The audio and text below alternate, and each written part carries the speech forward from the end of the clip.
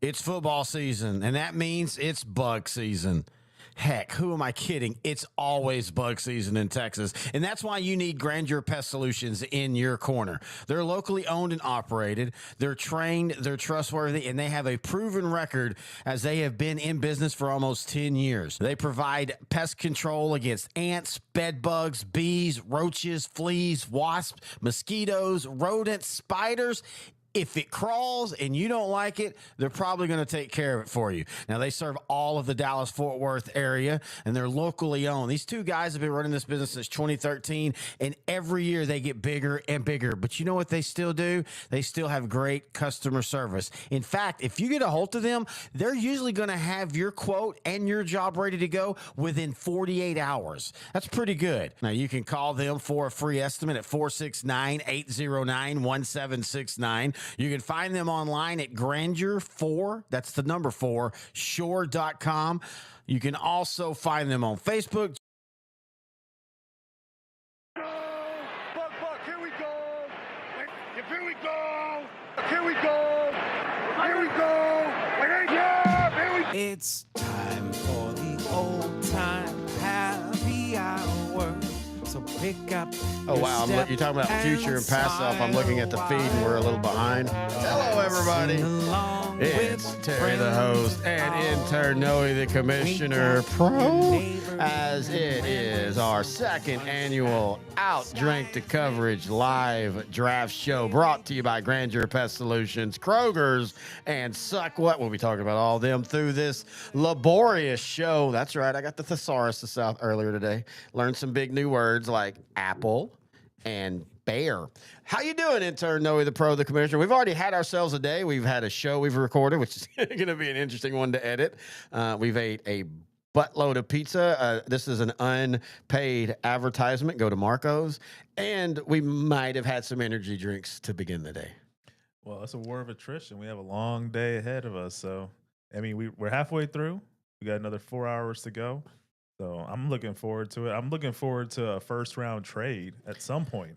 What if we go through this whole draft and it's all like just right down by the numbers, like everybody. Speaking of some rules of the game, if we do not like the trade or the draft or any movement in this first round, we will immediately.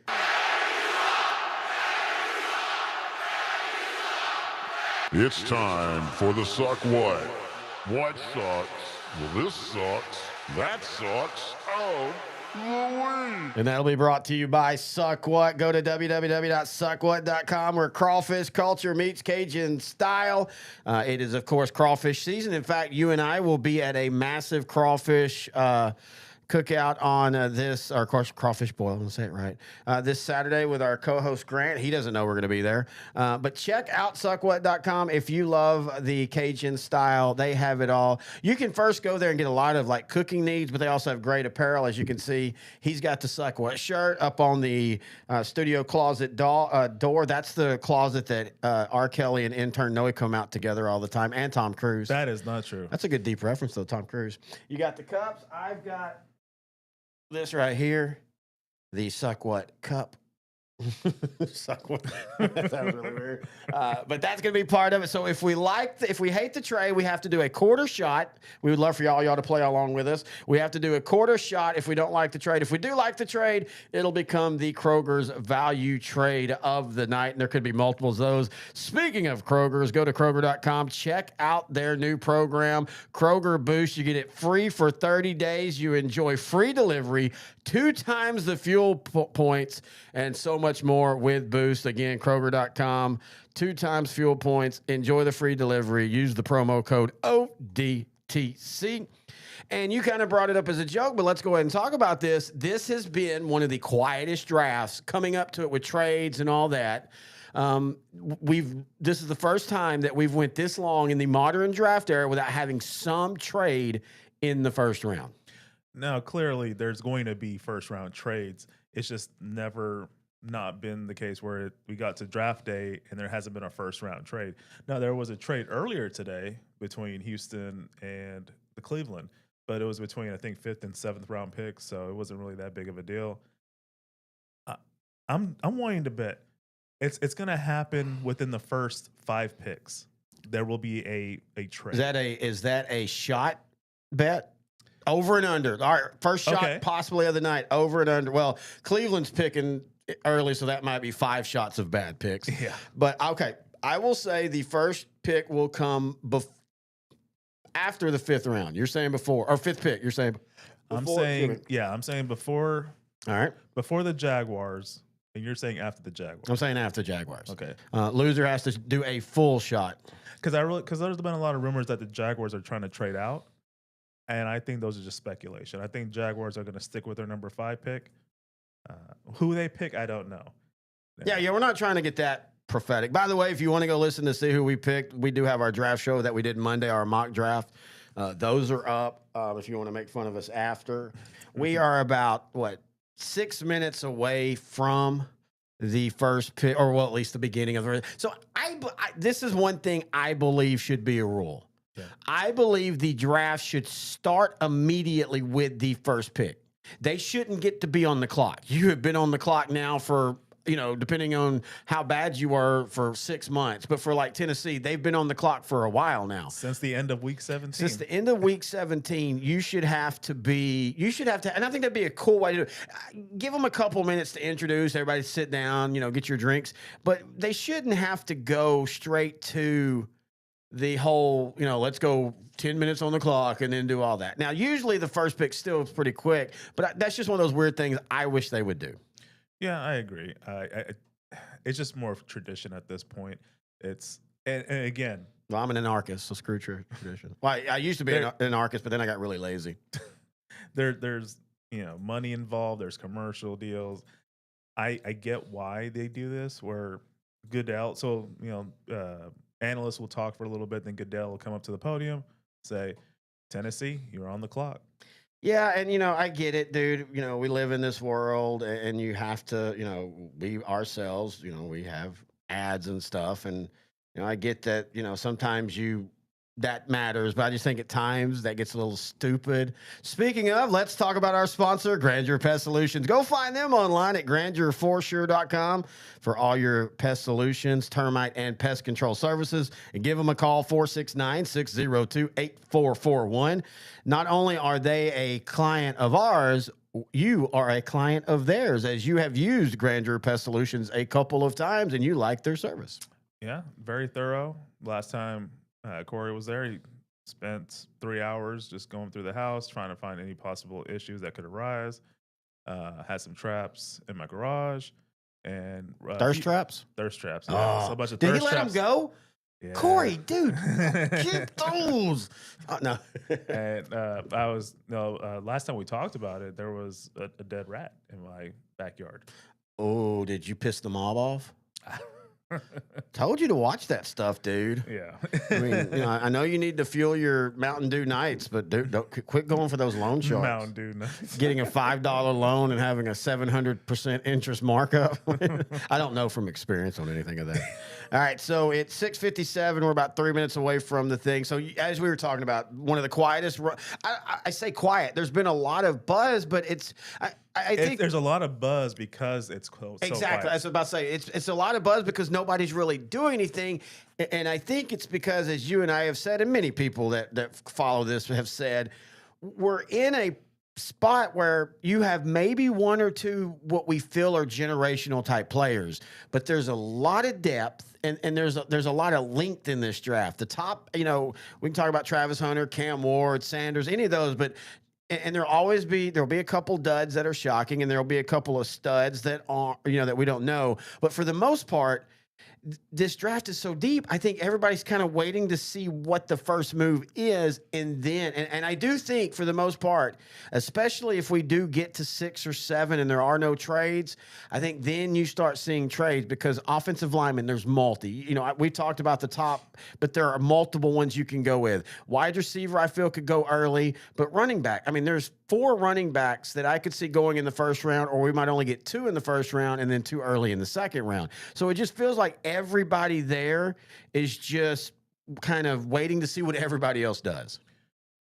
We've been talking about the draft. We did a draft preview. We've done a mock draft. And now as the last couple of minutes, now I'm starting to think about it. I'm thinking there's going to be a run on offensive linemen. See, and we were talking about that in our sports rehab page on Facebook. By the way, Frank and Mario are here from there, and we hope to get some other ones there. Patrick is a big San Francisco Niner fan, and he was talking about he didn't want them to get one of the mock drafts had them getting like the 3rd or 4th rated offensive line, but getting them at the 11th pick. And I specifically said the same thing. I said, sometimes positions are so deep that it actually creates a run because you go, wait a minute. Well, yeah, we can get the 3rd and 4th best and he still be good, but now the first 2 are gone, and there's always a run on one position in the first round. I'm not gonna say always, but for the most part, there's always a run on the first position or a position in the draft. Yeah, and with the first round, you want to get the best value pick, and sometimes lineman is, and to me, it's a foundation, just like a house. It's the building block for your team, offense and defense. I could see, I mean, in our mock draft, we had the 49ers picking Mason Graham, defensive tackle from Michigan, but I could see them going offensive line too because they got to pay Purdy, and you want Purdy upright and available every week. And to do that, you got to protect him with an offensive lineman. So for anyone that has a franchise quarterback, they probably should invest in building their offensive line. No, I totally agree. All right, we're going to take a quick break. We'll come back. We're going to start the draft. It's football season, and that means it's bug season. Heck, who am I kidding? It's always bug season in Texas, and that's why you need Grandeur Pest Solutions in your corner. They're locally owned and operated. They're trained, they're trustworthy, and they have a proven record as they have been in business for almost 10 years. They provide pest control against ants, bed bugs, bees, roaches, fleas, wasps, mosquitoes, rodents, spiders. If it crawls and you don't like it, they're probably going to take care of it for you. Now, they serve all of the Dallas-Fort Worth area, and they're locally owned. These 2 guys have been running this business since 2013, and every year they get bigger and bigger. But you know what they still do? They still have great customer service. In fact, if you get a hold of them, they're usually going to have your quote and your job ready to go within 48 hours. That's pretty good. Now, you can call them for a free estimate at 469-809-1769. You can find them online at Grandeur 4. That's the number 4. All right, we're back here. We're trying to get NFL Plus to load. You might have to just go to ESPN on your phone for a minute, as it is the live draft show. And sometimes when things are live, sometimes weird things happen. I'm going to restart this and see if that helps. And also, you could just have a lot of people trying to log on immediately onto the same app, which happens all the time. But Tennessee will have the first pick in the draft. I think they're the only one that everybody feels the most comfortable saying what they're going to do, which I would love if they swerved everybody just for funsies. But Cam Ward just feels natural there, if that makes sense. Yeah, and again, Tennessee and the Giants would benefit from trading out, if I'm being honest. But Tennessee needs a franchise quarterback, and the only one I would say is available at number 1 is Cam Ward. He has the arm. He was so good at Miami last year. He was really good at Washington State 2 years ago. Oh, there we go. Oh, okay. I think we're finally loaded. Eureka. We got the NFL draft now. Travis Hunter is dancing around, having a good time. Travis Hunter is going to go in the top 5 for sure. But yeah, Tennessee should get Cam Ward. Get your franchise quarterback. I think he's a franchise quarterback in the NFL. They got Will Levis last year. Great arm, but he made so many mistakes. Tennessee lost a handful of games just because of his mistakes. So they need a quarterback that, 1, can sling it around, and 2, can be a little bit more protective of the ball. Yep, I totally agree. They haven't even officially put Tennessee on the clock yet, have they? Dude, I'll tell you this. One thing I remember from last year, the more drinks, the harder it got to say clock. Clock. Is that even a word? It's the word I need to say instead of clock. Oh, yeah, Patrick, our Niner fan, he's in here saying build through the trenches. I agree. That's what I literally just said that. I think he's listening. Yeah. I contend that I think we know where the Niners feel they are. If they draft an offensive tackle to be the replacement of Trent Williams, I kind of feel like that tells me they might be not punting on this year, but they're going, okay, this guy's not maybe here for this year necessarily. He's here for the next couple years. And look, offensive line is fine. And if you're going to punt on this year, that's whatever. You got to think long term. Like, are you going to keep Kyle Shanahan? Are you going to keep John Lynch? Or do you just need to reset get a fresh new set of ideas in the organization. I think they should keep him. I think they should build long term.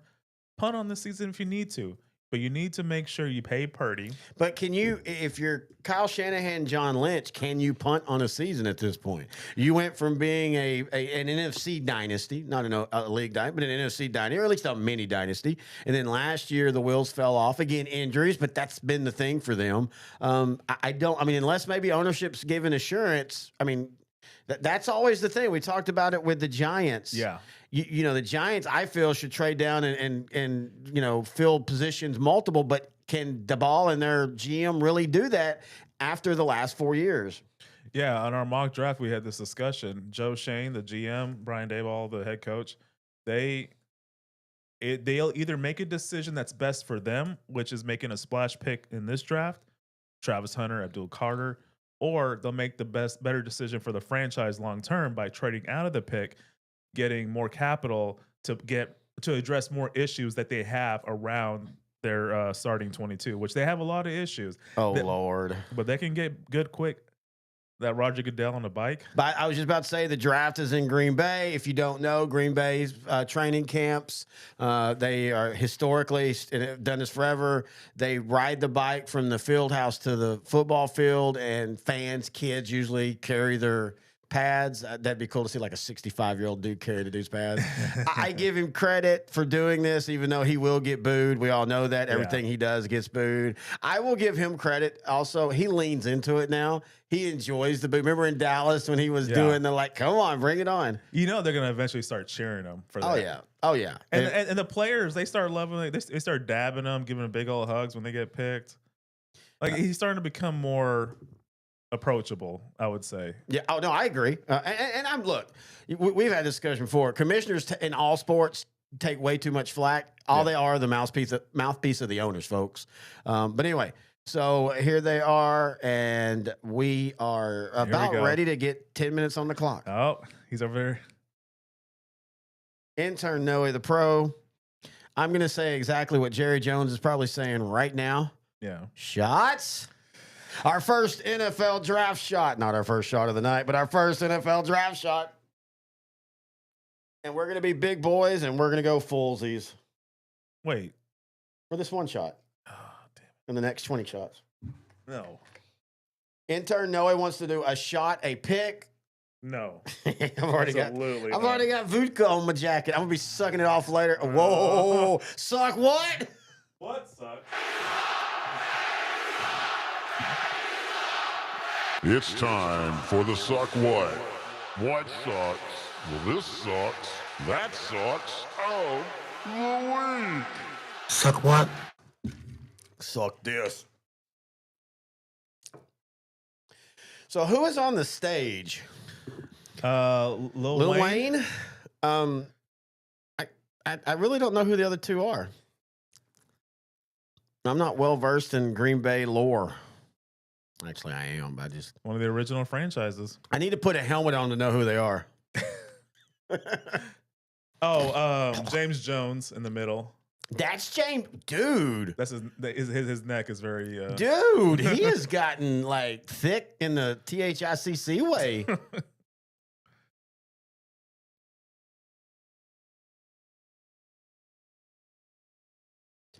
I bet Brett Favre is not going to be on here. If he didn't ruin his reputation, he would be definitely on here. Oh, that's pretty cool. Okay, some of the legends. Okay, that's I'm on green. Okay. Texan great. I called it. Hey, did you hear me? I'm on green. Yeah, Texan great. That's so random. Isn't he from like Louisiana or Memphis or some shit? I have no clue, actually. Okay. What a sellout. Well, the Saints probably sucked when he was growing up.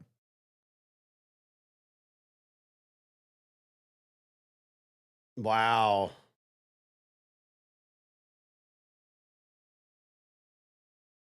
Wow, this is already went awkward, folks. Yeah. Clay Matthews is coming out, and yeah, he's from New Orleans, by the way. Clay Matthews comes out and is talking about Donald Trump, and I mean, like at this point, Do we really need? I mean, can we not? Oh, he said, "My fellow Americans, the Bears still suck." Let's go. No, but just Jesus You Christ, don't folks. bring up Trump. Thank you, Yeah. Patrick. Don't bring up any politics. Let's just have a freaking NFL draft, man. Yeah. And did you see how the crowd kind of went? I mean, this is Wisconsin, so you know they're fine with it. I don't know. The crowd kind of reacted a little like They're a little shocked, but yeah.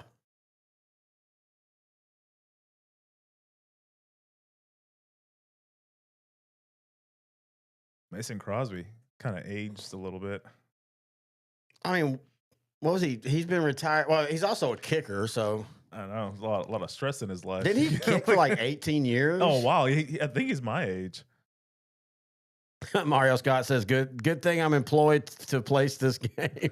Oh, he's playing with us. All right, there we go. Shots for no. So every pick we think's a bad pick, we half shot. Okay, so For every pick we think's a great pick, we half shot. For every pick we think is okay, we wait. Is that not how we're doing it? no, I gotta start reading the this is memos. why we should not have done a full shot to start. Dude, we've been drinking since noon. We watched the we did our John Saunders. sure is. Whoa. Wait, no, that's not John. John Saunders is dead. Yeah, I was like, I thought he passed away. That's Charlie. I was like, You're racist. You're racist. He lost a bunch of weight. Well, yeah, he recently. probably has. You're racist, Noe. Every black person looks the same to you. No, squint your eyes. That looked just like No, skinny I thought John it Saunders. looks like John Saunders lost weight, but technically John Saunders probably has lost a lot of weight at this point. I'm just saying. I mean, not even 7:15, and we're already done. I'm out. Have we already been kicked off? We probably We got a have. live feed. We did we got a community strike for our bad movies and a drink show a couple weeks ago. Unbelievable. Oh, okay, goodness. we're still live, so we're good. Okay, we're good.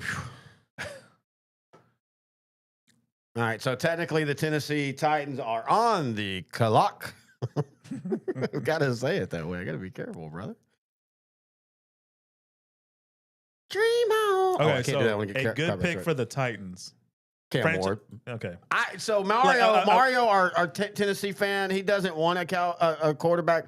I like Cam Ward, and not just because he's from Texas. I think one of our friends from Sport Rehabs really made a good point. This is a guy that, and we've talked about this before, this is a guy that played in a run-based offense and averaged like 12 passes in high school a game. He then went to Incarnate Word, kind of exploded, then went to Washington State, got better, went to Miami and got even better. He's still a young, developing quarterback. This is a guy with a very high ceiling. Yep. And I like how he can throw the ball. I like how he moves. I think this is a guy Tennessee will end up liking. Dare I say he might end up Steve McNairish? Maybe not running as much, but that same style of throwing the ball down the field, play action, using the run game, and doing it like that. I will say this. Cam Ward will never have had a better defense than the Tennessee Titans this season. You think they're going to be good? I think they'll be good. I think Jeffrey Simmons is going to take another step forward. I really think they have the talent overall to be pretty competitive. And I think they'll probably address some holes they have throughout the rest of the draft tomorrow and on Saturday. I agree totally. You said it last year, and we talked about this. It felt like Tennessee this year or last year is like the Saints this year. It was like they were still building, thinking they were a playoff team, and they weren't.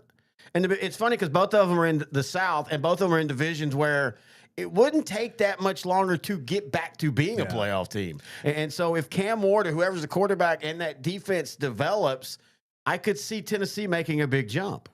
I loved all the moves they made, but it ended up just not working because the quarterback position just wasn't there. They made those moves assuming that Will Levis was their quarterback because they shored up the defense by getting Chidobe Awuzie, L'Jarius Sneed, and then on the offense they got Lloyd Cushenberry. They drafted Skoronski, and they got Pollard from the Cowboys. And they got. He had a really solid year last year, over 1,000 yards. Yeah. They got Calvin Ridley. Like they built around Levis, and they just didn't realize Levis would be so turnover prone. Oh, Mario, the Tennessee fan, and I know he's not the only one, but that's one I can read. His fear is quarterback development. That's fair. But, I mean, I don't know if Will Levis's issue was quarterback development or he should have never been picked that high. I don't know. It felt like him and Anthony Richardson kind of got Josh Allen was picked high, and he was really rough, and look how he turned out. And I kind of feel like Tennessee and blah, blah, blah. I can't think of the guy that picked them. They did the same thing. Colts thinking the same thing. Yeah. And that's usually what happens is, that team did it, so we can do it. Look, Josh Allen just turned out to be a really special quarterback, even as raw as he was at Wyoming. A lot of it's mental. You can look at the raw talent, the raw ability of a player, but if they want to be successful, they're going to be successful. Like a Josh Allen, he went from a guy that was completing less than 60% of his passes in college. Now, granted, he was at Wyoming. He was throwing to lawyers, construction workers, aka non-NFL players. Yep. He went to Buffalo. Good system, good front office, good ownership, and he was trained up. Now he's throwing close to 70% every year. Yep. No, I totally agree. That's a great way to put it. But then there's, your Anthony Richardsons who, can't stay on the field, and he gets too tired to stay on the field, and he, takes a break every so often. Maybe Richardson is redeemable. Maybe he'll take another step this year with the added competition of Daniel Jones. If we hadn't just shot, I'd make you take a shot just for uttering that. Actually, though, Daniel Jones is the perfect antithesis of him. Daniel Jones will not be explosive he can with his feet. He won't be fancy, but he doesn't throw a ton of interceptions. Danny Dimes, baby. And then Anthony Richardson's the exact opposite. He might look like crap half the time, but then he'll unleash a 75-yard bomb that drops beautifully into the receiver's hands, and that's what's gonna keep him on rosters even if he leaves the Colts. Yeah. Anthony Richardson will be on a roster for almost as long as he wants to be. If Richardson can't thrive in a Shane Steichen offense, he can't thrive. Yeah, I like Shane Steichen. We've talked about that before, but I think Daniel Jones can. You and I talked about this, I think, during the mock draft show. You and I both feel that he will eventually replace. I think he's going to be the starter going into the first game. I don't even think it goes out of camp with Richardson. I mean, you think around the talent that Jones is going to inherit if he becomes starter. He got Jonathan Taylor in the backfield. He has Adonai Mitchell, Pittman, Downs, Alex Pierce at wide receiver. Uh-oh. Okay, first pick is in. Yeah, some of y'all might be ahead of us, so I will not look at the chat until after we see the pick.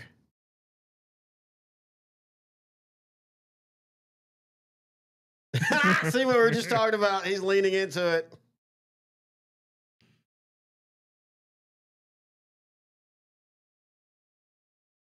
Cam Ward to the Tennessee Titans. You know, the funny thing about today's college football, and I love today's college football, but every player, Cam Ward, former Miami quarterback, Washington State quarterback, Incarnate Word quarterback, traded 4 times in college. Well, trades will be the future. Oh, I think that's where we are. Again, we've said it many times on our happy hours, you and I in private. Eventually, the Big Ten and SEC will form a super league. It'll be NFL-esque, 2 divisions, trades, and all those transactions. Yep. I like this pick for Tennessee. I understand Mario being worried about quarterback development, but you can't stop drafting quarterbacks because you're worried about that. You've got to keep going. 5 years ago, Cam Ward didn't think he'd be the number 1 overall pick. Dude, 6 years ago, Cam Ward was running a wing T offense. I mean, again, maybe that's so. If you're only seeing us on this side of our network, I cover high school football in Texas, and Cam Ward played at a school that we covered. I remember him. Yeah. And he was big, athletic, and they ran basically a wing T. And so when he popped off a couple years ago at Incarnate Word, where G.J. Kinney was his head coach, G.J. Kinney, now a head coach at Texas State, former Gilmer quarterback, former Philadelphia Eagle quarterback, he popped off, and then he went to Washington State, and he continued it. And then last year, look, it's hard to win at Miami right now. Yep. People don't understand that all the success they had in the 80s and then in the late 90s, early 2000s is not what they normally can because they're a small private school that thinks they're better. So the buzz is always around. We've seen it for, 5 years now. It feels like they're the hot team going in. Yeah. And for the most part, he played well. The rest of the team struggled, but he played well. Yeah, I think with Miami last year, it was a lot of the defensive issues they were having. Offensively, they started slow, but he would throw them back into a game. So Miami, well, off subject because we're talking about the draft, but going into 2025 season, the Miami Hurricanes probably need to improve their. Oh wait! Oh, we have a trade. Oh, Wow. the Jaguars get the second overall pick from the Browns, and the Browns get the fifth. They get the second round pick in this year's draft and a fourth. And a first round next year. Great move for the Browns. Great move for the Browns, for the Jacksonville. It's time for the first suck shot of the night as the Jacksonville Jaguars overtraded. What sucks? Well, this sucks. That sucks. Oh, Louis. Wait, that sucks because it was a good trade for one team. Wait, is this draft day? It's a full shot then, because it's a good and bad trade. Oh, mother. Hey, blame Kevin Costner for creating this. Mario, you're shooting with us. Anybody else? By the way, great move by Cleveland because there's 4 or 5 players that Cleveland can get now. So this tells me maybe Travis Etienne's off the board for the Cowboys. Ashton Jeanty was the favorite. I don't think Jacksonville's trading all the way up for Jeanty, are they? It's Travis Hunter, right? It has to be Travis Hunter. It has to be Unless Travis they Hunter. really hold on. Love you, brother. Yeah, love you too. Abdul Carter.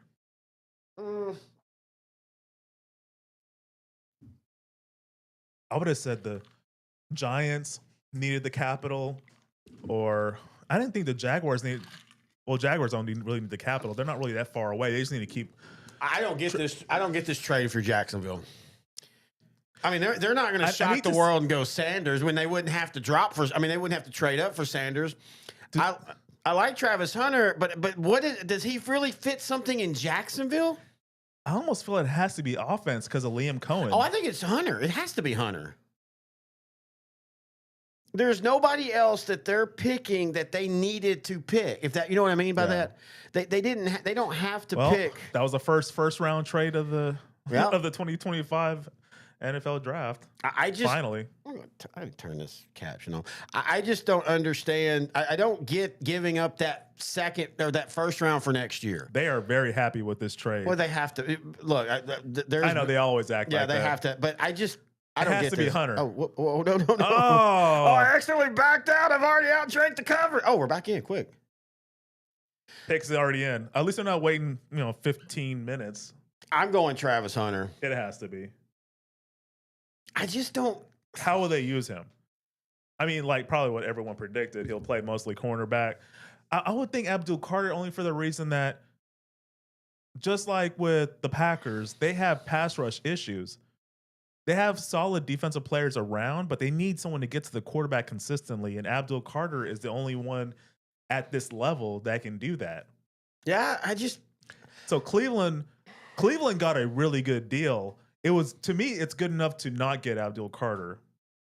And I agree. And it should make Myles Garrett happy. Do they go Ashton Jeanty? No Nick Chubb?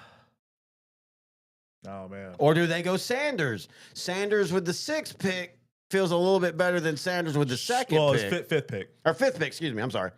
Okay. Well, what else do Cleveland need? Everything. They need, really mostly on offense. I think their defense is still good enough. I think just the offense. Competent quarterback will do it all. Maybe Joe Flacco or Kenny Pickett. Okay, I'm making jokes here. Little hands. Yeah. I am so interested in where this goes now. Thank you, Jacksonville. Okay, so Jacksonville is another situation where their quarterback's been hurt the last 2 years.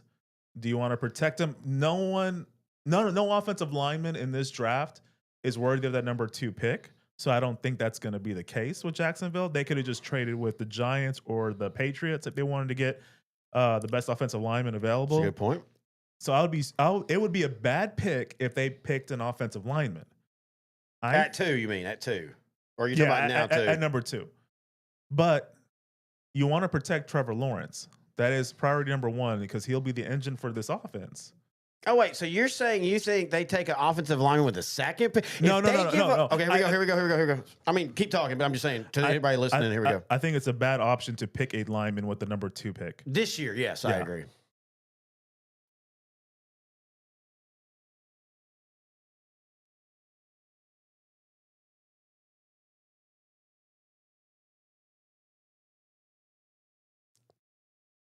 Why are we doing this during the draft? I mean, first round draft. This is what you do in the second round draft.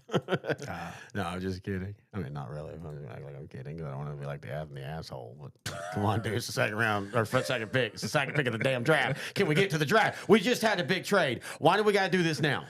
You should not have taken a full shot. I'm gonna do another full shot. No. This is gonna be called nap draft. Okay. That's a big dude. What she said.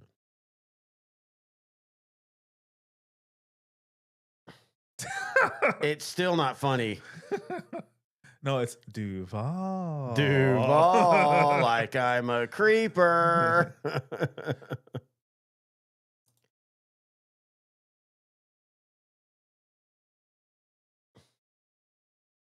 Frank, you shut your mouth. What did Frank Patrick, say? take shots. Be a good American. A Patriot. Patrick. No, he's a San Francisco 49er. Oh. Get it. Patriot Patrick always sounds like a guy that's going to end up having to the Pawtucket Patriot. No, I'm thinking like Patriot Patrick has to go door to door talking about his crimes from the past. I need you to sign this paper saying you understand that I live here now. There we go.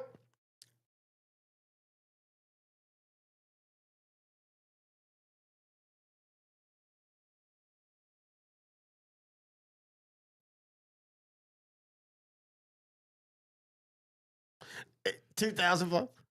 Travis Hunter. Yeah, that is a good pick. Is it? I mean, okay. For what they gave up, I don't know. The player is a good player. I think Travis Hunter is going to be an impact player. I just don't understand Jacksonville's thinking in this. Like, why did they give up? It's that extra. It's next year's first round. Oh, maybe they're thinking, hey, we're getting a corner and a wide receiver. Yeah. And I will say this. Him on the other side of Brian Thomas Jr., that is interesting. And especially now, I guess Travis Etienne's probably going to stay. I don't see them trade. I think the only reason they were going to trade him is if they wanted Genty. You need 2 running backs in today's NFL. But you got Bigsby. Etienne and Bigsby. Yeah, that's what I'm saying. Yeah. So I think maybe he's off the board. Frank, you're a Raider fan. Does this make you happy that maybe now Genty falls to the Raiders if they want him? Or again, no, I still think maybe the Browns. Cleveland I mean, at number 5. That would be make the most sense. If you get a guy that can, and you don't even have to necessarily replace Chubb. Maybe you bring back Chubb on a cheaper deal because he's been hurt and he's out, and he's still rehabbing. And you're only asking him to get 12 and 13 carries a game. But more importantly, you've picked up a second round, and the biggest thing to me is next year's first round pick. I like this for Jacksonville. I really like it more for Cleveland. I just don't like giving up that first round for next year, dude. That's the thing that I just worry about. They got some additional picks in this draft in the second round, so that's good.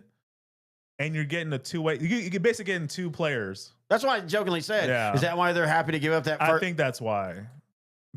He is the best player in this draft. He really should be the number 1 overall pick.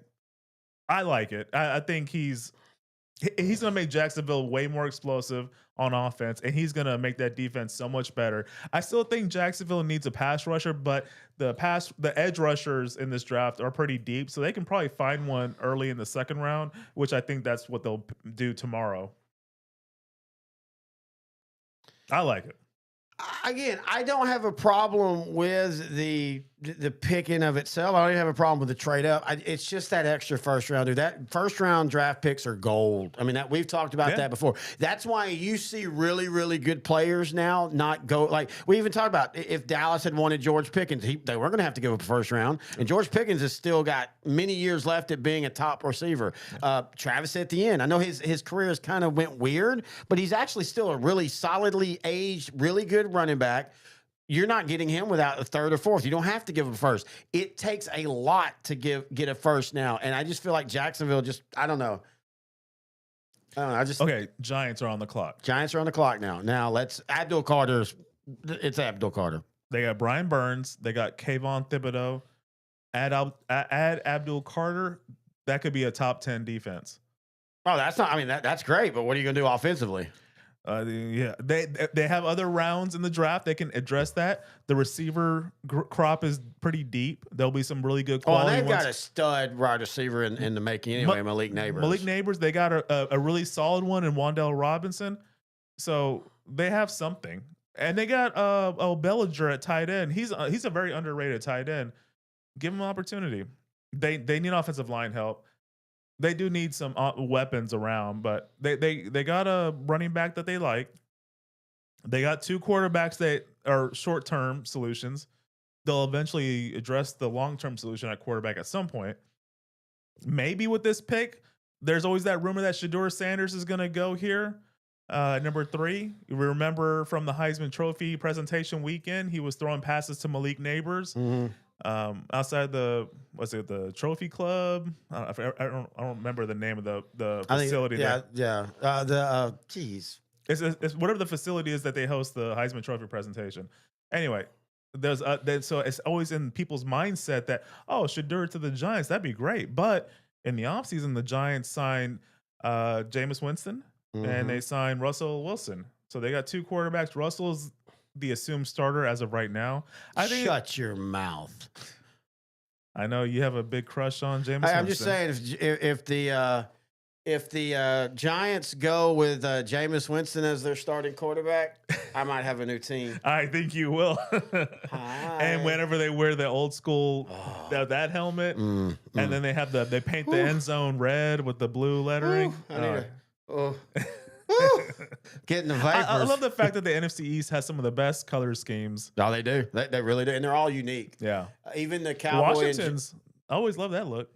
Even though they're not the former team, I still think they have a great. I do wish they'd get rid of the black one. That looks really weird with the helmet and all, but anyway, so the Giants, they're happy. Again, Jerry Jones admitted a long time ago, because, Dallas was the first one that really did the war room. Yeah. And they admitted that, they tell you, okay, you're going on the camera in 3, 2, and they're literally like, okay, we're going to go, we're so happy now. Great. Okay, now let's get back to what we were doing. Dayball seems excited.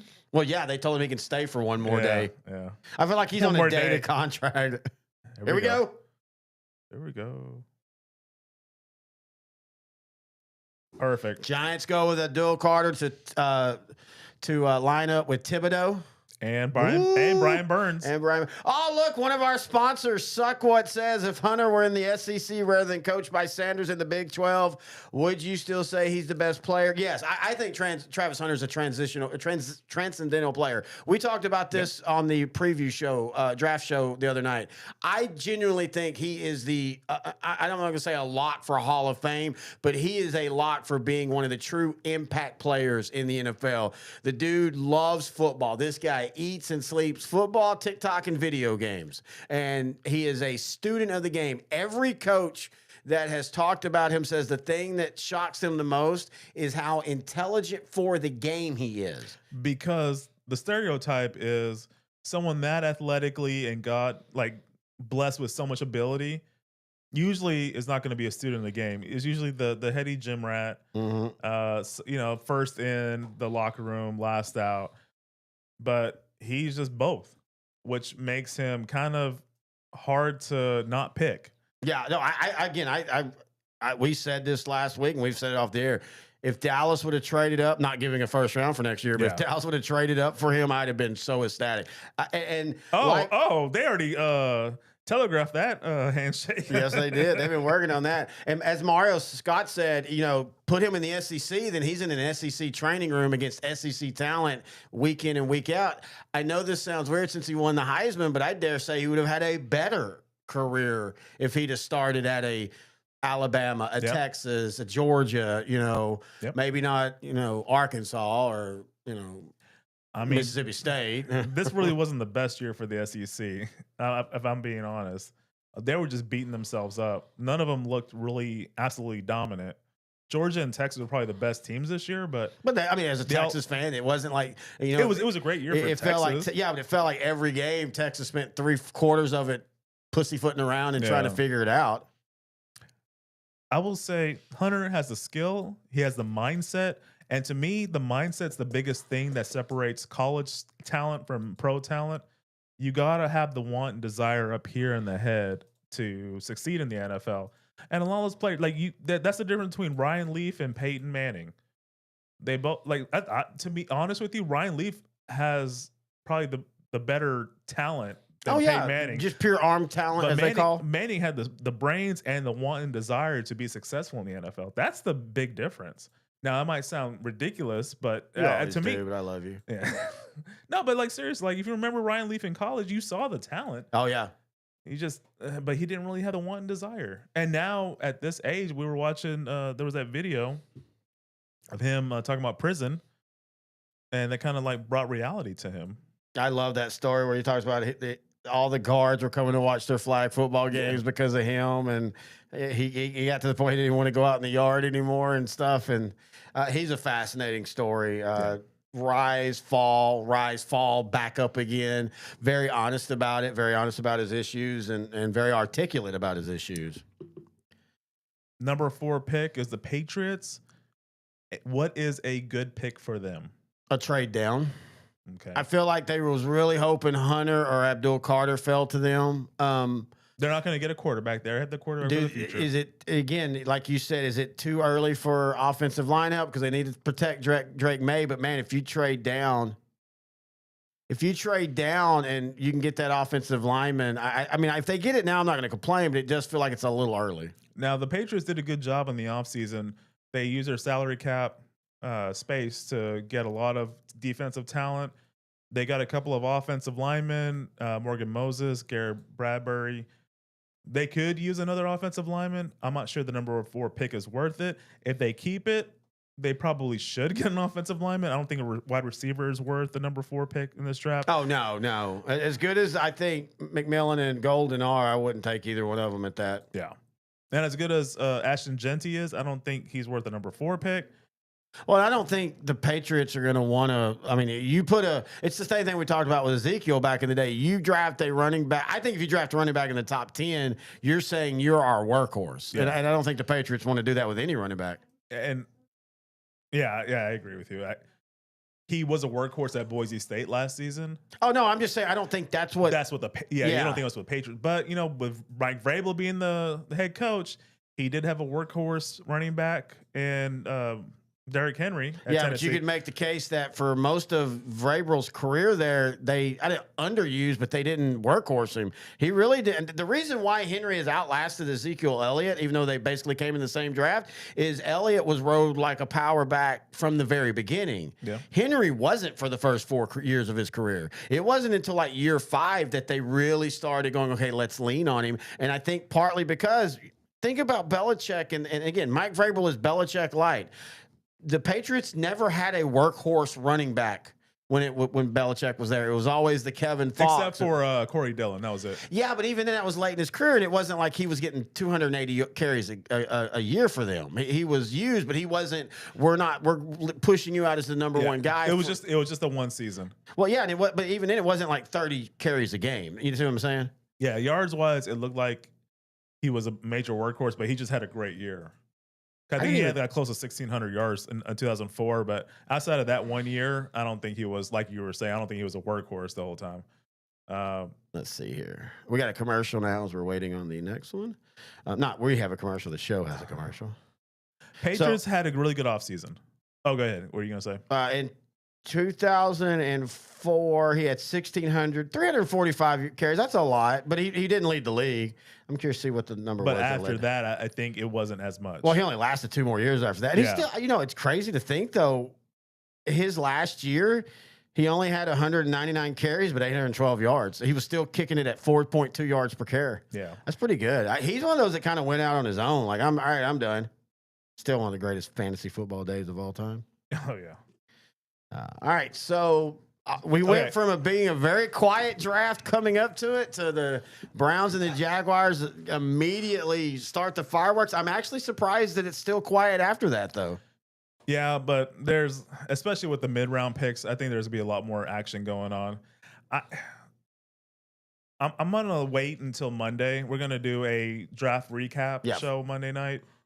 I'm gonna wait to think more about the Jaguar Cleveland trade because I want to see who Cleveland gets in the first round, and I kind of want to see how the rest of this draft goes because the Jaguars got some extra picks in this year's draft, so I want to see what they use with that.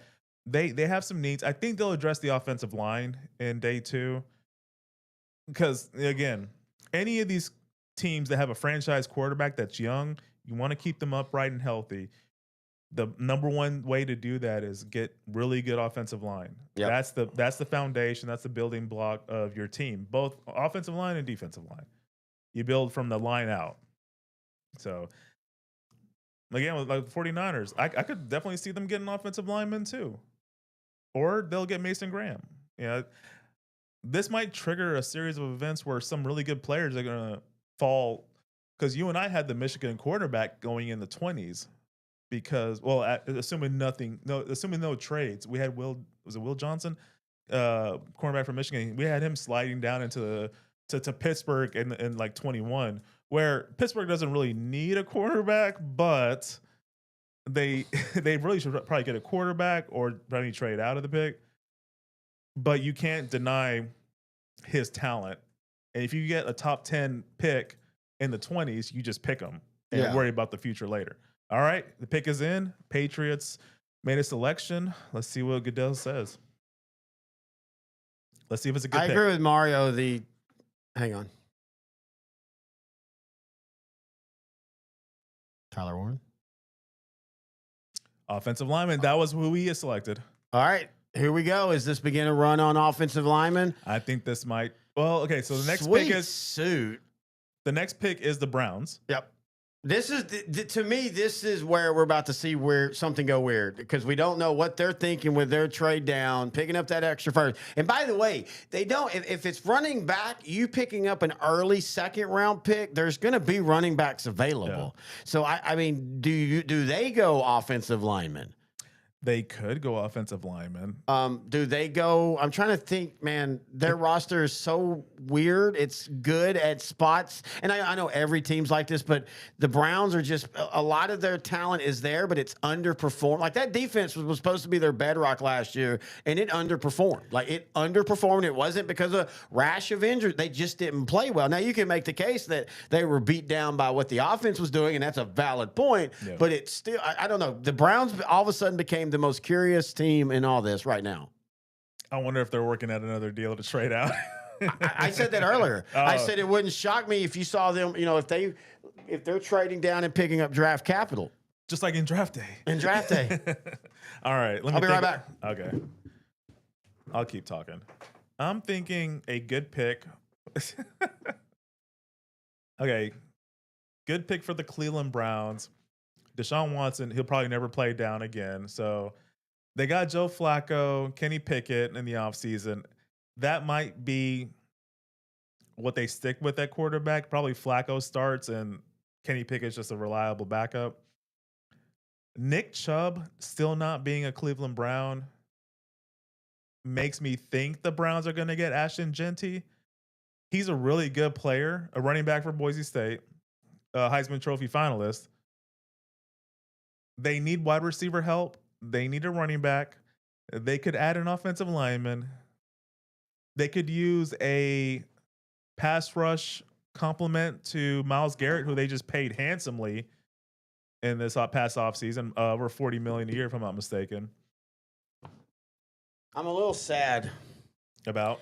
So I'm wearing my Patrick Swayze Be Nice from Roadhouse, and I really should have said, hey, man, I got to go drain the main vein. Oh. If you're a Patriot fan, I wonder how you feel about this. This is a solid pick, but it is a need. It's a need. It's a great pick. I think he's going to be special, but it's also like, and this is wrong or right, it's not a sexy pick. Based off free agency in this draft pick, they are a solid offensive line now, which is a vast improvement for Drake May going into year 2 as a franchise quarterback of the New England Patriots. Campbell's happy. He's crying. Wow. Well, I mean, I love it. That's awesome. he Good just for got him. picked like in the early rounds. I'd be happy too. He overcame the disability of having short arms, and the boyhood dream has come true. I'm not trying to laugh at that, just the way it comes across. And by the way, sadly, the way the world is today, people will be making fun of this on the internet. Yeah. Whoa, Man. he's throwing down the carnage right now. I will fight and die. Number 1 Pawtucket Patriot. You better not hold out. Those words will come back to eat you alive if you hold out. Yeah. Monroe, Louisiana. About 2 hours away from my hometown. Yeah, I heard he has a mean streak on the field, so that is really good for Mike Vrabel. He is a rough individual in a good possible way. Former linebacker for the Patriots, now current head coach of the New England Patriots. Adam Schefter brought up a good point on ESPN. With tonight's trade, the Browns are now armed to select a quarterback in this or next year's draft. They currently own 3 of the top 36 picks now. They have the number 5, of course. They have the 36th, and they have their own 33rd. And then next year they own the Jags first round. Now, to be fair, we don't know what the Jags first round next year. We can claim, we can say, they're bad. But I mean, next year is supposed to be a pretty good quarterback class. If. Again, I think a lot of people assume Archie Manning's out after 1 year at Texas. I think people need to tap the brake on that. The Manning family doesn't have that need to rush.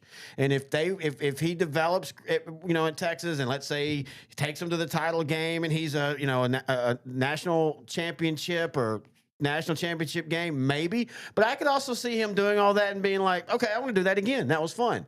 I think this idea that Archie Manning is automatically gone after 1 year at Texas is a little foolish. Who do the Browns pick? I don't know.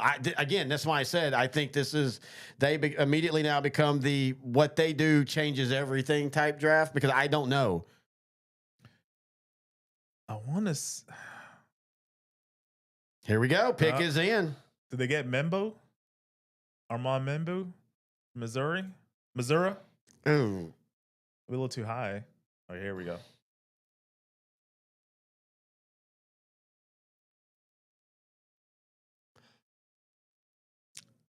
That will make that Mason Graham, defensive tackle for the Michigan Wolverines. I think that. It's time for the Suck What? What sucks? Well, this sucks. That sucks. Oh, the week. Brown, you just ruined every positive thing from that trade down. I ain't taking a half shot. I'm taking a full shot. That's a terrible pick. Mason Graham was going number 5 overall in almost every mock draft going in. He ended up going number 5 overall, just not to the Jaguars. It's not about what position he goes in. It's the Browns. I don't like this pick. I like it. Okay, you don't have to take a shot. I'm taking a shot. Oh, I got to take a shot with you. I'm not taking a full shot. This shot brought to you by...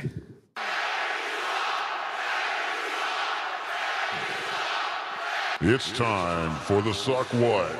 What sucks? Well, this sucks. That sucks. Oh, the week. Suck what? I don't like this pick for Cleveland. For Cleveland, I don't like this pick. Sorry, I just don't. I think he's a good lineman mate with Myles Garrett. But I can't let you take a shot by yourself. Dude,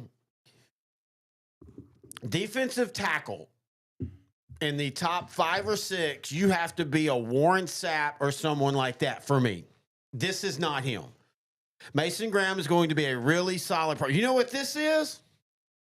This is 1991 Russell Maryland for Dallas. It's a solid player that was picked way too high. I'm sorry. The Stefanski and his buddy over here on the they don't look real happy. They don't look really happy at all. I don't like this pick. Maybe I you're really, right. really don't. Maybe I'll have to retroactively take a full shot later. And again, this has nothing to do with the player. I think Mason Graham. In fact, Mason Graham to the Niners, I like. Oh yeah, I think that's who we had in our mock draft. It is. You do all this work. You do a really good trade down, and in my opinion, you burn that immediately. I think I would have liked these highlights if I saw more Ohio State games, because that was the big upset in college football last season when Michigan went to the big house, or not the big house, went to the shoehorn. I forgot what they call it in Ohio State, but they went to Ohio State and they beat who would eventually be the national champion Ohio State Buckeyes. I don't get this pick. I'll admit it. I don't understand it. And I'm telling you, like almost all the mock drafts, he was going to go to the Jaguars at number 5 anyway. Okay, again, it's not where I still think that's too high. It's not where Mason Graham is going. It's that he's going to a team that defensive line, you always need, but dude, you're making this pick. This is a guy that you're saying he is going to be our 10-year dude at this position, multiple All-Pros. Yeah. I don't see that in Mason Graham. I see Mason Graham being a nice, solid, good defensive tackle. Again, top 15, 100%. If Dallas would have got him, I know we have the Michigan thing with Taco and Mozzie. If Dallas would have got him, I would have. No, but seriously, if Dallas would have got him, okay, that's fine. But for the Browns to trade back and make a brilliant trade, to me, they immediately just burned half that goodwill with this pick. I guess 5 years we'll do a look back show. Yeah, 5 years Dallas can pick him up after he gets cut, and they won't pick up his option. It just doesn't make sense to me. This pick doesn't make sense to me. Raiders are next. Ashton Jeanty is still available. This feels natural.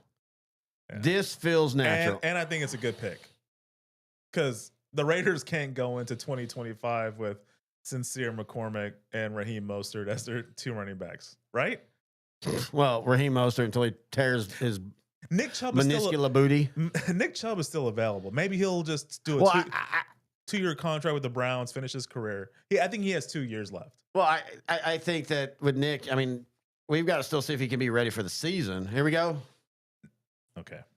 Raiders. Ashton Jeanty.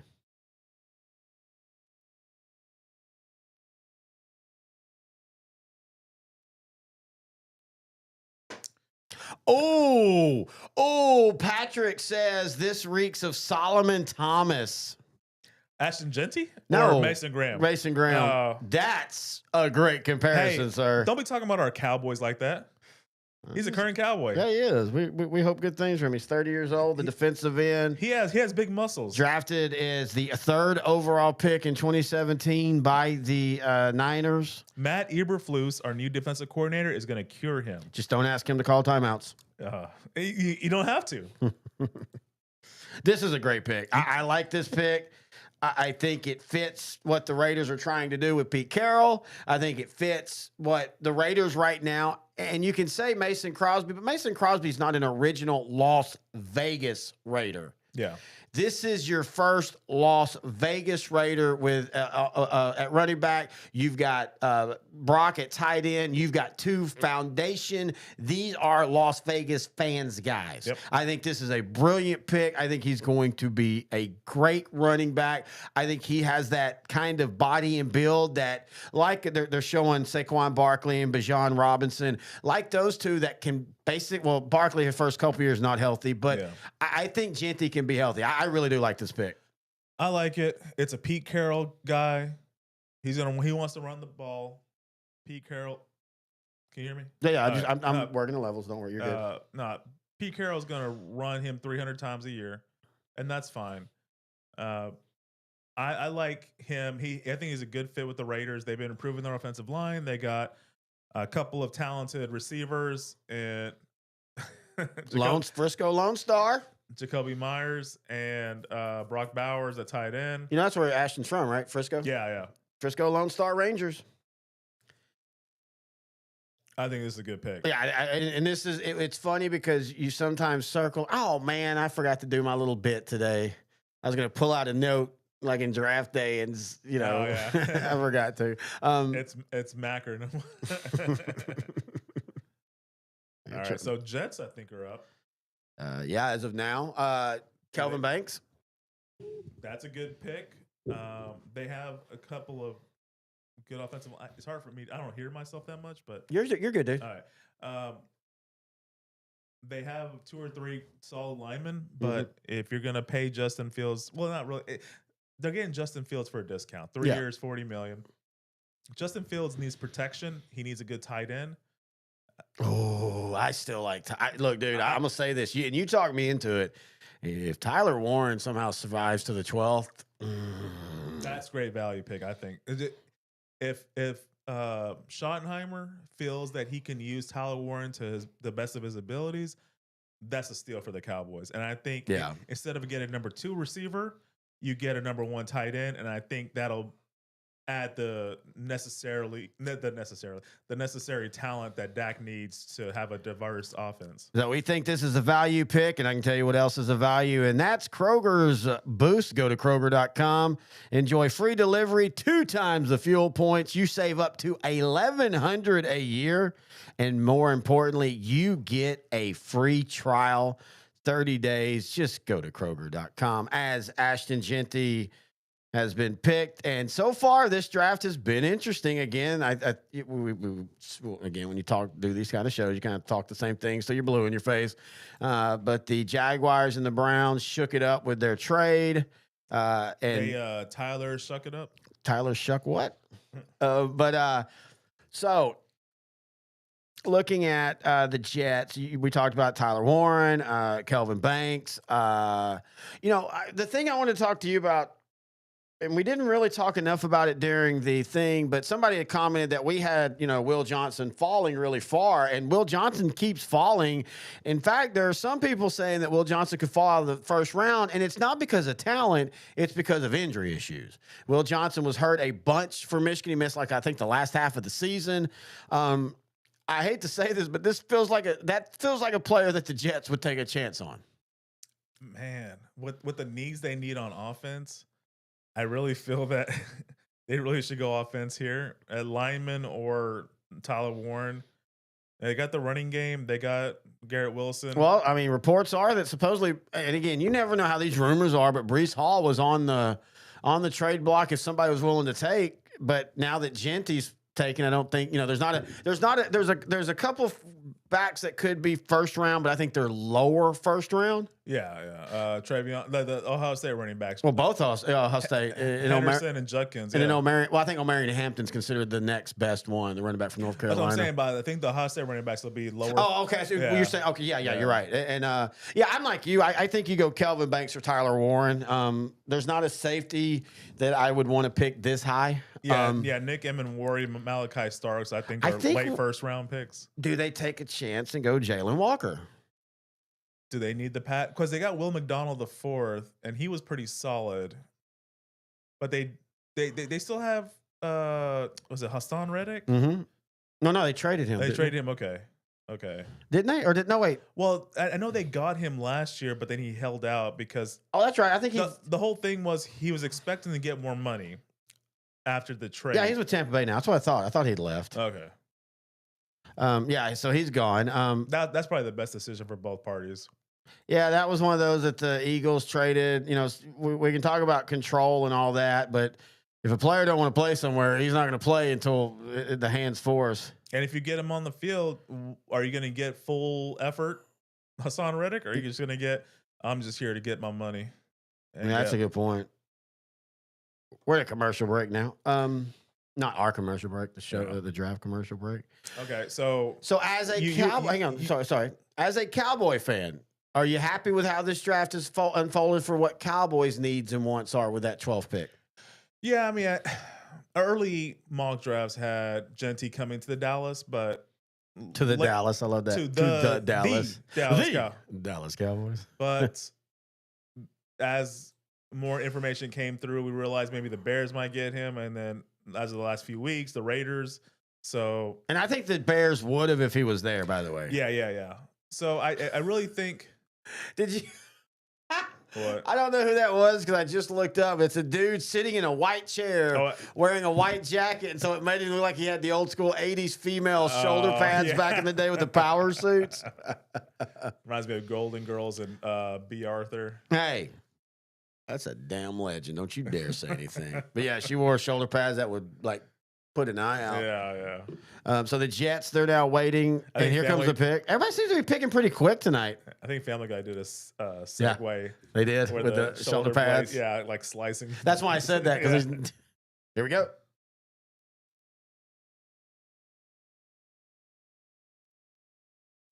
A lineman. I would have picked Banks over Membu, but I mean, Membu's a really good player.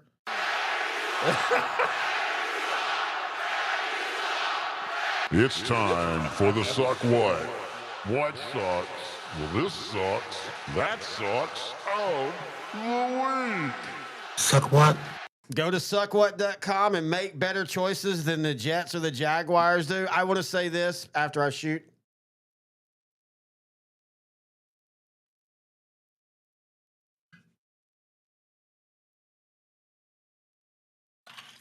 I don't hate this pick.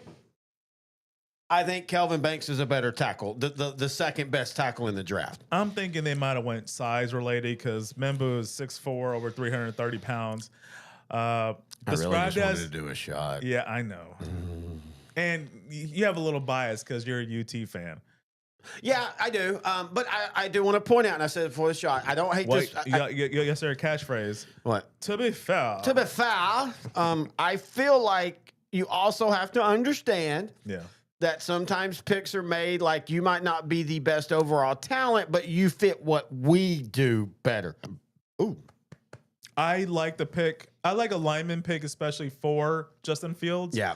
He's going to get the opportunity to succeed with New York Jets that he didn't get with the Chicago Bears. Does this, okay, so they're doing the thing this year where they're, in front of the camera doing, doesn't that feel like 2020?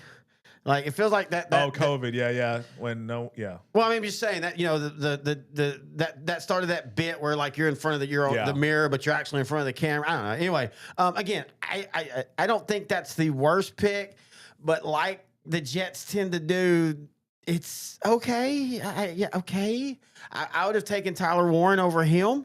I wouldn't have, I get, again, and you're right. I could be biased. And there were some people that had this guy rated as a little higher than Kelvin Banks. I don't know. I think I think getting a top 10 offensive lineman is good for Justin Fields' growth and development. I think Aaron Glenn, the new head coach for the Jets, is going to set his offense up for success. There's a lot of skill around. They do still need to adjust the tight end, but they can get Leveland in the second round probably. Unless if there's a Colston run. Loveland drops into the second round, whoever picks them up, they won the draft. I don't care whoever else they pick.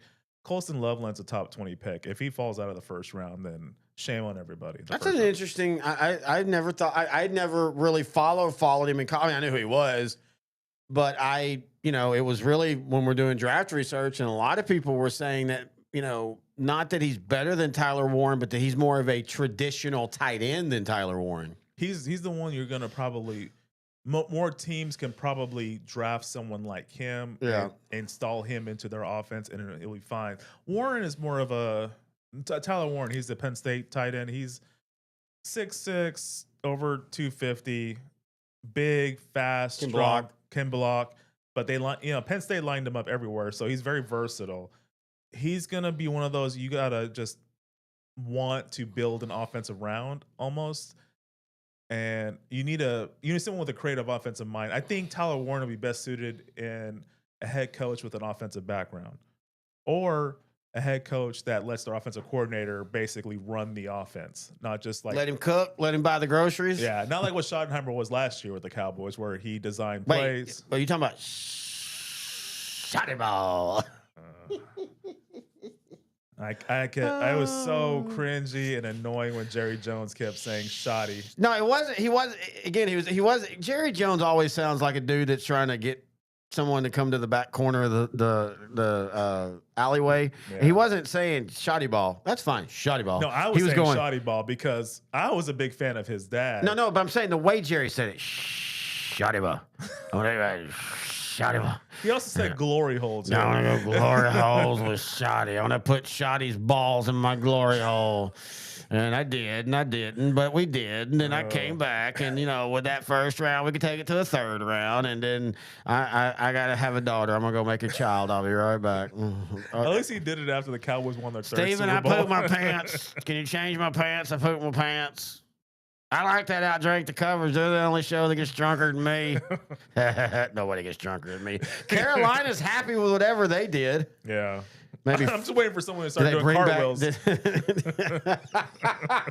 Shit. Or Dude, backflips. Oh, my God. I pray no Cowboy personnel hears us because next year there'll be a band and the cheerleaders and a stripper. Wait, that would be kind of cool. Hey, Jerry, we could be part of Can the we show. be invited to Frisco for the draft? I mean, we go and break into the Star all the time when y'all aren't around. Wait, what? Huh? Says what?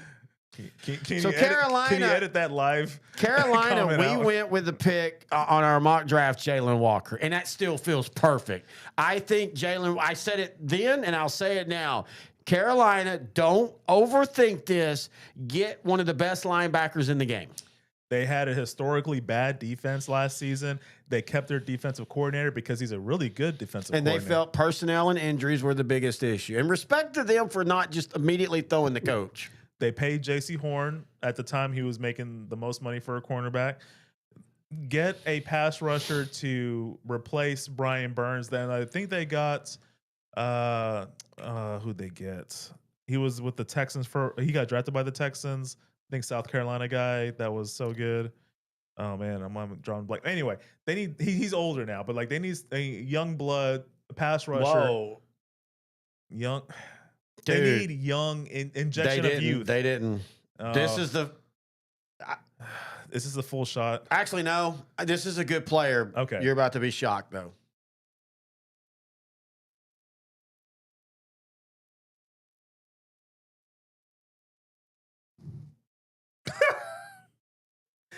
Okay. Great pick. They should not have went offense with this pick. No, Teteroa McMillan. He's the wide receiver from Arizona, number 1 rated wide receiver in this draft. Him and Matthew Golden, 1 and 2, or 1A, 1B. He is a great player to pair across from Xavier Legette, the other wide receiver for the Panthers that he drafted last year. Help Bryce Young. They have a decent offensive line. Their offense will be pretty good, I think, going into 2025. But they need to improve their defense. Maybe the rest of the draft they'll address the defense. Maybe they felt Jalen Walker or some of the other players are not worthy of that pick, and they'll address it later on. Go ahead. Okay. So first off, as a Cowboy fan, I am glad. Nothing against McMillan. In today's NFL, I don't like big and not fast. Yeah, he's the guy you throw. You throw up and over, and I'm just saying that I don't know. I think he'll be a perfectly fine player, but I'm not saying if Cowboys would have taken him into the 12th, I would have hated it. But he wasn't, and I told you this moment, he wasn't my preferred pick. Yeah. I've got to now flip to the New Orleans Saints are in a perfect position if they really are wanting a quarterback, but they don't want to draft him now. They could trade down or they could get Tyler Warren with Kellen Moore's offense. That would be great. Or Jalen Walker. Again, dude, is Jalen Walker about to fall to the Cowboys? I mean, then you really have to pay. Oh, man. Okay, I'm gonna not think about the Cowboys right now. Let me focus on the we're Saints. a Cowboy show. I'm gonna focus on the Saints. Okay, so going to the season, they got Kellen Moore, who was the offensive coordinator for the Eagles. They just won the Super Bowl. Boo. Former Cowboy backup quarterback, former Cowboy offensive coordinator. They're old. They need to address a lot of it. There's a lot of parts for the Saints that they need to address. Mm-hmm. I think receiver is not one. They're going to get Rashid Shaheed, Olave back from injuries last season. They got Alvin Kamara for at least a year or two. Kurt Warner looking slick. Love that silver hair and silver jacket, dude. Yeah, they're looking good. They don't have Derek Carr for this season. They need a quarterback. They need offensive line help too. If they're not afraid of injuries, they need a cornerback. Will Johnson fits right there. That would be here well. That would be the most Saint pick for number 9. Not in a bad way though, right? Not in a bad way, but they usually tend to. By the way, hang on. I'm sorry. I want to get this out before it happens because they are New Orleans people. This draft or this New Orleans pick is brought to you by Suck What. I'm not going to play the Suck What You Suck because it doesn't suck. But this New Orleans draft that's coming up is brought to you by Suck What. Go to www.suckwhat.com. I just want to get that out before we go. I think Will Johnson's a great pick. I know the injury issue or the injury concern, and that's a fair thing. I'm not saying it's not, but Duke can ball.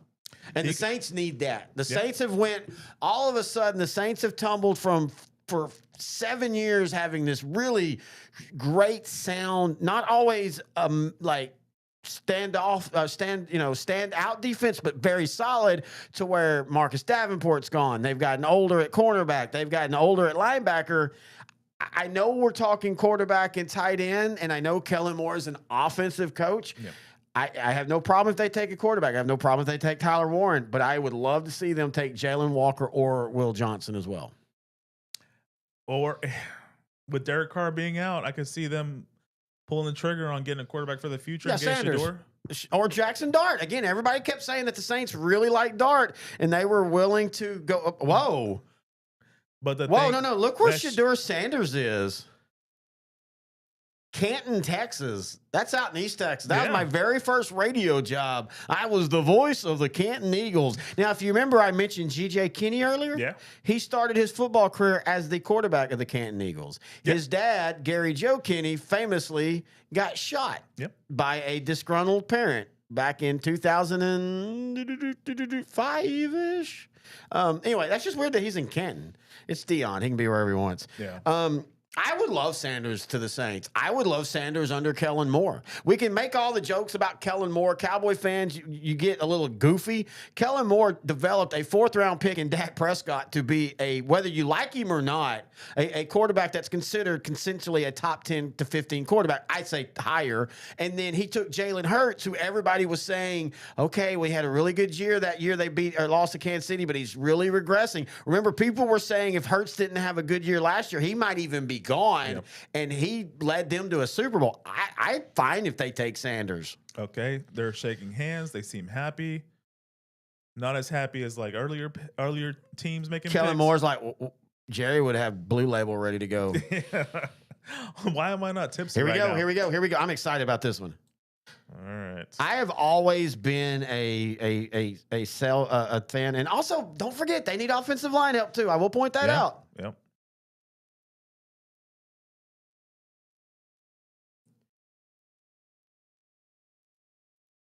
Oh, I like it. You just called it. They need offensive line help. I like it. If you're still wanting Jackson Dart or Sanders, I mean, let's start looking at Sanders now becoming, and I think this was smart why Sanders didn't go to the draft. Yeah. All these little offensive linemen crying, come to the studio. No, seriously, I'd like for you to sign my autograph. Yeah. I love Kelvin Banks. Again, I'm biased Texas fan, but if you remember, I was telling you before this year, this is a legit dude. Yeah. I know there's been some other Texas guys that one ended up as a Cowboy. Yeah. That Connor Williams, and I even told you back then, I never understood why Connor Williams was drafted that high. This is a real legit guy. This is a dude that you can put out on your left, and you got him for 10 years. By the way, the Giants have announced after drafting Abdul Carter, they are picking up the 50-year option for Kayvon Thibodeau. I'm gonna say this as a Cowboy fan. I'm scared. They beat the Giants 400 times in a row, and I don't like that defensive line now. That defensive line scares me. Oh, wait. 3 pass rushers. Giant country, let's roll. I mean, that's Jets. My bad. Oh, wait. No, wait. Which one? Well, Russell is with the Giants right now. Yeah. Justin Fields and Wilson both ending up in New York, just weird. Giant country. Let's ride. Well, yeah, that's it. Fee, fi, fo, fo. I smell the blood of we an might English have mug. out drank the coverage. Dun, dun, dun, dun, dun. By the way, though, Suck What, you New Orleans fan, this is a great pick. You will like Kelvin Banks. That was a quality pick. This is one of the best value picks that you're going to see. Canton Tech, that just blows my mind. Okay. So now we're going to the Bears. Tyler Warren. No, they have Cole Kmet. Yeah, but they've never, like, outside of the 1 year with Justin Fields, they've never really kind of committed to him. Let's really think about this. They got the quarterback. Do they have the receivers? Do they need Golden? Shut up. They have Swift. They can make do with Swift and Roshan Johnson at running back. They have the offensive line. Do they pair someone with Montez Sweat? This is where Jalen Walker goes. Or Will Johnson again. I feel like those two will be the best bets for a bunch of teams coming up. Whoa.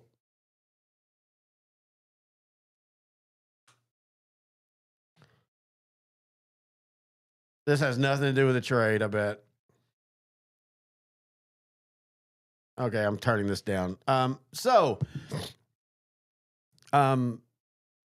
We're getting close to the Cowboy pick, so everything matters. Dude, it is schedule release. Oh, here we go. We were just talking about this. It's going to be May 13th. Oh, I'm calling it now.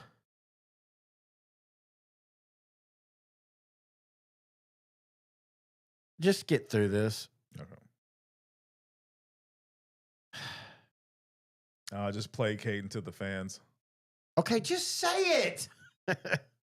I'm saying May 13th is the schedule. By the way, we will have a live schedule show the day the schedule's released, like we did last year. In fact, I think that the draft and that was our first two really live shows all season.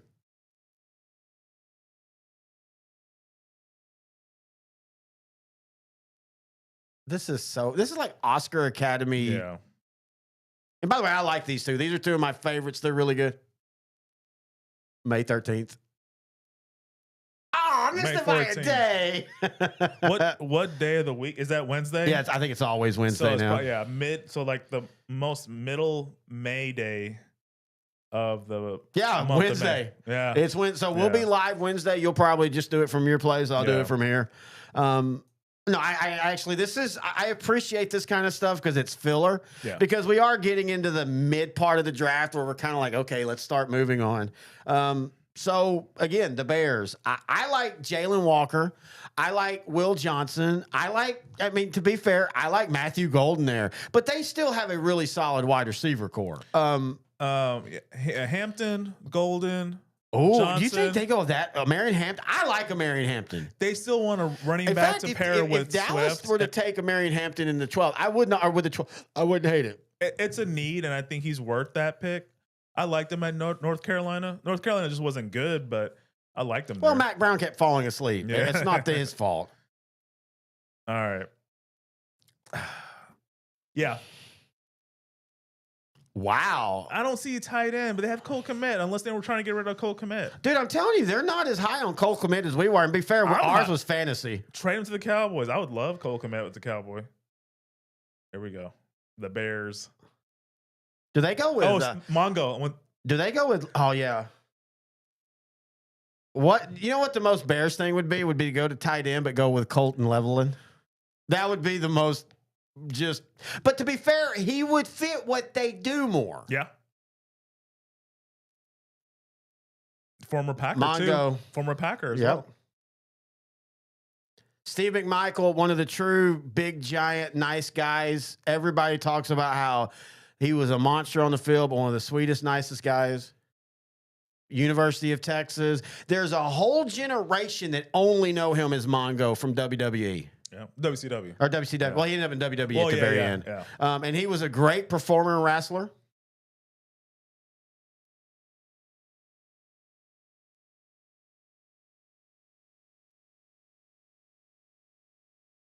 So we did the 85 show this year. So all this is really kind of hitting the fields because we had a big discussion about McMichael and Peyton.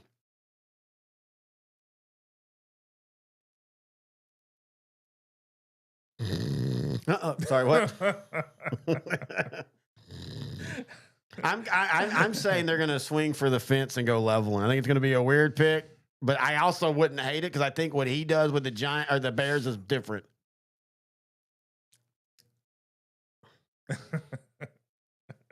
I love that they're still booing. You called it. I'm sorry.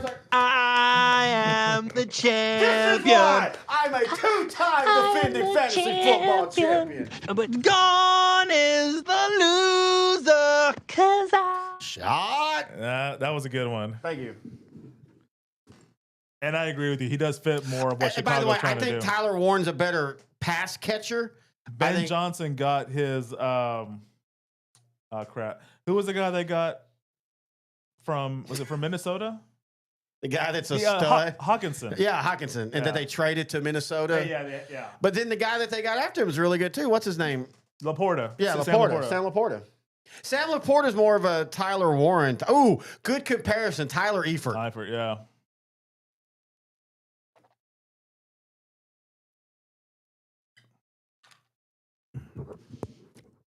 Probably a safer pick than Warren. Warren, you have to build around him. He's unique. Dude, I like what the Bears are doing. I know Caleb Williams takes a lot of flack, but if you really go look at his season last year with what he had to work with, Ben Johnson, I'm telling you what, and he might flame out. Yeah. I think Ben Johnson's the next Sean McVay, the next Sean Payton. You know, I think he's in that lineage. Yeah.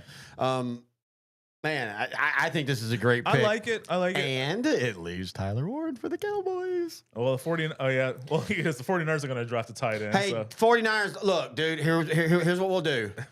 Trade us. We'll take Kittles. You can get Warren and give us a first round next pick, and we'll call it even. How about it, Patrick? You good for that deal? Me too. Let's go. All right. Yeah, I like what Chicago did. This is a good pick. All right, so the funniest thing is we're going to say it again for the Niners with the two top offensive tackles going off. Oh, Patrick said he was worried they were going to get like the third or fourth best offensive tackle with this pick. Is it be the third? I don't think they do that.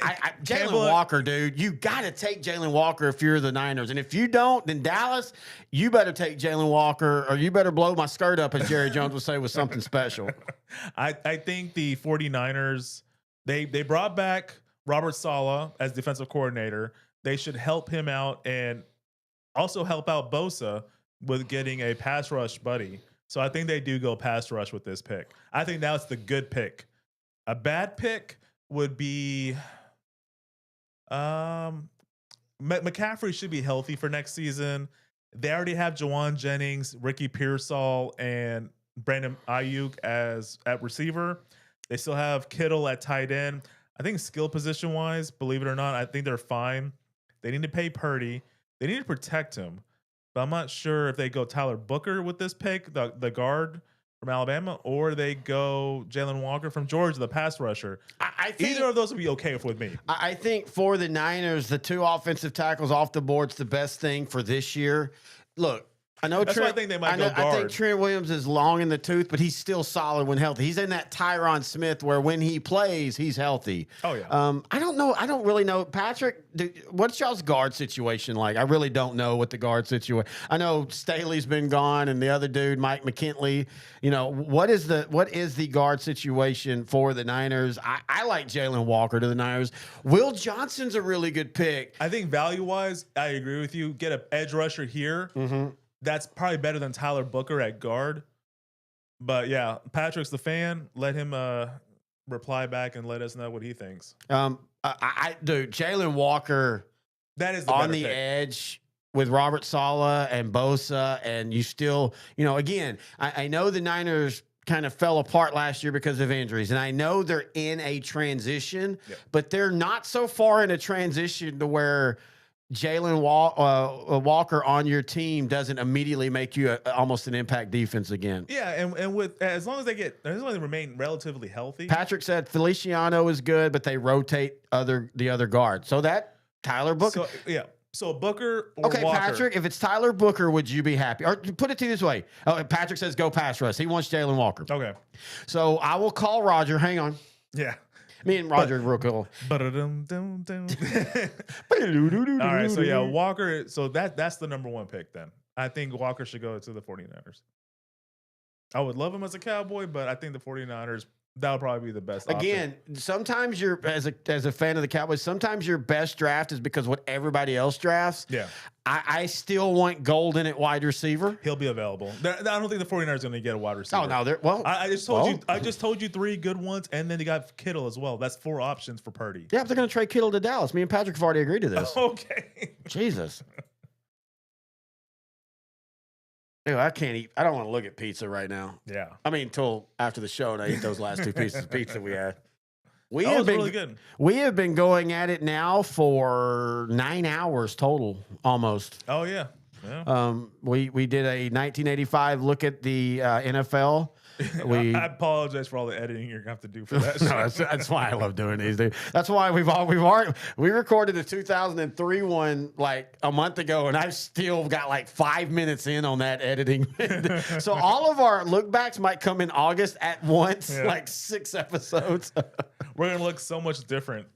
Oh yeah, what the heck happened back? Terry's black now. What happened? Like, speaking of, not that I'm black. Monday, we're going to be having our draft recap happy hour, a live show. Probably be an hour or so. Probably won't be one of the longer ones, but I would like to touch on some other sports stuff. We didn't really get to talk about the Nico Harrison press conference. That was just absolutely almost as bad as the actual draft. Dude, we have 3 shots we have to do. Why? Mongo McMichael, the Pope. Well, we did Mongo. And Mike Patrick. We did. Oh, we didn't do Mike. We'll do Mike here in a little bit. Yeah. I mean, so as you all know, probably deaths come in 3s. Unfortunately, this week, Easter Sunday, we lost the Pope, and then we lost Mike Patrick, who, as a kid, I loved him. He was the voice of ESPN Sunday Night Football in the '90s. Mm-hmm. He was the serious play-by-play guy. He was just very good, very professional. There you go. The pick is in. And Mongo McMichael, Hall of Fame defensive tackle for the Chicago Bears. So we both think that the Niners are going to go pass rush edge style player. Yep. Oh, nice.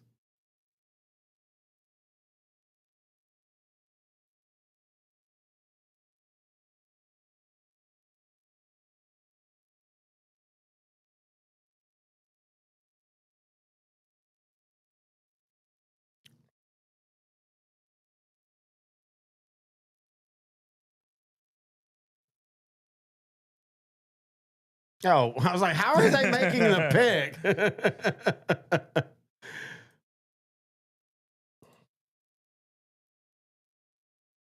Georgia edge rusher.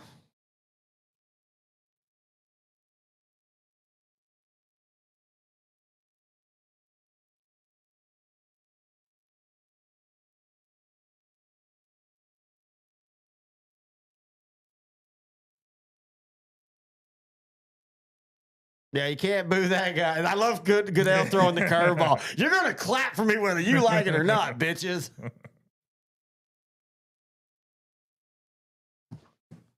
Oh, another good pick. An edge rusher from Georgia, not the one that what does Patrick say? Oh yeah, Patrick, what say ye?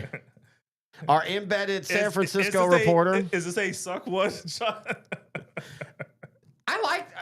I like it. No, I like it. I really like the pick.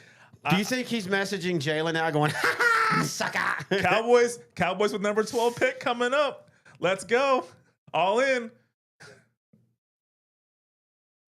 I will admit, I'm not saying, the size. No. The size. No. Look at the size. Look at the size. Yeah, but the thing that scares me when you're talking about a top 12, 13, especially edge rusher, is when you say raw. That's Shamar scary. Stewart for A&M. Yeah, Shamar. Well, I mean, just going back, all the raw pass rushers, Michael Davenport for New Orleans, who's not had hasn't been terrible, but he never. Was he worth the first round? Yeah. Patrick says I'm all for any SEC defensive player. Yeah, you're not wrong. Hey, that's a really good point. You know what? That is a Kroger pickup. There you go. This is the Kroger value if you're an SEC defensive player, not from Mississippi State or Florida or A. Well, no, there's some good A&M ones. Oh yeah, I'm Von doing it. Miller. I'm actually, Future Cowboy Von Miller. I'm gonna say I'm gonna save my pick or my shot because I'm worried about Dallas. Yeah. All right, here we go. You know, again, we do all the NFL, but we are the thing. I think he pairs well with Nick Bosa. I think this is a good move for the 49ers. And I think. All right, so the ESPN's already picked for the Cowboys, and No. It's time for the Suck What? But they're clapping. Well, this sucks. They're that clapping. Sucks. Oh, Louis. No. They're clapping. They're clapping. you get to make the guess. Who do they pick? Okay. You'll like it. I don't hate it. I just Omari and Hampton? no. Okay. Is it offense? Yeah. Is it offensive line? Yeah. Is it Membo? Mm. Tyler Booker. Oh, okay. It's who Peter Schrager or whatever ESPN was selected. I hate this pick. It protects Dak.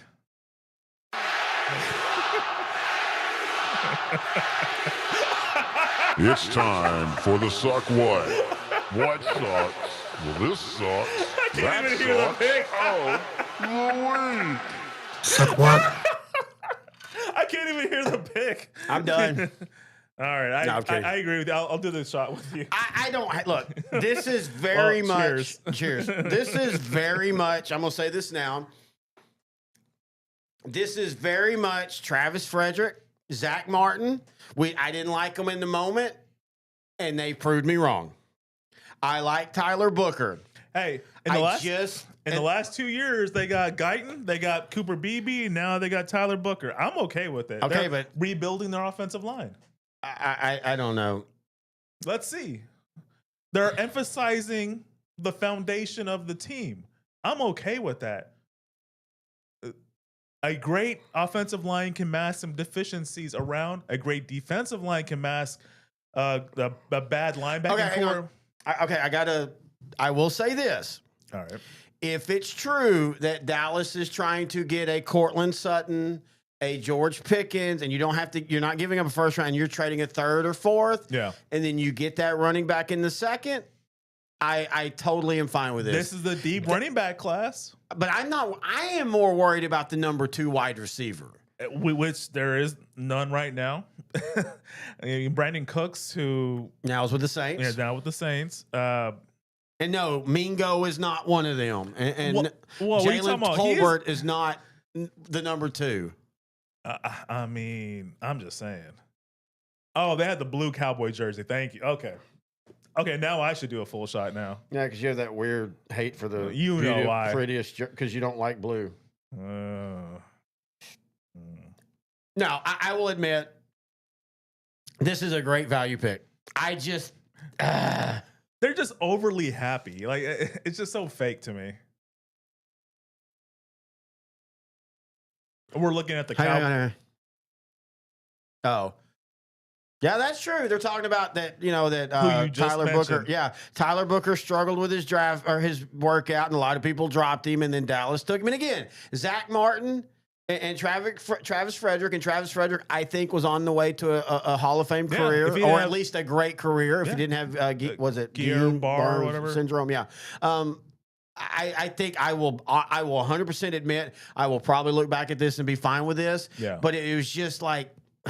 As you down a fourth of a bottle of Odtc, thinking it was a bad pick. Noe, when did you get white? Noe, why do you have wings and a halo? Did you die? Did I die? See No. you at the crossroads. No, again, I think a year from now, I'm going to be like, how stupid people didn't like this pick. Yeah. It's just, man, we'll see. We'll see. We will see.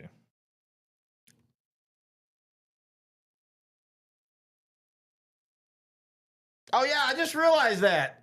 Tyler. Yes, there are. Thank you. We all know that. Earl Campbell's from there, you Duke butt. So what happens to Cole Kmet with the Bears? Well, I mean, with leveling, you can use them both. I mean, we are in a world where 2 tight ends can be used. How many people are watching the show tonight? 4,100 so far. Nice. Welcome. See here. I mean, I will say this. I haven't read what the ESPN people say, but so far, the NFL people, they seem like they feel like this is a really solid pick. I think it's a great pick. They need to protect Dak. You're paying him $60 million a year. I'll say this for any quarterback. Like, the next pick is going to be the Miami Dolphins. I don't mind them getting offensive linemen. I don't know who they're going to pick at 13, but you got to protect Tua. Frank said, no, he's being Baghdad Bob right now. Corey from I love Baghdad Bob. Yeah, you remember old back in the day. Yeah. I appreciate, though, that we have our Suck What sponsor and our Grandeur Pest sponsor, Corey Thompson. He's in the chat room. He said, I agree with him. Nice pick. Wish it was a wide receiver. I'll say that, too. This is why I said earlier, sometimes the best draft pick is because everybody else around you drafts. Yeah. And I'm just okay, man. Here's the thing. Guard, and I know Zach Martin's going to be a Hall of Fame guard. That's great. How many Super Bowls did he get us? 0. Guard. It's a team sport. No. But what I'm saying is guard is one of those. I've always believed guard, center, guard are guys you can pick up later in the draft that are scrappers, fighters, all that.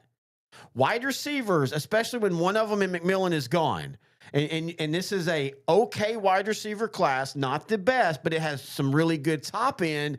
And what does Dallas need? A number 2. And I don't mean a project number 2. I mean a guy that you can put number 2. Now, again, if it comes out today or tomorrow that they've traded for Cortland Sutton or George Pickens and they've given up a 2/4 and a second next year or whatever it is, okay, then I'll go, okay, this is a good solid pick.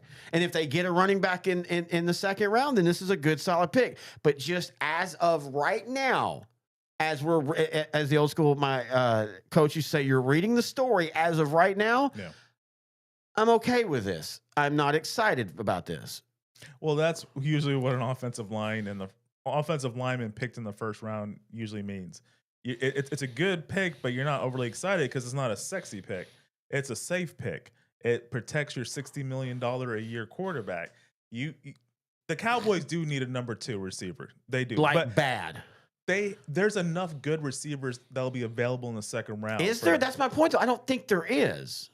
Only one receiver has been picked so far. But this wasn't Golden to be gone before this. Yeah, Golden. No, I'm fine. Look, I love Golden. Again, I will admit that same thing with Kelvin Banks. All of you, like Chubba Hubbard for Frank. All of you, we all know the guys that we know. Yeah. And so I watched Banks and I watched Golden for a year and a half. Golden for a year because he was hurt, but a year and a half and all that. And I know what they have. And I'm more worried though. You can't ever draft perfect. Every time every team drafts, there's going to be a position that they don't get what they want. Yep. And I'm now worried that it's wide receiver. And the thing that bothers me is if Dallas doesn't have a true number 2 next year, there's problems. I don't care how good Tyler Booker is. Yeah. I don't care whatever running back they get. If they do not find some more pass targets for him, they're in trouble. Oh, wouldn't it be funny if Miami took Sanders? And then the game would be him and Tua would put on helmets and run head first, and whoever survives is the starting quarterback. Dude, they need to protect Tua. Offensive line is the only pick for them right here, in my opinion. Unless, like we were talking about in the mock draft, do you want him to start throwing gang signs again after he gets sacked and get concussed? Everybody saw that. I don't know, man. They've been talking how much they love. Miami's been talking about wanting defense and whatever. Grant from Michigan. Kenneth Grant, yeah. Yeah. I think that'd be too high for this pick, but whatever. No, I agree with you, but I think we even talked about him we had him and Mason Graham because we joked about that they could have a choice between 2 Michigan tackles or defensive tackles.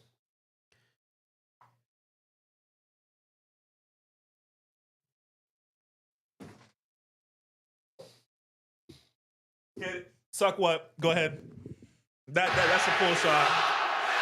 I can't right now. I shotgunned about 5 shots it's 5 minutes ago. For the Suck What too early. What sucks? Well, this sucks. That sucks. What are you talking about, boy? The week. Suck what? Cancel Terry. My lovely wife, who's nicely went over to hang out at her mom so we could do the show without any interruptions. Will you please bring me some Dutch Brothers in the morning? Because I'm going to be so hungover. All right. So I like Kenneth Grant. I think he's going to be a really solid 10-year guy in the NFL. I think Miami will be lucky to have him. But their $50+ million a year quarterback lost protection because Armstead, their best offensive lineman, retired in the offseason. You know what this feels like? What? Tyler Booker was their guy. Dallas took him, and so now they scrambled. So trade out. Well, it's not that easy. You got to have somebody that wants to trade out. We talked about this. This was going to be a draft that either we were going to see a ton of trade downs or everybody at the bottom going, no, we're good because we're going to get a value pick where we're at. Again, he's a good value. Where he got picked is fine. This is literally the same time. It's the same discussion we just had for Cowboys. Yeah. 10 years from now, we're going to look at this, and that was a really solid pick. But it feels like they could have got something else now. Or as you said, even if you only trade down dollar for dollar. Yeah. Trade down and pick him up at the 17th, 18th, 20th pick. Yeah. It's a value pick. And for people that are listening going, what does that matter? It matters because of salary cap and what's called points. And each pick has a value number. Yep. And so if you're over picking your value, even if the guy is solid. Guess who's getting Tyler Warren here?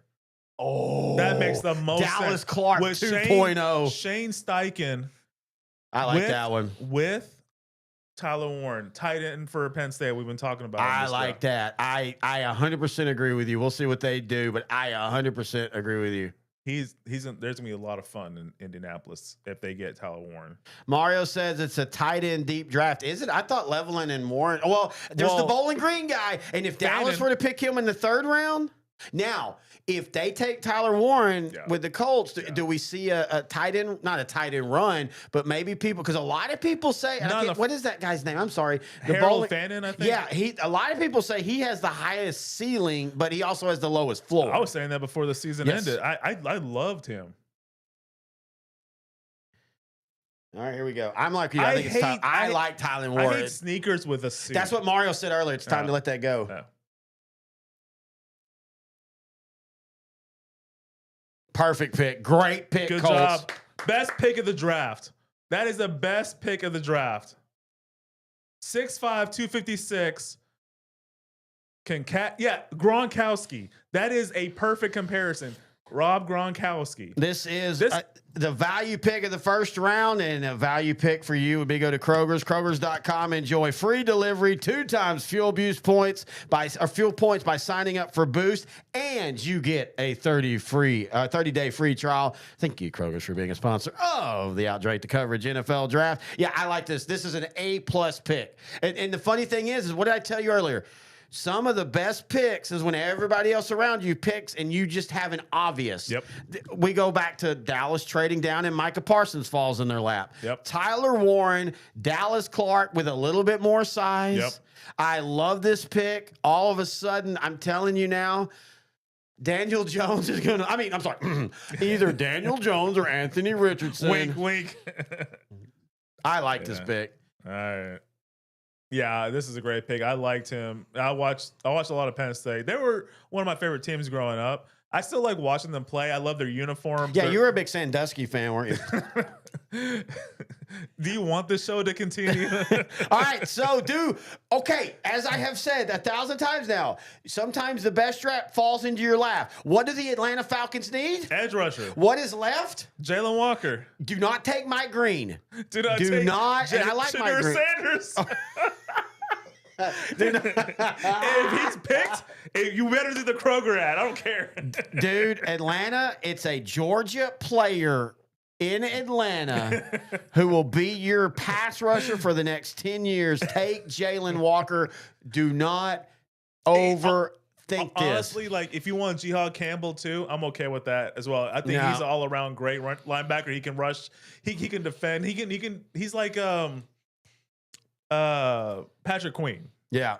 But maybe more a better all around game. I love our Suck What sponsor. She's a Saints fan, and her response to all this is Falcons suck. They what?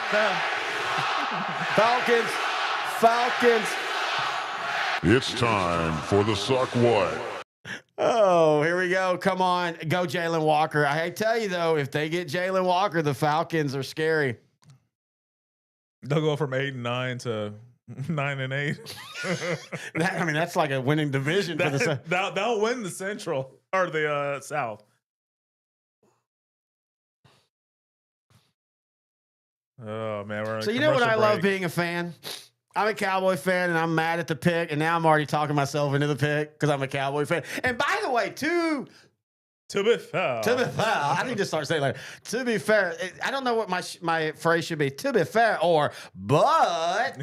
Oh yeah, that's your real. Do you remember how we were with Micah Parsons? We were like, okay. Oh yeah. Oh, what are we gonna do with a linebacker? Like, okay, that's great, But I do trust in. Shotty ball. I'll tell you what, we were going to go Matthew Golden, and then we were going to trade for Travis at the end, but Shotty called me and said, Jerry, just give me a Booker. Give me a Tyler. In fact, give me 4 Tylers, because 4 Tylers represent Earl Campbell, right? So we get Earl Campbell. Isn't that how that works? Daddy? Sorry. I might have outdrank the coverage. Yeah, I think you did that before the draft. No, we ate pizza and I took a nap. You didn't take a nap. Yeah, I did. I went to the restroom. Oh, you went to the restroom. Yeah. Isn't it natural for everybody when you're on the toilet to fall asleep for 10 minutes? I think I might have a medical condition I need to go check out. Yeah, you and Peter Griffin. Oh, hey now, Noah. I don't know. You're the one that was looking at John Saunders. You're the one seeing ghosts. That was crazy how much Charles Davis looks like him right now. Charles Davis does look like John Saunders. Charles Davis, by the way, is one of my favorites because he analysis, which I like. Yeah. Like he'll be like, they're running a 4-3. Now, what I mean by a 4-3, and then he'll go into all of it, and then they're like 3 plays down, and the play-by-play is like, Charles, be quiet, dude. We're trying to, dude. Okay, yeah, 4-3. We get it. They can look it up. I love him because he's not talking to you. He's talking to someone that's just watching it for the first time, like 9-year-old me or 9-year-old you. No, we did a show about 10-year-old me earlier. Yes, we did.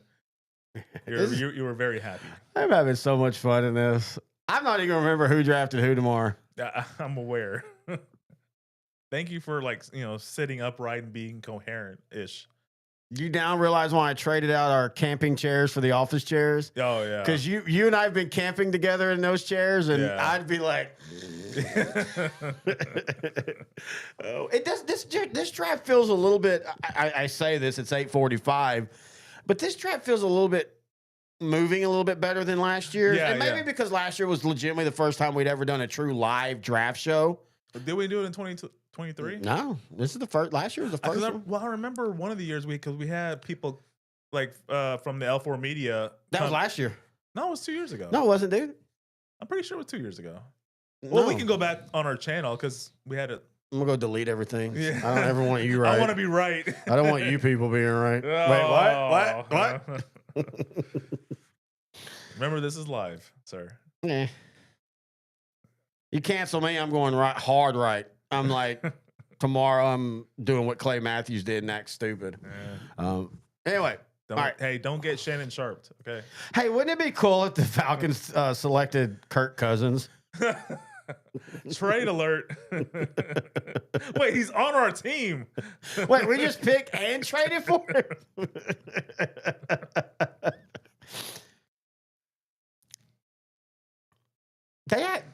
They invited Maxwell Harrison to the draft? The Kentucky corner? I mean, he's good. I actually, in the second round, if Dallas would have taken him.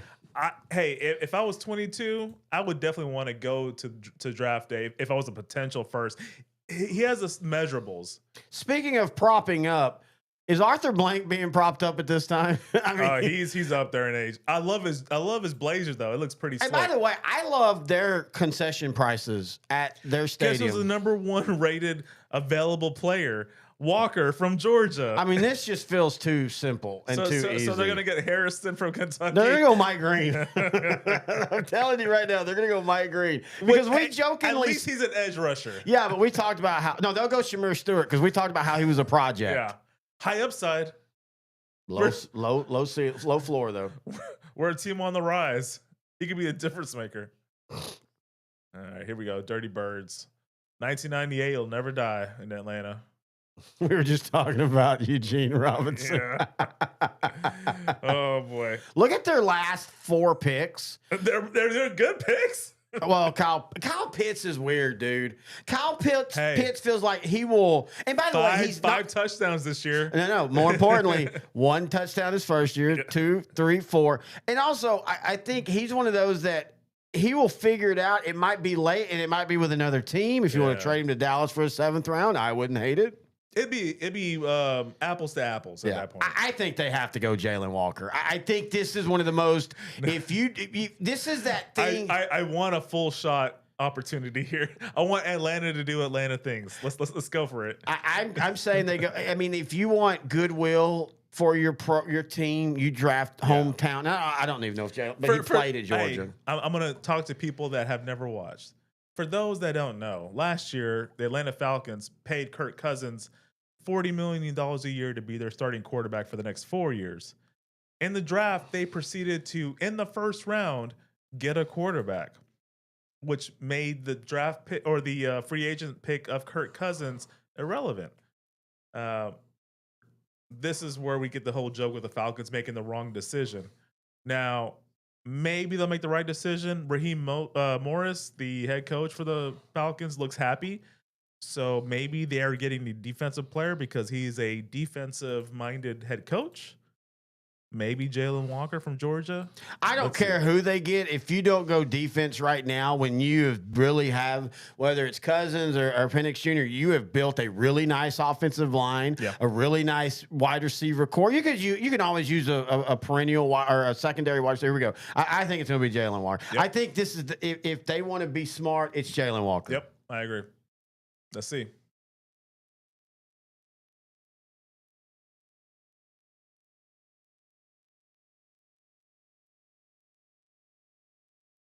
Great pick. Great.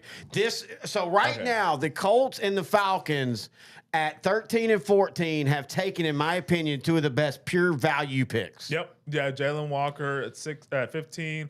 Tyler Warren with the Colts at 14. Best value picks. This is a reverse from what they did last year.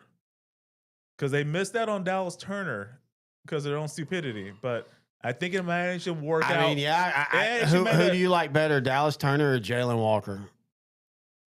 I mean, I know Turner's a year ahead, so he's got that. I like both. I mean, I think they're 1A and 1B. Yeah. I really do think, all jokes aside, Okay. I think value-wise, yeah, I like this pick better. Yeah, I do too. I kind of do too, I actually. think Dallas Turner was top 8 or 9. I can't remember when he was picked, but No, they literally could. I thought they literally could have picked him.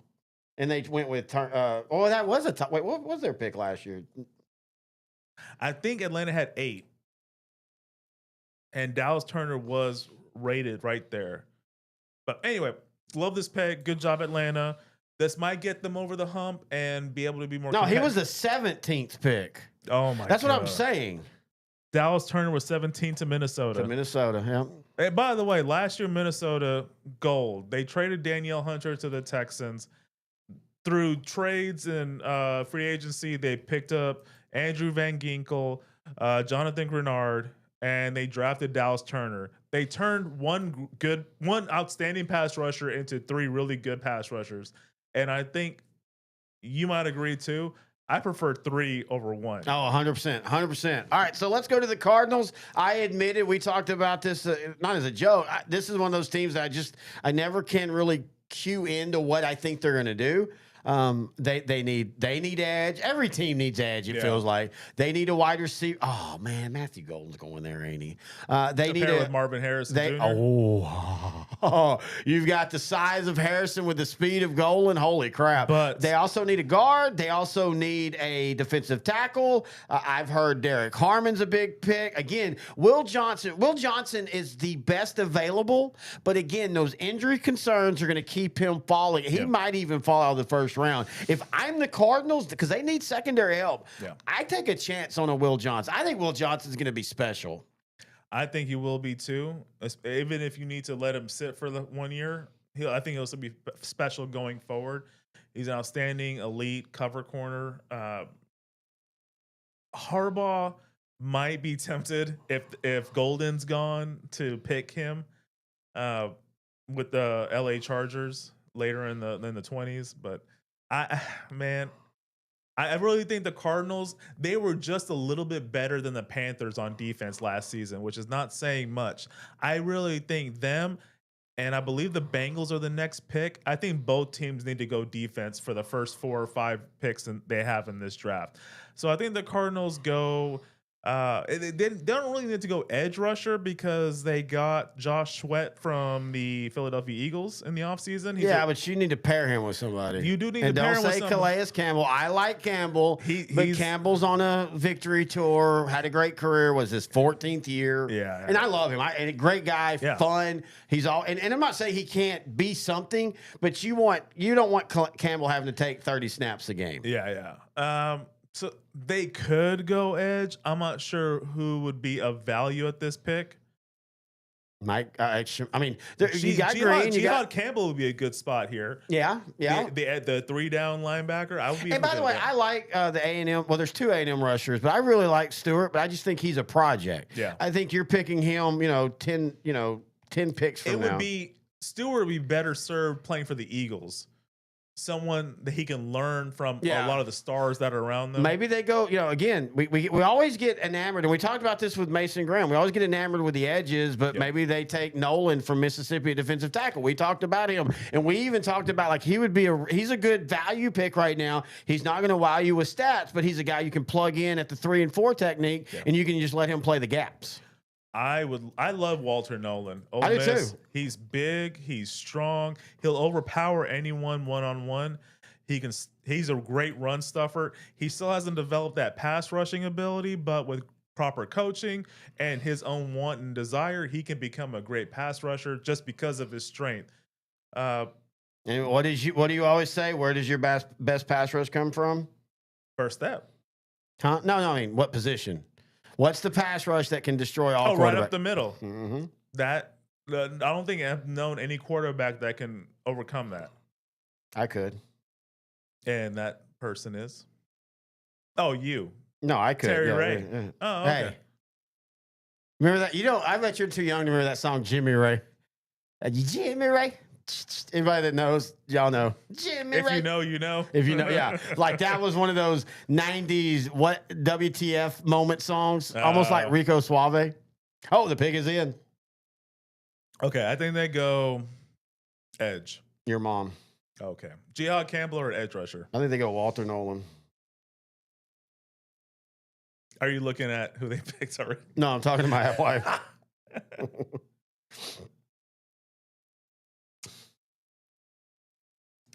That's a great pick. I'm taking Mel Kiper's job next year. I've been pretty good this draft picking some players anyway. I'm doing this. No, I like this pick. That's a great pick. I like it. This is a really good value pick. He's going to get to go to the Cardinals and just work just work. And by the way, I said this, I talked about I can't say I know everything about them. I'm just not clued into them, but I do know they're one of those teams that are on that edge where they could easily be 12-5 next year or 7-10. Yeah. And I think we're at that, Kyler Murray has 2 more years left on his deal, but I also think it's at that point where if he doesn't perform this year, they can cut him and move on. So this is an interesting year for the Cardinals in a division that the Niners, as we talked about, have fallen. The Rams are the Rams, but I mean, with the Rams, as good as they have been, you never know injury-wise where they're going to be. And to be fair, if teams would have jumped out last year and been, taking advantage of the Rams' slow start, well, actually, you can say this for the last 2 years, taking advantage of their slow start, the Rams wouldn't have even made the playoffs.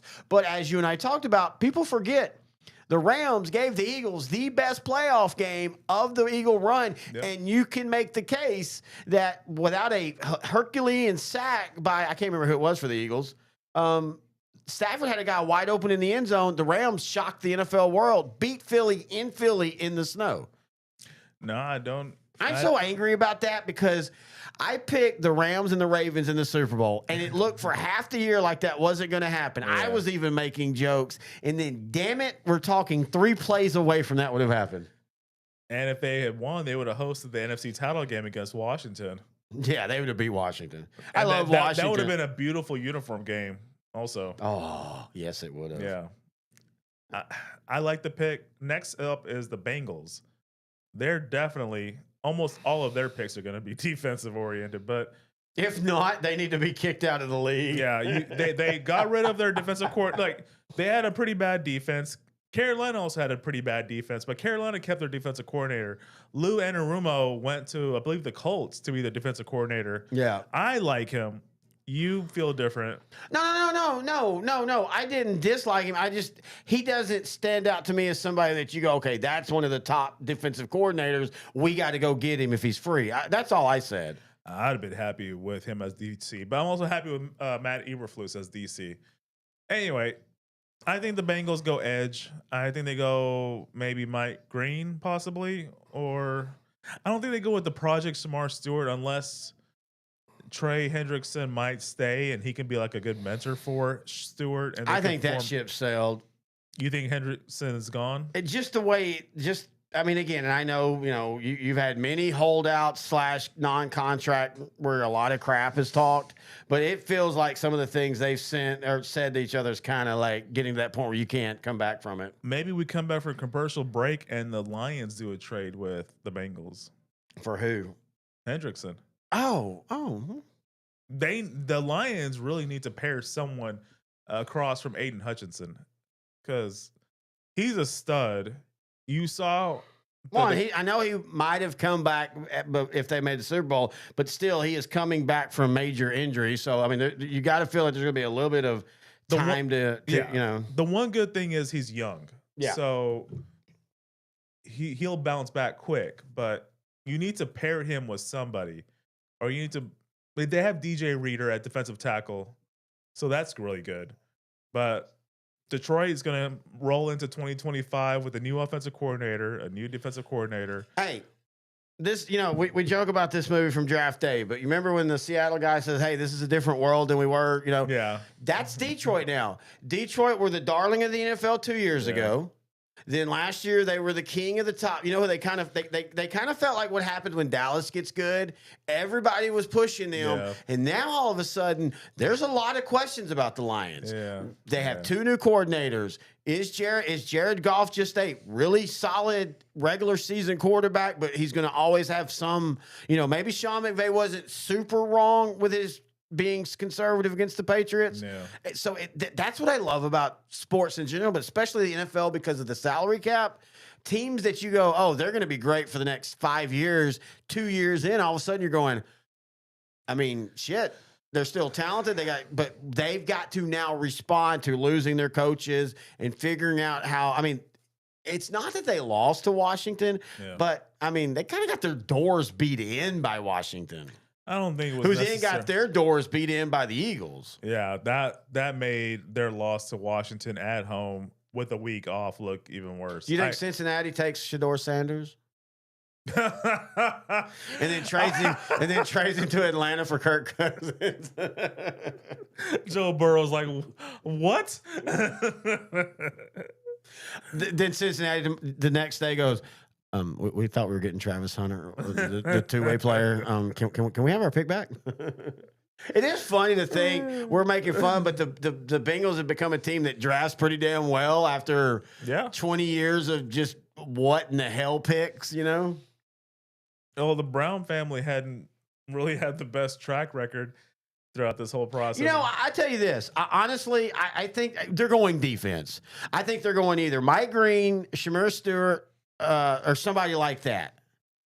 An edge guy, a guy that not only is defense, but like you said, you either can pair him up with Hendrickson, or if you need to, you replace him. And by the way, I can see the Bengals taking, because the Aggies have another edge rusher, Nick Scruton, who a lot of second round. I could see them picking up multiple edge rushers. Yeah. I'm going Stewart or Mike Green right here. I looked into him after we talked on our mock draft, and I kind of agree with you. I like him more than Stewart. Oh, really? Yeah. I think both. I think both. I think Scruton's more of he's got a middle ceiling, which there's nothing wrong with that. Yeah. Maybe not worth our first round. The shotgun again. I don't even know why. Hold on. I like that. I'm perfectly fine with that. Well, we talked about him. Hey, he's impressive to look at. Measurables, the speed, power, all that's there. He just didn't have the. Honestly, you and I agree on this. Stacks is probably the most overrated defensive stat for pass rushes. Yeah, for pass rushing. I care about, can you get to the quarterback? Can you redirect the quarterback's throw? Create havoc. That is more important to me. Mm-hmm. Because a really good quarterback will throw it away before they get sacked. So I get that. I mean, he's a big dude. Like, you can see right on the game tape, he's big. Now, you can make the case, are they just reaching for defense? And, not saying they're not doing their due diligence, but is this just one of those, like, defense, edge, let's go? Kind of like what we talked about, we joked with the mid-late 90s Cowboys with Shante Carver, Kavika Pittman. I mean, they were literally in the same thing where you got to draft guys. And so they're just going, okay, we need this guy, let's go get him. But here's the thing. If you care about the defense, then you're bringing back Hendrickson. Hendrickson and Stewart make a lot of sense. Yeah, that would make that defense. If you're asking Stewart from day one to be your guy that's going to go out and get 12 to 15 sacks, then I think you're going to have issues. This reeks of Michael Davenport to the Saints. Or Marcus Davenport. I said Michael. Yeah. A solid player who played at UTSA, has had a solid career. He's not been bad, but where you saw that he was picked, and I think he was picked higher. I think he was like 10th. If Suckwat's still here, she'll know. I think in the 20s. Was it? You're right. Because the Saints were still pretty good. Yeah, they're still good. Yeah, you're right. This kind of feels like that pick. And the problem that happened with Davenport is he was coming to a Saints team that had kind of the pass rush side of the defense had started to falter. Yeah. Cameron Jordan was getting a little older, even though I think he's still playing. Yeah, he's still playing. He took a pay cut, I believe. Yeah, and he's still a solid player. I'm not knocking him, but I'm just saying you asked Davenport to step in and be the lead guy, and I'm worried about that's what's going to happen with Stewart. Now, maybe Hendrickson has a couple of really good years. Stewart can learn, not be double, triple team like Hendrickson is probably going to be. Yeah. And benefit from it. So, all right, let's go to the Seattle Seahawks. Gray Zabel. That is the easiest pick of this whole draft outside of Cam Ward. Gray Zabel, the North Dakota State guard. Seattle needs guard play. They need to get an offensive lineman. They also could use a wide receiver to help rebuild that core. You have Jackson. We had a recent signing before the draft. Tyler Lockett went to the Titans. Oh wow, I didn't know that. Yeah, so you got Jackson Najiba Smith and you've got Cooper Kupp. Yep. Matthew Golden would fit in really good there. It would be a great pick for Sam Darnold. He would have 3 really good receivers to throw to. I like Zabel though. I mean, you and I picked that in the mock draft. Yeah. We said it's Gray Zabel. That we were like, if Seattle lets any guard go past them, I guess that's one of the things that I guess maybe worries me about the Tyler Booker. Why wasn't it Gray Zabel for Dallas? Yeah. And Booker, by the way, just grade. But I mean, technically, by all draft grades, Zabel's higher. So, and again, Dallas, I'm not. Because it's SEC. Maybe he played for Alabama in the SEC. That's the biggest difference. But I would like Zabel here or Matthew Golden. I think that would be a really good pick. Golden or Zabel, I agree with you. James Pierce, the edge guy from Tennessee. It feels like it's edge. And by the way, we say every year there's a run on position. There really hasn't been yet, but edge and offensive line have kind of been. Yeah. Which kind of like back and forth. What do you always say? We can talk about the flashy picks, but if you don't have a foundation of your offensive and defensive lines, even in today's world, you don't play. You know, you have a hard time. And what's the point of Matthew Golden if Sam Darnold's on his back? Yep. So yeah, I like Zabel. I like Zabel. Protect Darnold. You're paying him $100 million for 3 years. Get Zabel. Protect him. You have the running game. You have a couple really good receivers. You have decent enough tight ends. Your defense will be good enough. I think this is a plus move for the Seahawks. I mean, we don't know who they pick. They might go with Kirk Cousins in a trade. That's gonna be the running joke for the rest of this draft, isn't it? No, I don't even want to trade. I just want Steelers could use Cousins. I just want somebody to draft him. Here we go.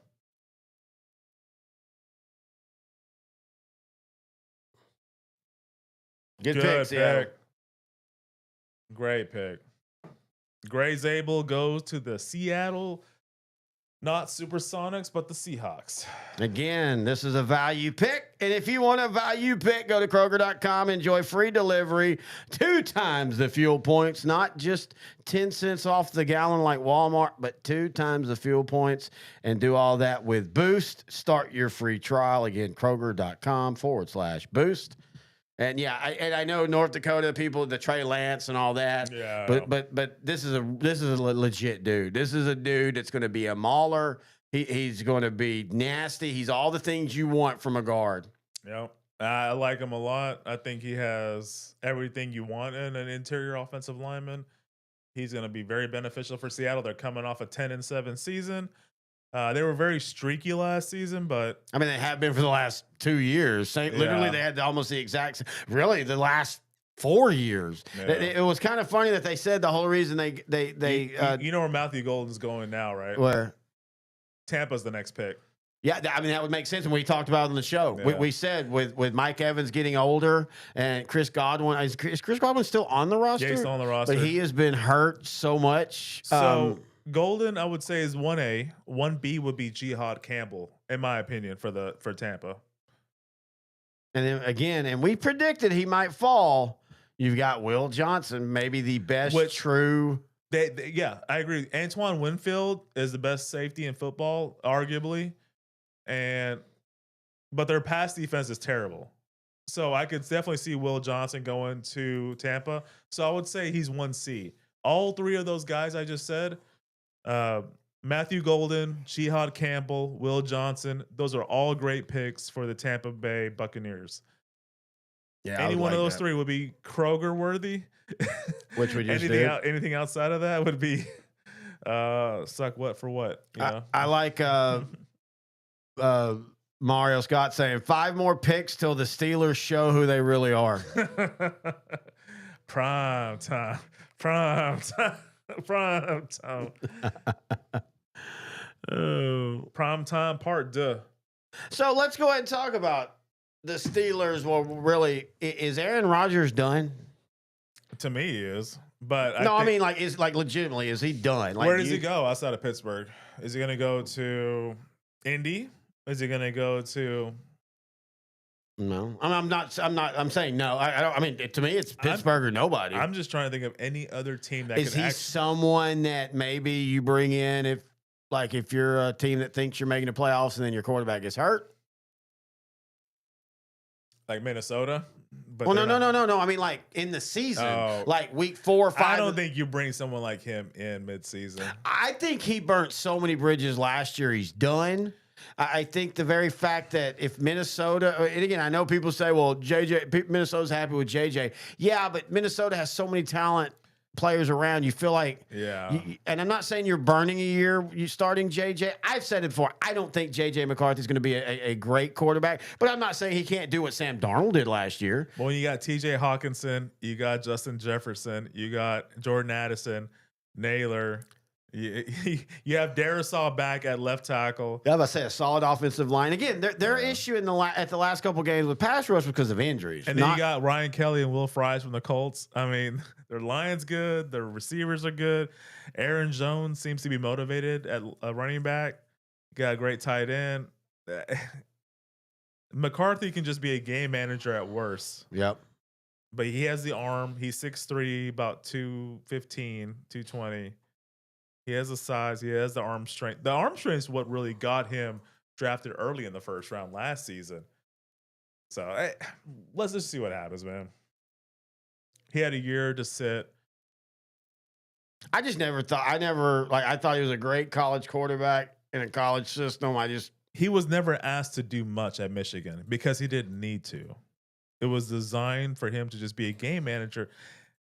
But he has the size and arm to be a starting quarterback in the NFL. And he's kind of set up for success right now. Great turnout by the Packer fans at Lambeau. Good job. I think Buccaneers might actually get the best pick in this first round, value-wise.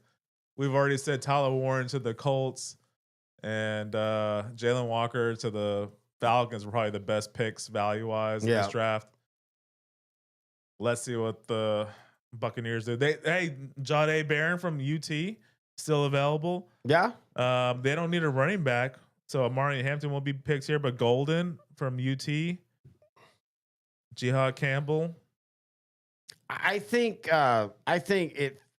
Hampton feels really good with the Broncos. But if the whole Cortland Sutherland rumors are true, Golden might be a pick they go with. Yeah, it's true. Or they just add more talent for Bo Nix. Bo Nix already has a top 5 offensive line. He needs a running back. He could use an extra weapon on offense, but he got Evan Ingram at tight end. They can address wide receiver in the second round if they need to. There'll be enough really good quality wide receivers available. I think Luther Burden would be a great pick there. So we'll see what happens. Tampa, 4-time. Oh, you got what's that? Ohio State, Emeka Egbuka. Egbuka. Yeah, he's a solid wide receiver. He is right after Golden. He is fringe first round quality. I would still put Golden ahead of Egbuka, but again, a lot of that goes to just what fits your scheme. And what you do. And Egbuka might actually fit Tampa's scheme better. I don't know. Yeah. That's that thing we never know. Yeah. My wild card is always Luther Burden. Yeah, I Luther Burden the third, I think it is. Yeah. I think he could be really good. Yeah. Okay, here we go. Here we go. Here we go. Here we go.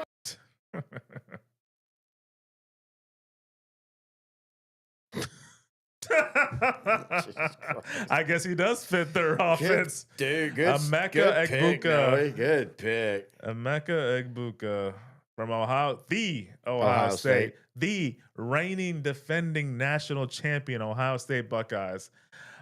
Great player. Good pick for the Buccaneers. He might fit their offense better than Matthew Golden does. Denver is in a very premium position right now because they can choose between Matthew Golden or Amari Hampton from North Carolina.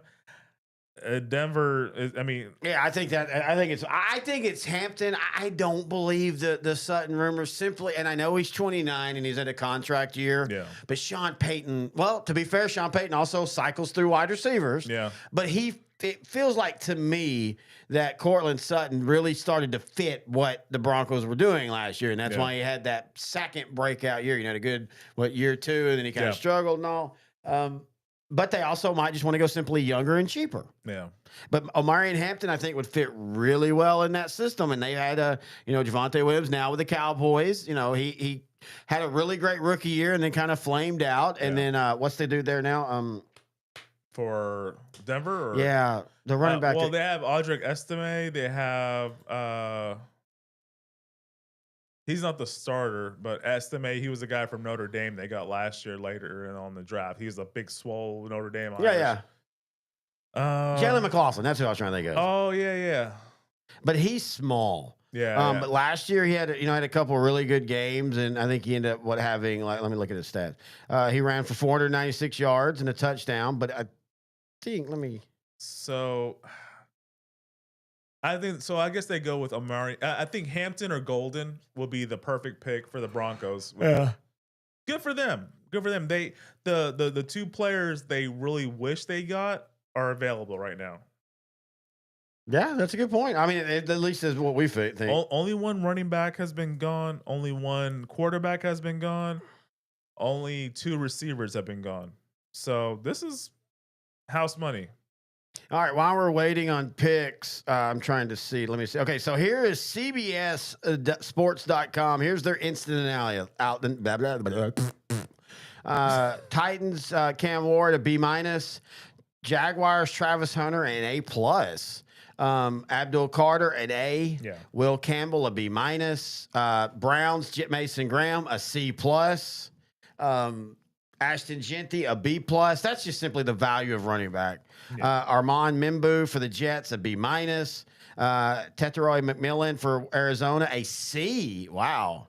Probably because he was picked so high. And like you said, a speed issue. Kelvin Banks for Texas, a B+. Colston Loveland for Michigan, an A. Mikael Williams for Georgia, a B. Tyler Booker for Dallas, a B-. The guy says he's one of my favorite offensive linemen. He's a mauler. He's a limited in terms of athletic ability, but works for the Cowboys as they try to get better up front. But why not receiver? Same thing we said. Yeah. Kenneth Grant, Michigan, a B+ for the Dolphins. Tyler Warren for Penn State, only a B. I'm surprised, but I thought they'd go a little higher on that. And by the way, I had mixed it. It's Levelin that's more of the receiver. It's Tyler that's more of the blocker and full on like Gronk, like you said. I had mixed those earlier when we were talking. Jalen Walker to Georgia, a B+. Walter Nolan to Ole Miss, a B. Shamir Stewart to the Bengals, a C. Just what we said.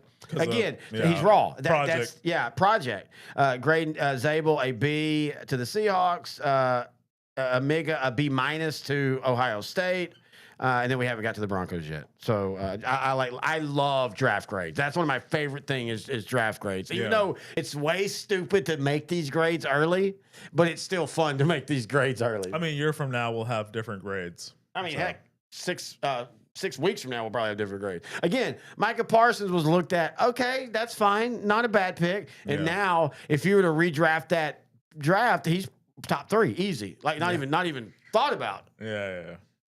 And again, that's one of those funny things. The Eagles traded basically Micah Parsons to Dallas because them and Dallas traded picks, and Dallas took Micah Parsons with him. You realize we still got like 12 picks? Time was it 9? Oh yeah, it seems like it's going decently fast this year. It is, yeah. It'll probably finish by 11, I think. So I think Denver. We already said who I think they're gonna pick. Steelers are after that, right? Yep. Oh, is this where Shadur gets picked? Or Jackson Dart? Or Matthew Golden? I hope it's Dart because I want the camera to be in Canton, Texas to see Shadur Sanders' reaction. Him and Dion. I want to see how butthurt they get. Get these. Not because I'm not a fan of them. I am but it's just fun. But I'm just having fun right now. I want to see if they get butthurt. Because if he turns out to be really good, he's going to take out all that anger on all the other teams that passed up on him.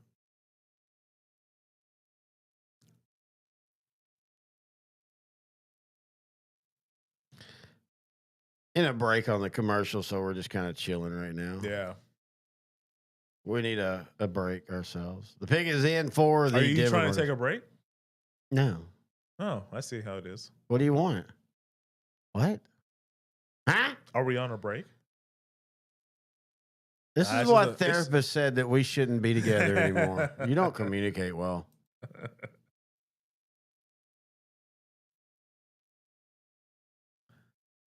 Dude, right. Sean Payton's looking old, man. Yeah. I guess he's like 60. Oh, yeah, mid-60s. Yeah, he's born in the mid-60s, I think. Shut up.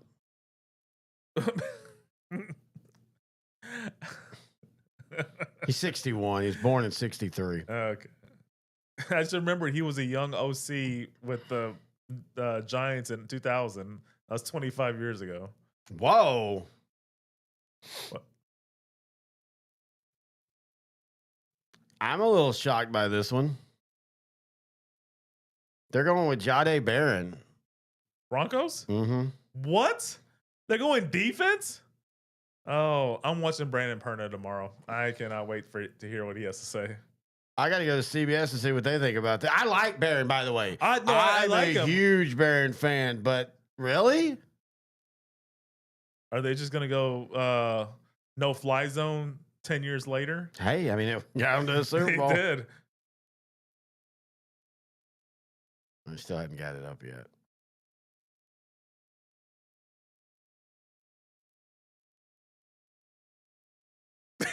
Yes, cheer. I agree. I love that. Please be happy with that.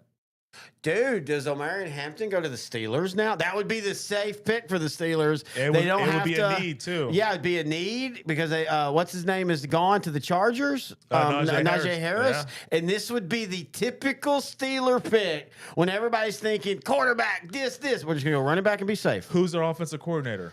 Arthur Smith. Arthur can't throw the ball down the field. We done reverses. So why get a quarterback when you're not going to throw the ball down the field anyway? That's a good point. But then Mason Rudolph, you're our guy. But then why you get DK Metcalf to pair with George Pickens? Because you need some big run blocking wide receivers. just unretired Des Bryant. He was a great run blocking wide receiver. Unretired Hines Ward. He was one of the best. So cornerback from Texas, Jahdae Barron goes to the Broncos in a surprising move. Is this a bad pick, Terry? Do we need to do a quarter shot? No, I don't think so. This is one of those things. Is it a bad pick for what they want? Maybe. Maybe they know something we don't. I like Barron. Again, we talked about this. I would have loved to see him somehow slide out of the top, the first round to Dallas in the second. Pairing him with Patrick Surtain the second, the defensive player of the year last season. I mean, this is going to make them really lethal. Well, and let's also think about the division they're in with Patrick Mahomes, and the Chiefs, Justin Herbert, and the Chargers. He's a physical. I don't know if I agree with it to the Broncos, but I think this is 1,000% one of those picks where you will look back and go, "That was a good pick." Yeah. It just helps the depth of the Denver Broncos secondary. They're going to be so good. And like they just said, they made a good point. Sorry to cut you off, but in today's NFL, the nickel is almost as important as your 1 and 2 because 90% of offenses are running nickels almost full time. Look at that star power on defense. Oh, that's right. They got Greenlaw. Forgot about that. Yeah, Greenlaw and Talanoa Hufanga from the 49ers. If he remains healthy, the best safety in football, in my opinion. But that is a big if. Greenlaw is coming off an injury. Hufanga is coming off an injury. So, all right, Steelers are up. Shedeur Sanders, Deion's son, star quarterback for the Colorado Buffaloes, is available. Omarion Hampton, star running back for the North Carolina Tar Heels, is available. One of those two guys will probably get picked here. I think it's Hampton because they want to go. I don't know. It fits the offensive coordinator philosophy. But they all jokes aside, Mason Rudolph right now is notched in as your starting quarterback. As of right now, yeah. But again, we're just covering the first round. There are 6 other rounds left to go, and there's still Jackson Dart and Shedeur Sanders. If Shedeur is not picked here, I'm not sure when he's going to get picked. It won't be in the first round, most likely.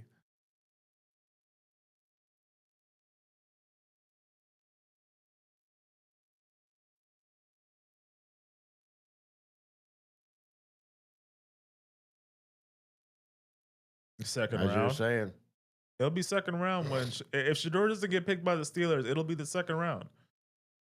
CBS Sports says that the Barron pick is a B-. He's a good defensive back and can do a lot of things. I think he'll play inside on the next level, but he can play outside and play safety. He's a good football, but is he a pure corner? I don't think in today's NFL a pure corner is needed. You need a guy on that slot that can play run, can play physical. I like the pick I actually do like the pick for the Broncos. And again, I've watched Barron with last year Texas, and he's great, but The Steelers could also pick defense and go Will Johnson or Derek Harmon. Well, again, we actually said that on and those would still be great picks. We said that on the draft show, mock draft show. Like if they went with like someone like Will Johnson, it wouldn't be a shock. They'll probably go like defensive end or defensive tackle. Take us in. Let's see. Don't do something stupid like, James Pierce or Derek Harmon or Marthwell Harston, the cornerback. I still don't understand why he was picked. I hope he gets picked. I do too. Because I want him to get up there. I feel like we're about to. Oh boy. You have your finger on the suck what sucks button.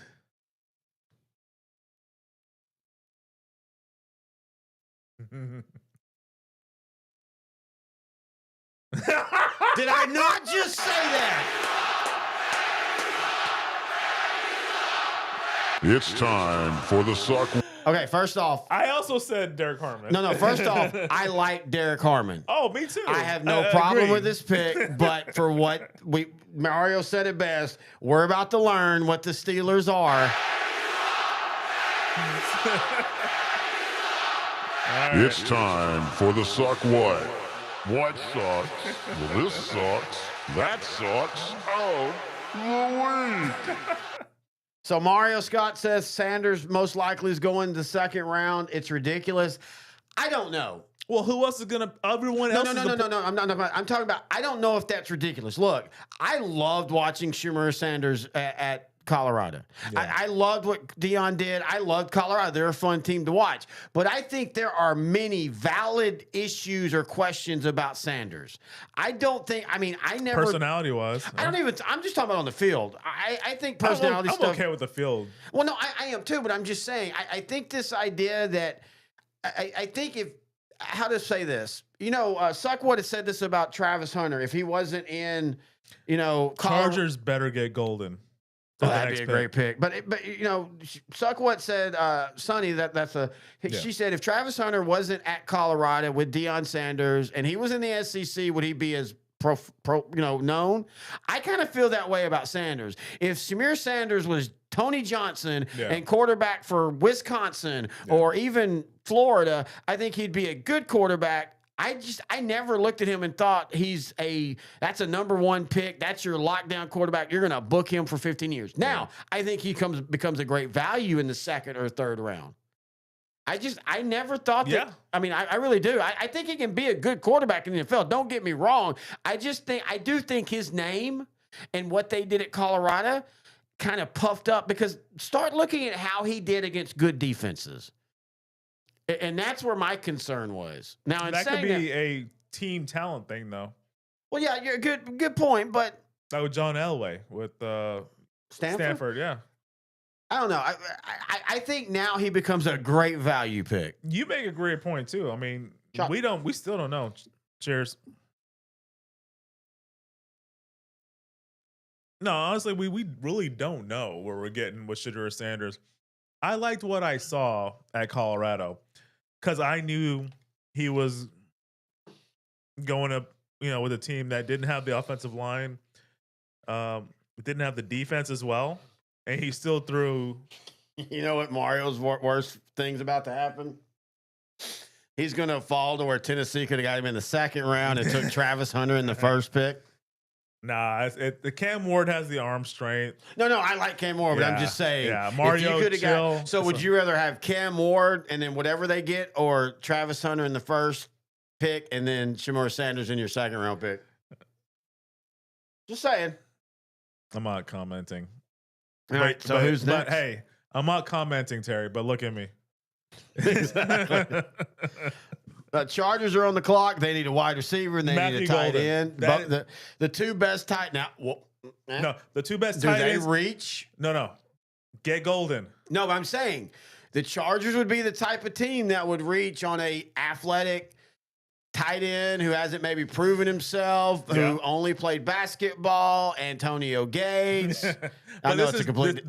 But is Jim Harbaugh not the same type of guy that would take an athletic tight end that he feels could make work? He's the weird quarterback who loves he was- defense. He was a quarterback for so long in the NFL. From the mid to late '80s to about 2000 with the Chargers. Actually, I think he finished his career there. Well, his famous time was with the Bears, but really with the Colts. With the Colts, yeah. The almost Hail Mary against the Steelers that Yeah. would have put them in the Super Bowl. I always love.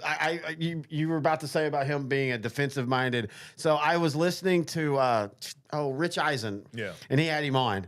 Rich Eisen has a great show. He had him on, and he brought that up because you're a quarterback, and yet you're kind of tough as nails, defensive minded. And Jim Harbaugh goes, "Did you ever see me play quarterback?" And I was like, I love guys like him who's very deprecating and stuff. And it was funny that he said, "Did you ever see me play quarterback? I needed a run game and a defense." I think he led the league in quarterback rating in '95, but if he got over 2,000 yards passing, that was a great year for him.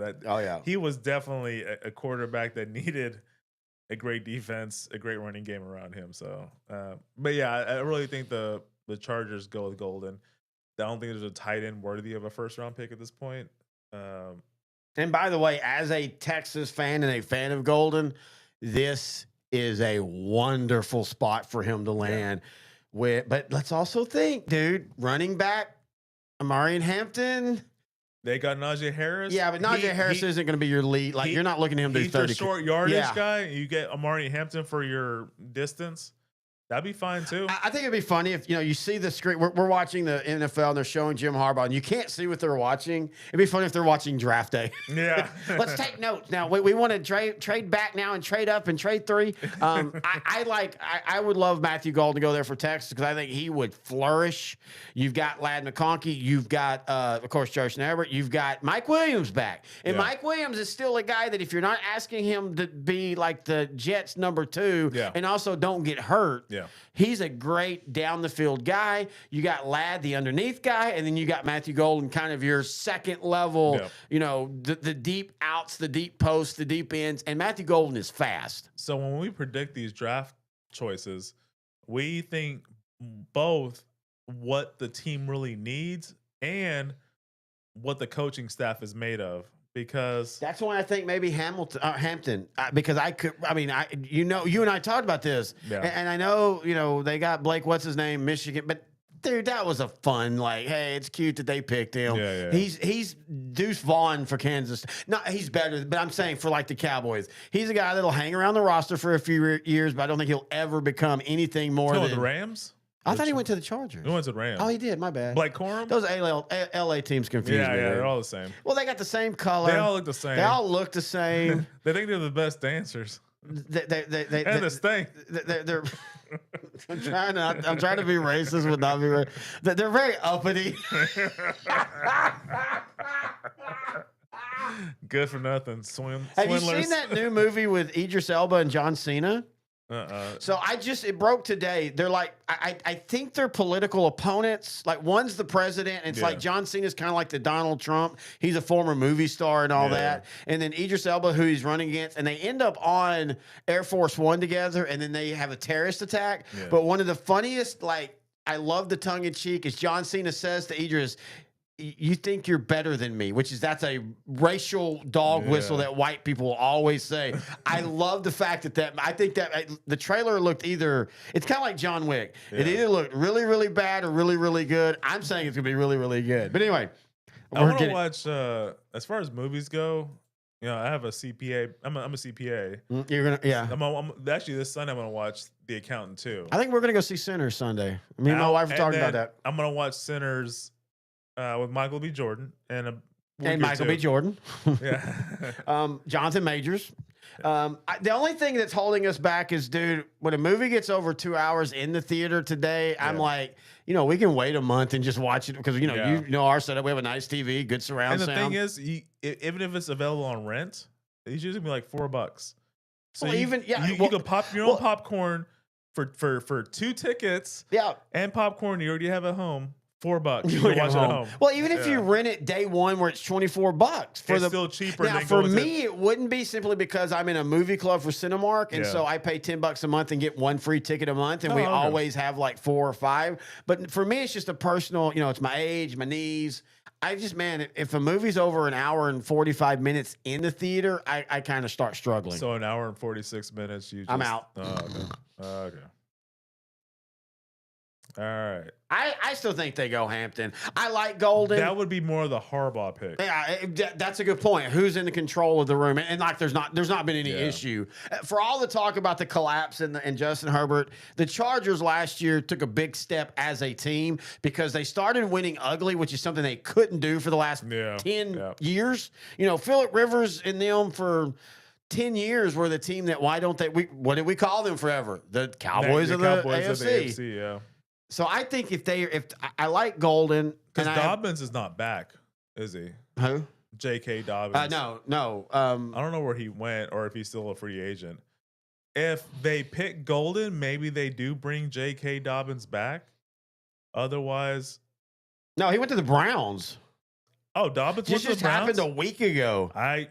That slipped on. That's a great signing. I would have sent that to you quickly, and I would have been very happy with that. No, that's a great Browns. signing. Of course, J.K. Dobbins played for LaGrange. I covered him back in the day. Great running back. He just can't stay healthy. That is literally his only knock, and he couldn't stay healthy in high school. And I hate people that try to make that a man, like you're not a man. No, that's just how that shit works, dude. Some people's bodies can take this, some can't. I'm going Marion Hampton. I think he's more of a man for continually getting back up and trying. Somebody that's done the rehab multiple times. You want to talk about a mental beatdown? Yeah. This should be Hampton. I think so. Yeah.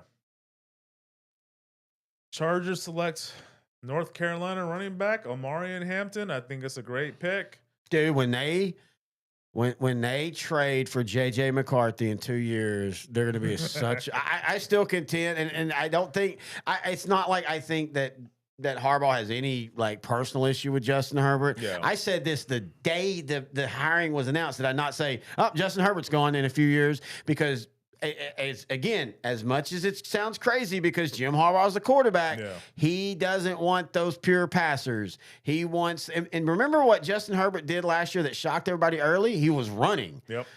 I just don't think he fits what Harbaugh really, really wants. Harbaugh doesn't want a lead horse quarterback.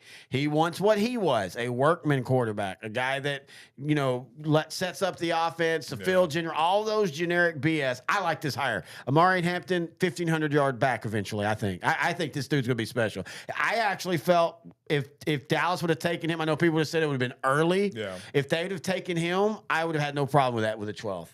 Other than I don't like running backs in the first round. You know my opinion on that. So, mega Packer fan Tom Grossi will be making the selection, but not in the first round. I think it's like in the second. Oh, did he get that? I know that he had talked about like 9 or 6 months ago. He said that they had reached out, but they had I guess you have to do like background stuff. Yeah. You don't want to have him up and the next day, hey, it turns out he's fiddling with kids. I like him. Him and Perna have a great little show together. That's good sports, yeah. Because their person Perna's very much like. He kind of works like us. Like I'm very animated, like Perna, and then you're like Green Bay dude because he's very deadpan, very kind of just like I hate my life. This sucks. And Perna's like me, like I'll shave my ass if the Cowboys will just simply get to the Super Bowl. Hell, I'm just wanting to win 2 playoff games in a year. All right, so the Green Bay Packers. Now, the Green Bay Packers are one of those that could go Matthew Golden. They need a number one receiver. Everybody for them can't stay healthy. Yep. They also could use, I know we keep saying this, Will Johnson. I also like James Pierce. I like James Pierce. Alexander is probably going to be traded or released by the Packers, so they could go Will Johnson. They could go. I like James Pierce Jr., the edge guy from Tennessee. I think he's a guy that will. So which one of those three is more important for the Packers in the first round? In the first round, they need to address all three. What did they address in the first round? I still think and this is the thing that I've told you, this is the fear I have. Oh, here we're talking about wide receiver. The last time the Packers picked a wide receiver in the first round is Javon Walker. He was a great receiver, but you were just out of high school. That was the year I graduated. Yeah, that's what I'm saying. Look at that. Yeah. And look at you. Boy, this is the life you live in. Did you ever think when Irving MacArthur, one day you're going to be hanging out in Rowlett, Texas for a long time? This is what's happening is the fear that I had with Dallas. Yeah. goes back to, especially, and I don't think Golden gets to Dallas in the second round. And boy, if that happens, then all of a sudden the Tyler Booker pick is amazing. Yeah. But my fear has been, unless they do have a trade in the works, who are you getting as a wide receiver in the second round? Because the Ohio State guy that got picked, that was kind of the okay. And I know you like what's his name? Luther Burden. But that just. I would love Luther Burden. Okay, I trust you on that one. I haven't seen a lot of film on Missouri because He's nobody has a lot of really film on good. Missouri. Yeah. No, I'm kidding. All right. Yeah, the Packers are always a team you just never know who they're going to pick. They need a one receiver, but they need an edge rusher more than a one receiver. This is a tough one because I'm okay with either or, but they really that was the big difference in their wild card loss to the Eagles. They did not have an edge rusher. Most of their losses last year were because they didn't have an edge rusher. They need an edge rusher. But they also need someone. They need to replace Jair Alexander. They also need a number one wide receiver. They have a bunch of 2s and 3s, which is not bad. This is tough, man. I don't know what they're going to do. I almost feel like the best thing to do is trade out. The Green Bay, well, I think we already know if they're trading. The Green Bay Packers will draft Aaron Favre or Brett Rogers. Well, no, Paul Tagliabue said Brett Favre out of Southern Mississippi. Wait a minute. Maybe Aaron Rodgers. No, it was the Falcons. My bad. Is Aaron Rodgers going back to the Packers now that Clay Matthews did his Trump love? Yeah. He extended his heart out to, everybody. That was one of the most awkward starts to everything. Just extending my love. Let's see here.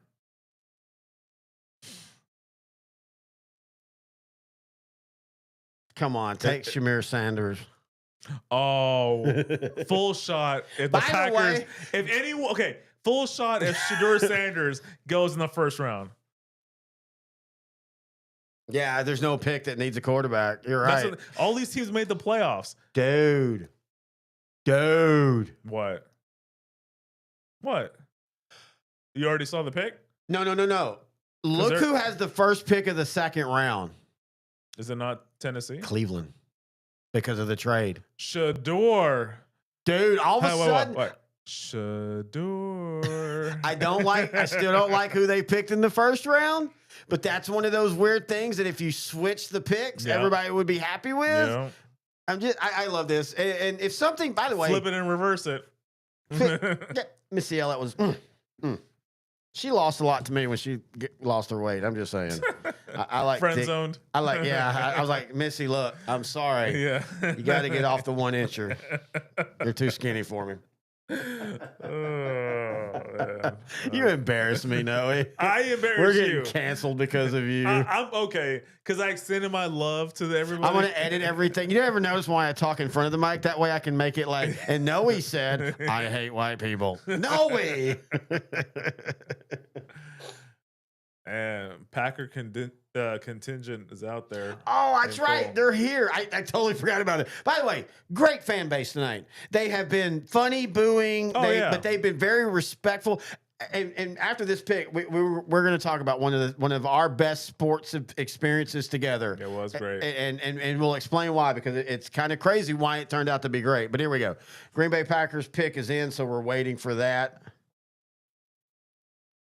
You know what's funny is we're watching them, and they're like us at this point. Yeah. They're not even really actually talking picks; they're just telling stories. So maybe they're doing shots as well. Well, like you were about to say, you and I had that experience.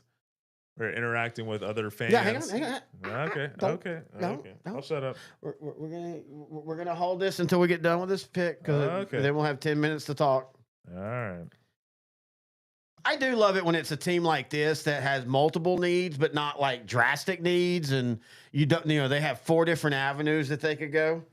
I really would like Golden. If Golden can't fall all the way to Dallas, and he won't, I like Golden for the Packers. It would be such a good pick. I told you this, and you know this. I told you this before the season. I thought Matthew Golden was a guy that will be a 100 reception, 1,300-yard guy. I think he has that perfect blend of size, Yep, speed. yep. He's an amazing route runner, and that's why I can be talking to Tyler Booker. I'm fine with that, but God, I really wanted Matthew Golden for the Cowboys. For the Cowboys.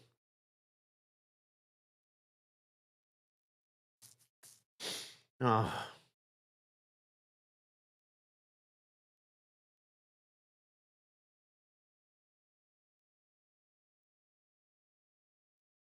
Love. That's one thing you. He's the one that called Tom Grossi. Mm-hmm. That's pretty cool. This is the one thing you can say about them is the Packers front offices are always Ron Wolf. Yeah, they're yeah. legendary. Take Matthew Golden. The Cowboys won't get him.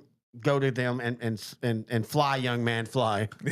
And he'd be the third Longhorn taken in the first round. I'm calling it.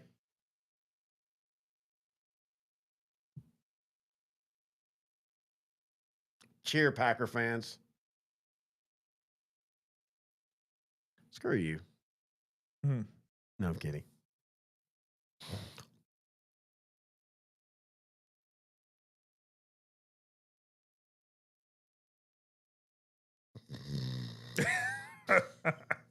Sorry, what? Did we say something?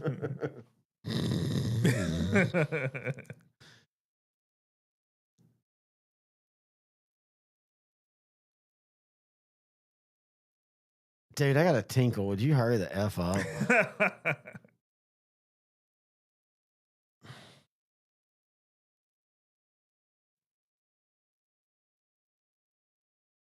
Yeah, we're a good franchise. We win a lot. We get to the NFC title game all the time.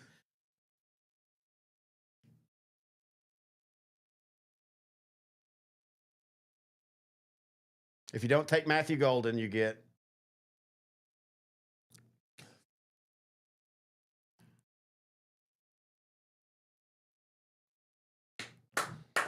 great pick. value pick for the Green Bay Packers. They just are one of the winners of the first round draft because they didn't, and there was a lot of thought that they might at the time try to jump up for a Golden or a McMillan.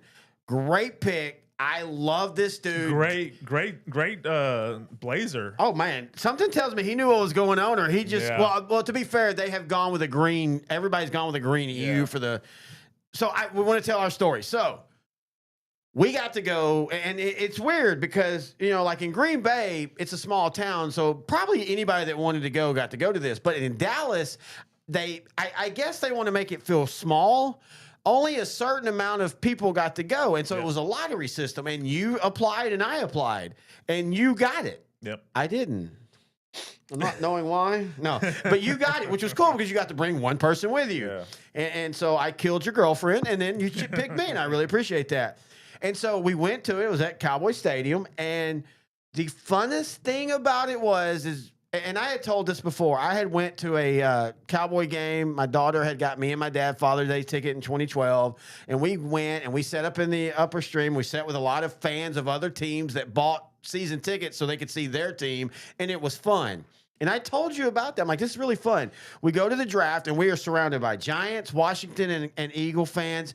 And there was no hate. Yep. We were all like, oh, it's a really good pick. Y'all guys did good. And it wasn't fake. We had so much fun because we realized the draft is the biggest nerd event where you don't care what team you are. You're just there to draft and do all that. And I still remember, and I know he didn't technically work out, but like 5 picks before Dallas, I'm like, they're going to go with LVE. And everybody's like, oh, no, they won't. And then when they did, it was like, oh, my God, you got it right. It was legitimately.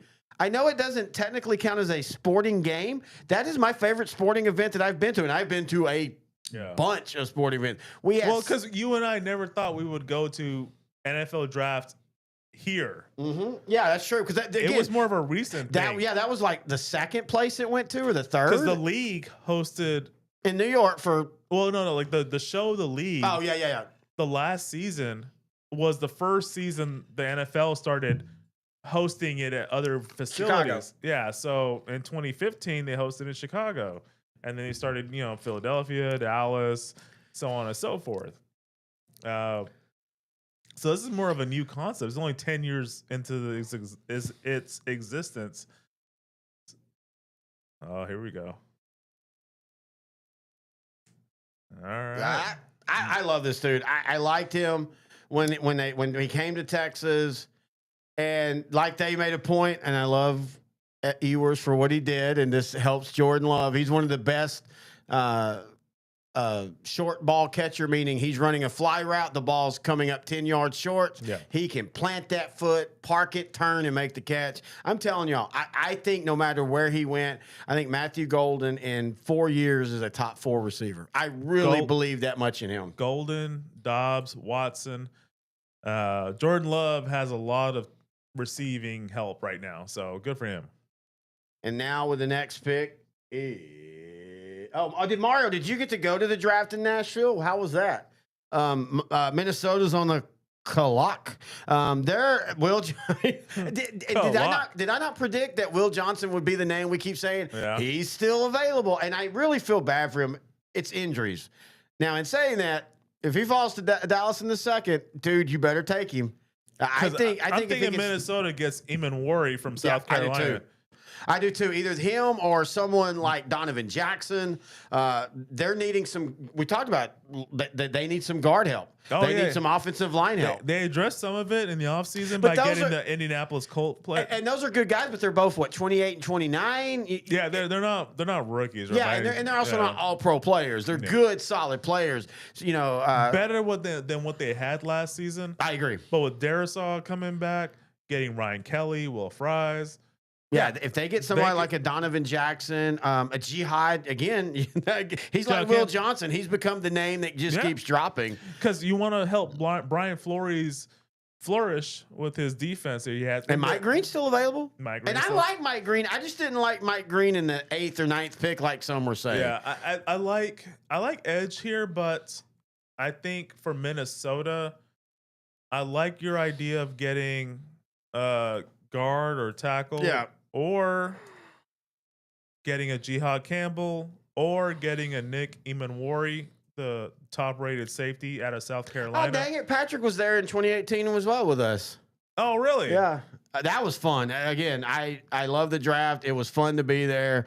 It was fun when Baker Mayfield. That was also, that was a bucket list. And like hearing the fans boo when Baker Mayfield got drafted number 1. I didn't expect him to get drafted number 1, to be honest with you. No, the pick is in. I think it's gonna be Nick Eamon-Worry. I think they're gonna go with guard. I think they're gonna go with Donovan Jackson. I'm fine with either one of those for the Vikings. The Vikings don't need a lot.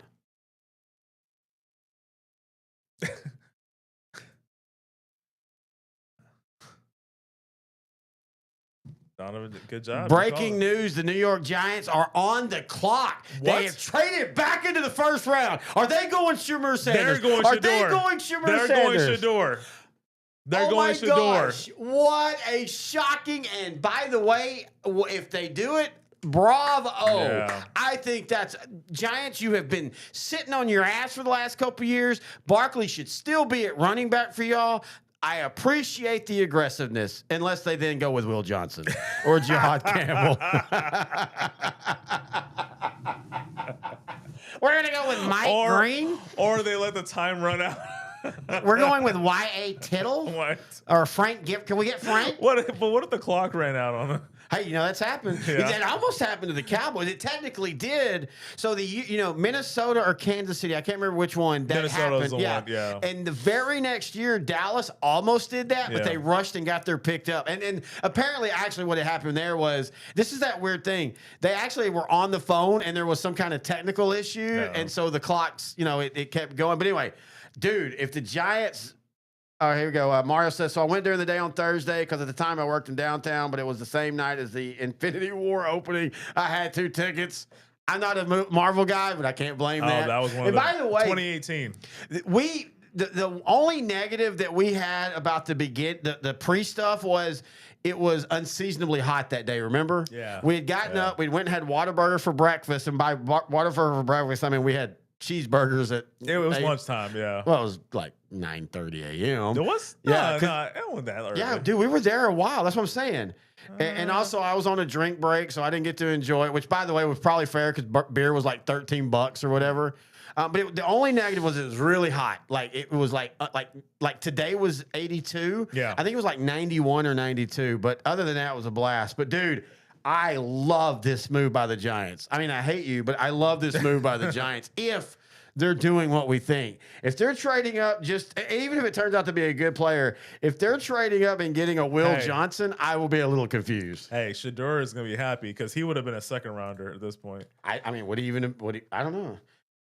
I'm surprised Dion didn't just do this and say, cut the camera. We're not filming anymore. Make us a call, and then all of a sudden, all teams have selected Sanders. We're going to figure this out. All right, we haven't done the great CBS grades. Last one was Jard Brown.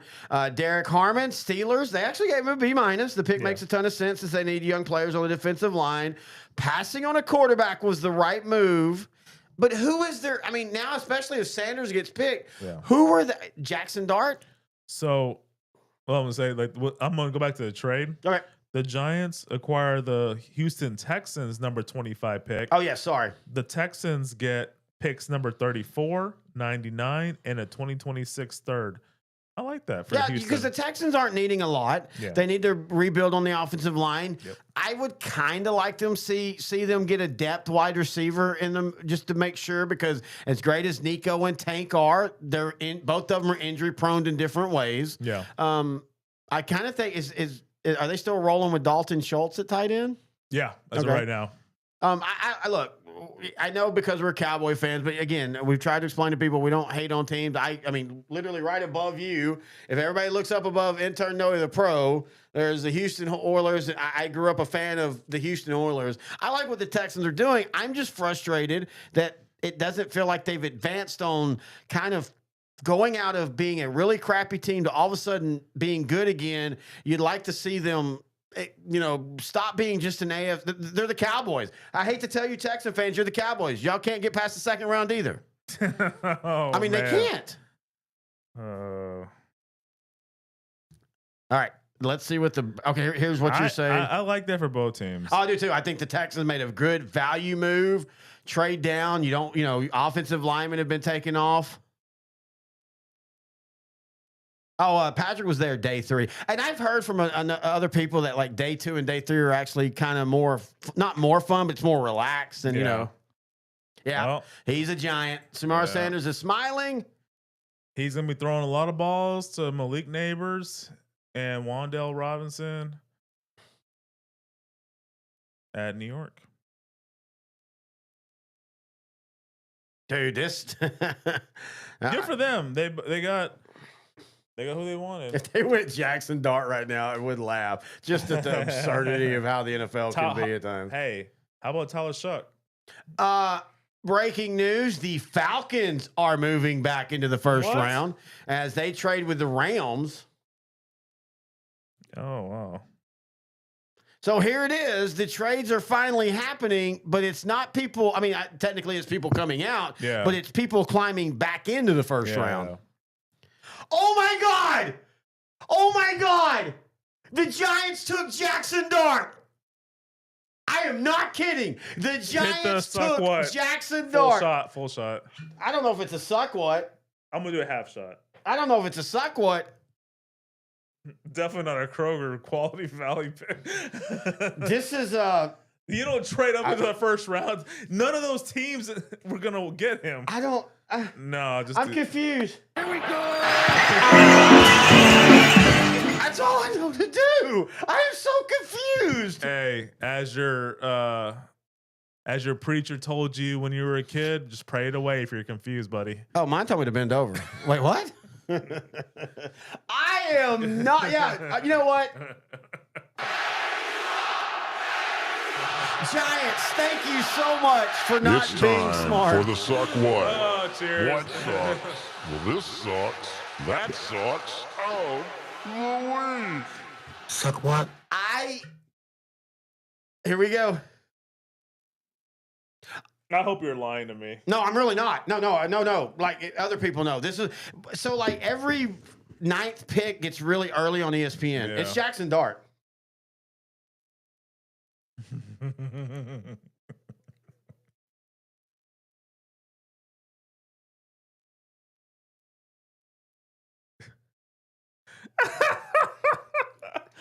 My thing with Jackson Dart, he did well against lesser quality teams. But when, whoa.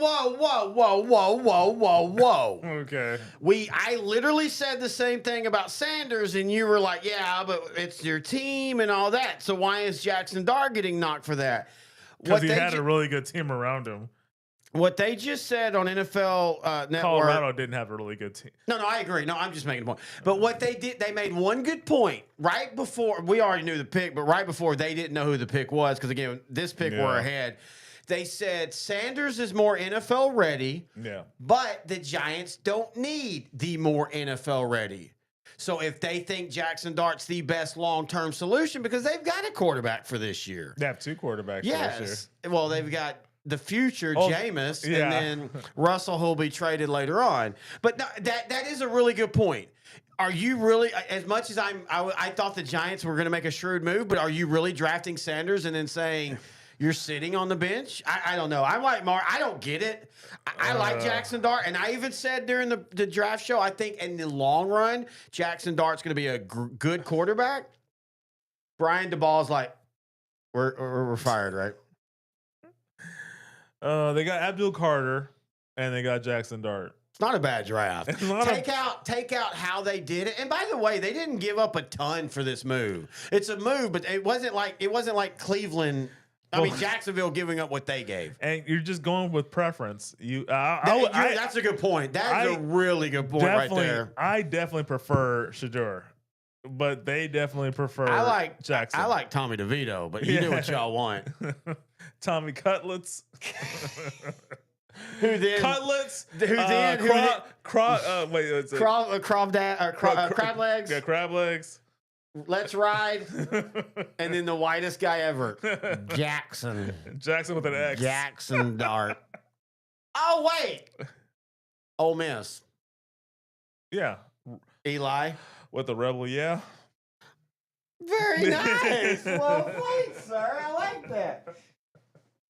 No, Yeah, Ole Miss. So Eli Manning went to Ole Miss. Jackson Dart went to Ole Miss. That's Mario says, why would you go into the first round for a Project QB? It's a valid point, but again, I agree with what Rich Eisen said. Yeah. The Giants, how they're presently built with who they signed, they don't necessarily need a quarterback now. Yeah. So I'm just saying, if you legitimately think, and the reason why they move back up is obviously these teams know what's going on. Obviously somebody, and maybe it was Cleveland, somebody was going to take Jackson Dart, they feel at least, before maybe Atlanta takes. I need to hear about the Atlanta pick. Yeah, what is Atlanta? Shedeur. Now, I mean, do they go with the A&M bookends? Skirting, yeah, maybe. Do they go James Pierce with Tennessee? I told you they go multiple edge rushers. Well, what do you do when you have a position of need? You just load up with it. You just put as many. You throw Jackson darts on the wall. Okay, wait. Falcons received this pick and a 3rd pick this year from the Rams. First round pick. The Rams get a 2026 first, a 2nd this year, and a 7th this year. Why are teams I don't care Too valuable. Who are the Falcons getting? I think it's going to be either Skirton. Is it Skirton or Scruton? Okay, so they got Mike Green's still available too. I think they go offense. No, I think they're throwing everything. Remember, defense. they lost Drew Dahlman, and they're not going to replace a center right now. Yeah, that's a 4th or 5th. I'm telling you, the Falcons realize they've literally said last year, and I hate that Judon didn't work there because I like him. Evan Worry. That's a because Justin Simmons, I don't think is going to be back. I like Mike Green. I like Pierce from. I like Pierce I'm okay from Tennessee. with that too. I think Pierce from Tennessee. I think Pierce should be here. Yeah, Pierce or Mike Green.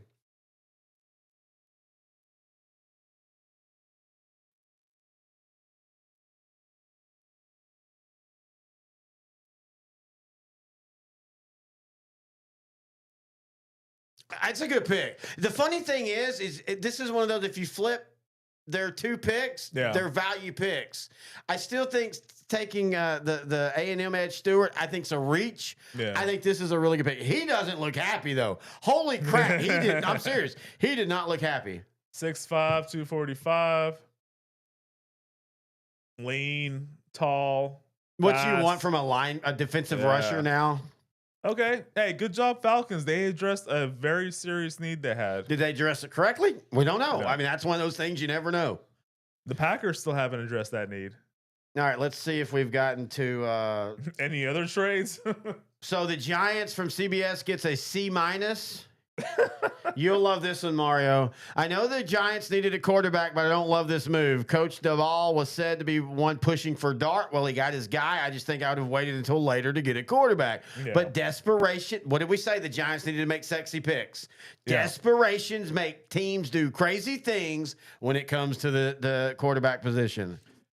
Yeah, and like we said earlier, we talked about, you agree, the Giants are making decisions, probably not really the Giants, it's the GM and head coach. They're making decisions that will get them to 2026. By the way, give the owners credit for giving them that. A lot of owners, when you're on your last year, might kind of hit, but it's very obvious that they're at least on the same page. The Ravens are now up. I said this during the show. Yeah, Will Johnson would be the perfect Raven pick. He's big, he's athletic, he has injury issues, but the Ravens don't care because the Ravens always have secondary guys, but that is one of their not weaknesses, but a need. They also need a wide receiver, but I think all the first-round wide receivers are gone. Maybe a Mike Green. I don't really feel there's a defensive tackle left that I know of that at least I feel is a first-round pick. Yeah, because Kenneth Grant and Walter Nolan are already gone. Maybe Josh Simmons. Is Harmon gone still already? Yeah, Harmon's gone. Yeah. He went. Josh Simmons from Ohio State, but he feels more. Yeah. But to be fair, he's a defensive tackle that's kind of a project. But the Ravens don't. The Ravens aren't in a. We have a position that we've got to fill. Yeah. So this is what happens when you're a good team in the bottom draft. Yeah. If you never have to worry about, we got to fill this position, and you draft smart, you can stockpile a guy because you might say, hey, we don't need this guy now, but we've got two guys coming up in 3 years that both, we're not going to pay them $100 million. We're going to let them walk, and this guy will fit in. I like Will Johnson here. I just like Will Johnson. I said that. I told you this in the mock draft. He was going to fall, injury issues, but that's the only issue. And I know that's a risky bet, but I'll take a playmaker. Hey, Bob Sanders, very short career, but what a hell of, I think I turned you down. The thumper. I've been turning this one out. What a hell of a career. I mean, that dude was so impressive. You could make the case as a Hall of Famer in a 5-year window. Yeah. And I think Will Johnson could be that impactful. But you've also got Maxwell Hardison. Again, another secondary guy. Mike Green, Jahad Campbell's become the other guy that keeps falling. I'm surprised he's still. They need to replace Patrick Queen. Jihad Campbell kind of fits that. That's a good point. I keep forgetting that. Because last year, or not last year, but 2023, Patrick Queen was there. He was a great pass defending linebacker, but he was not great against the run. But that you had but when they traded with the Bears. Yeah, what's his name? I can't think of his name. No, I forgot his name. Why do you make me drink? I told you, I'm like, the only thing I ask you is not let me drink during the show. And then I'll let you drink. You let me drink. I let you drink, yeah. You control me. Behind the scenes of Outdrank the Coverage. I try to make it. I don't drink the coverage. I'm having a Roquan Smith. Damn it, listeners! Y'all are supposed to help us here. So Roquan Smith was more of the run defending linebacker. Patrick Queen was the pass defending. They linebacker. Worked so well in tandem, man. When they worked in tandem, that's what got Mike McDonald the job of Seattle because they were just legitimately. That's a really good point. Yeah, they were so good. They got the #1 seed. They hosted the AFC title game. They didn't lose that game because of the defense. They lost it because, Lamar Jackson's a terrible quarterback. Well, I didn't say that. Sanders at court? No, I'm kidding. No, I love Lamar Jackson, dude. You know that. He's one of those. We always talk about it. You and I, we have our love for this, but we love the NFL. Yeah. I love players. I want Dak Prescott to win a Super Bowl because he's a Cowboy. Yep. If he leaves the Cowboys, he can go F himself. No, I'm serious. But I want Lamar Jackson to win. I want Josh Allen to win because I get tired of the quarterback narrative. And all three of those guys have had really great seasons that ended, some of it their fault in the playoffs, but that doesn't make them terrible guys. I think everything changed for me growing up with Danny White as my quarterback, Yeah. you know, as a Cowboy, because you see a guy, and I'll make the case that Danny White had a great roster around him. Yeah. If you want to talk about a guy that probably didn't win when he should have, and it's not always his fault, he got hurt in the NFC title game against the Redskins, he can't help the catch. In fact, Yeah. you know, I love Drew Pearson. I will say this, and there's only like 38 people left, so I can say this. The fact that Drew Pearson got finger tackled on what would have been a game-winning play has always kind of bothered me. Like, and I kind of think maybe that hurt his Hall of Fame, because that was a thing that inside the NFL more people talked about than the fans. I mean, I kind of feel it was more of a finger tackle. No, it really was. He literally grabbed. It would technically be a horse collar now, but he didn't lean on him. But he grabbed it. He grabbed Eric Davis or Eric Wright grabbed him right here. And I don't blame Pearson, but I'm just saying, for all the talk about a quarterback, nobody ever said, "Well, how did that big 6'1" wide receiver get tackled like that?" But I think the old quarterback narrative, I've said this to you 1,000 times, is stupid. Yeah, and that's why I want these guys to win. I don't know. We're at that point of the night. I think it's Worry, but what do you think it's going to be? I still like Will Johnson, but I feel like Will Johnson is the guy. Sanders will be because he's quarterback and he's Deion's son. He'll be the guy that everybody talks about, but I feel like he's the guy that drops the furthest. Don't forget Malachi Starks, the safety. We actually brought him up in this in the draft show. That's the Ravens. They're going to pick somebody in the corner, safety, defensive side. Yeah. I don't really think they have a ton of need on the offensive side. Well, we're getting to the point where these are teams that lost in the divisional round, conference championship, Super Bowl. So these are teams that are pretty much Super Bowl ready. That's a really good point. Again, we talked about it with the pick before. You're not needing a ton of holes. Yeah. So Johnson, Campbell, or Starks is one of my picks. I like those. Any of those. I mean, I think the Ravens win if it's Johnson for sure. That's the best value pick here. Yeah, I agree.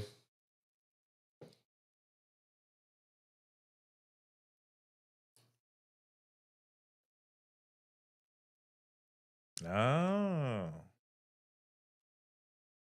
Good pick. Great pick.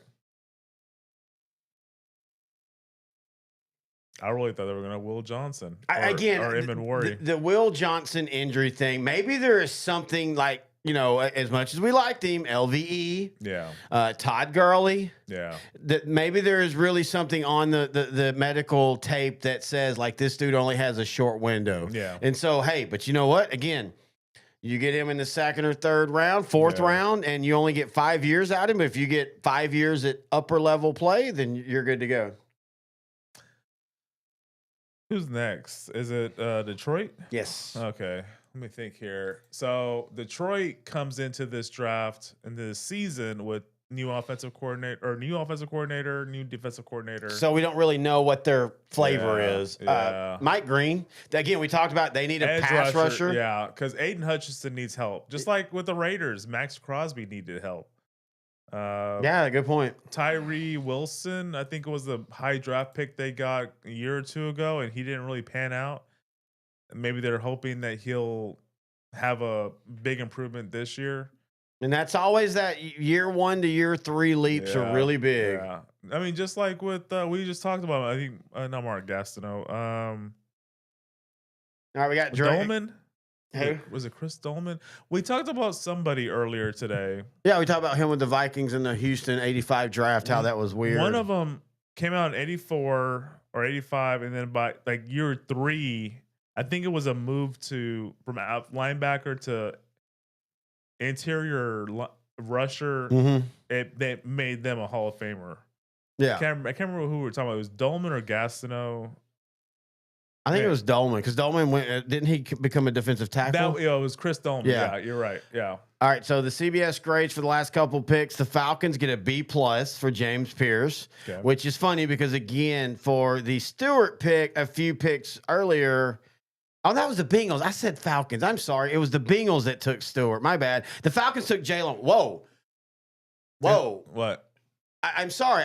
Jalen Walker. So all of a sudden, that coming back up, dude, they just locked them. So they're good on the pass rush. Yeah. The Falcons will be in the top 5 in sacks next year. Yeah. I'm calling it now. And then I don't know why I guess because we kept joking on the show Monday that they would take a Stewart. quarterback. Well, no, we thought they would take project. Project.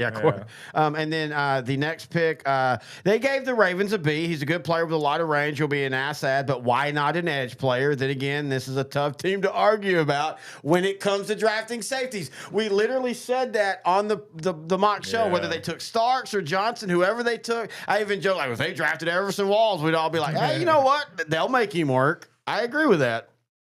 The Lions, again, we will know what they're doing with their coordinators with the first and second round picks. Yeah.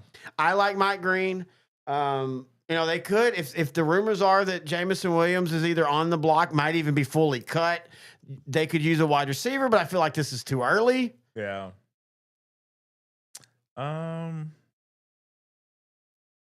I like Mike Green there. I think Mike Green is a really good, or again, Jahad Campbell. But Jahad Campbell, I think he's going to be more of a traditional linebacker, right?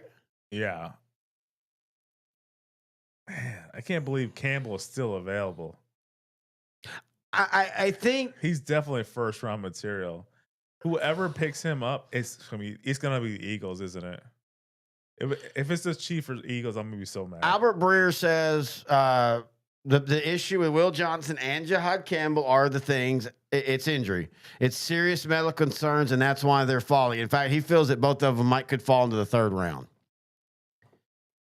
I'd be so shocked. But again, injuries. This isn't about what you're going to do next year, especially when you're the Lions, the Ravens, anybody at this point. It's not about what you're going to do next year. I mean, it's what you're going to do 5 and 6 years from us. And I could also see them going interior. Their run defense at times struggled last year. Yeah. Again, this was not a knock on Aaron Glenn. I like Aaron Glenn. Played for the Cowboys, a Texan. Yeah. I thought his defensive acumen was a little overrated. Yeah. The Lions over the last 2 years, you didn't look at them and think, hey, they're good because of their defense. Their defense was good enough to help their offense, but we saw against Washington what happens when their defense can't stop. So I could see them going interior. I just don't really know let me look at who's left interior-wise. You got Tyler Williams, Ohio State, solid defensive tackle. Yep. Yeah. I don't really see anybody else, but again, they're happy with whatever it is. Yeah, just go for best available then. If they can't get a good interior lineman, then go Jihad or go home. Go with whatever's best on your draft board at this time. Yeah. Don't reach. As again, we joke what the Cowboys just continually did in the late 90s with Shante Carver, Kavika Pittman. Yeah. Pick us in for the Lions. Pick us in.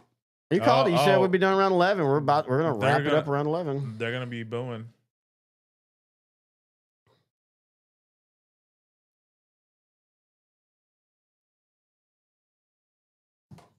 Yep. I said Tyler. I meant Ty Lake. Solid. I'm fine with that. Whatever. He's a plugger. 6'2", 334. Damn. And you know what? He's not even the biggest guy in the defensive line. That Florida dude. Oh, yeah. I would not hate. He'll be a third or fourth round guy. I wouldn't hate if Dallas took him, and I kind of feel like that could be a Dallas pick. Yeah. You put him in as that A gap one technique over the center. Don't have a heart attack. That's all we ask. Just. If you need those one of those pills those old people put under their tongue so you don't have a heart attack, just go out there and play first and second down for us. Washington is on the clock. Mike Green is available. Will Johnson's available. Jahad Campbell's available. Well, Washington already has Marshawn Lattimore. I'm not sure how they feel about Sandstrill. They might go Will Johnson. They might go Jihad Campbell because they already, lost Fowler. Well, okay. So you and I talked about this in the mock draft. We've talked about this multiple times. I think Washington can fool themselves into thinking they can be like Baltimore and the Lions and Kansas City where, hey, we can just pick a guy and we can stockpile him. Yeah. And I still contend Washington is one of those teams that I could easily see being 5-12 next year. Not that because there's a lot of look. I think Jaden Daniels is the real deal. That it's not him, but y'all. If you really look at them, there was a lot of people that had best year ever, and that's great. And in our mind, we go, okay, well, they had their best year ever, and then next year they're going to have a better year. No, usually what happens is if you've played a certain way for 5 years, and then you have a top-notch year, usually the next year you're going to fall back to your mean. Yeah. Tom Grieve used to always say this in baseball. If a guy consistently hits for 330 home runs and 100 RBIs, I don't care where he is in July, whether he's over that or under that, I guarantee you by the time the season ends, that's where he's going to end up. And I think Washington has to be really smart and not get too comfortable with, we were in the NFC title game, we were doing this, we're taking the next step. But they also fairly, at least by what they did last year, don't have a ton of holes. So they've got to draft. I know I keep saying it. I really like Mike Green or Will Johnson. I like that baseball reference because it reminds me of 96 Brady Anderson and 2001 Steve Finley. Mm-hmm. Those are years where both great players, but those were just outliers where, well, for 1 year, Brady Anderson. No, actually, you know what? You're just mad that he guest starred on Sabrina the Teenage Witch. How'd you know? Because you love Melissa Joan Hart. I know. We all know. I do. Everybody knows. I legally cannot say that because I have been barred from talking about her by judges. No. You know what? He probably did, but actually what really helped Brady Anderson was that lineup around him. He was leading off. Yeah, it was a great lineup. 96, 97. Yeah, he was leading off. You had Rafael Palmeiro. You had Miguel Tejada. You had, he was getting fastballs all day. I love it how we can take the NFL draft and flip it to Texas two-seam. Check out Texas two-seam. We'll be back next week. We took a break off this week just because we had all the draft. You can see it right here. Texas two-seam. When's the next show we're gonna do on that? Oh, so Monday we're gonna do the draft review. I'm gonna do one like Wednesday or Thursday next week. I'm just gonna do a quick one, just a recap of where they're at right now. In fact, what's their score right now?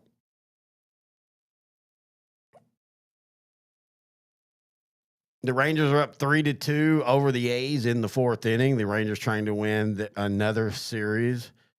Which is, I remember 2015 when they kind of made a comeback to win the division over the Astros. That was the thing we talked about after the All-Star break. Just keep winning 2 out of 3. Win it 2 out of 3. 2 out of 3. 2 out of 3. That's baseball right there. 2 out of 3. Beltre was kind of willing him back then. You remember there was this dude like in 2012 and said, hey, the Rangers just got a future Hall of Fame third baseman. And you're like, no, they didn't. And I'm like, yeah, they kind of did. And you're like, no, they didn't. And I said, shut up. No. The rule in baseball is win 2 out of 3. And if you don't win the series, don't get swept. Yeah. That's literally how you win in baseball. Yeah. It's not any more intricate than that. Win more of the series that you're in than not, and then don't get swept. Yep. All right, so let's see who Washington goes with. Well, they're not going to get Shador. None of the teams left are going to get Shador. These are the conference championship and Super Bowl participants.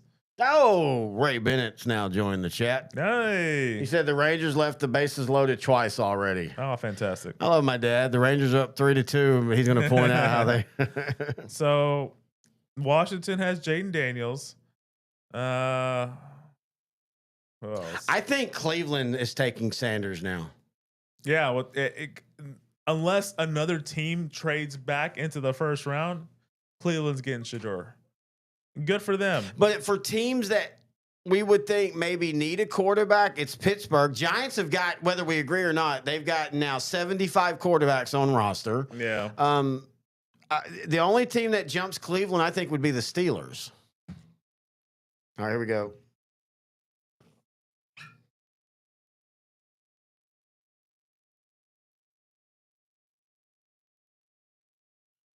Okay. Good pick. Solid, I guess. I don't know. Protect Jaden. he's not first round worthy, but But when you're at this point, I mean, it's not. I mean, he's the 5th ranked tackle. yeah. He's solid. I think he'll be perfectly fine. And when you're drafting this low in the first round, if you have a 2nd round grade on him, you might as well take him. Yeah.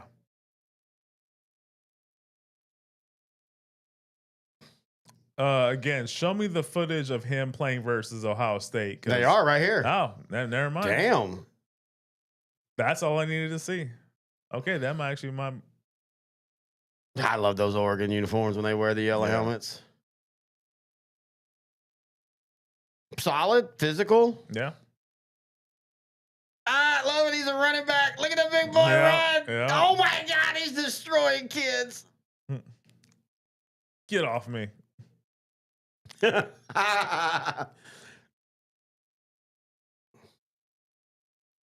Oh, that's right. He caught a touchdown.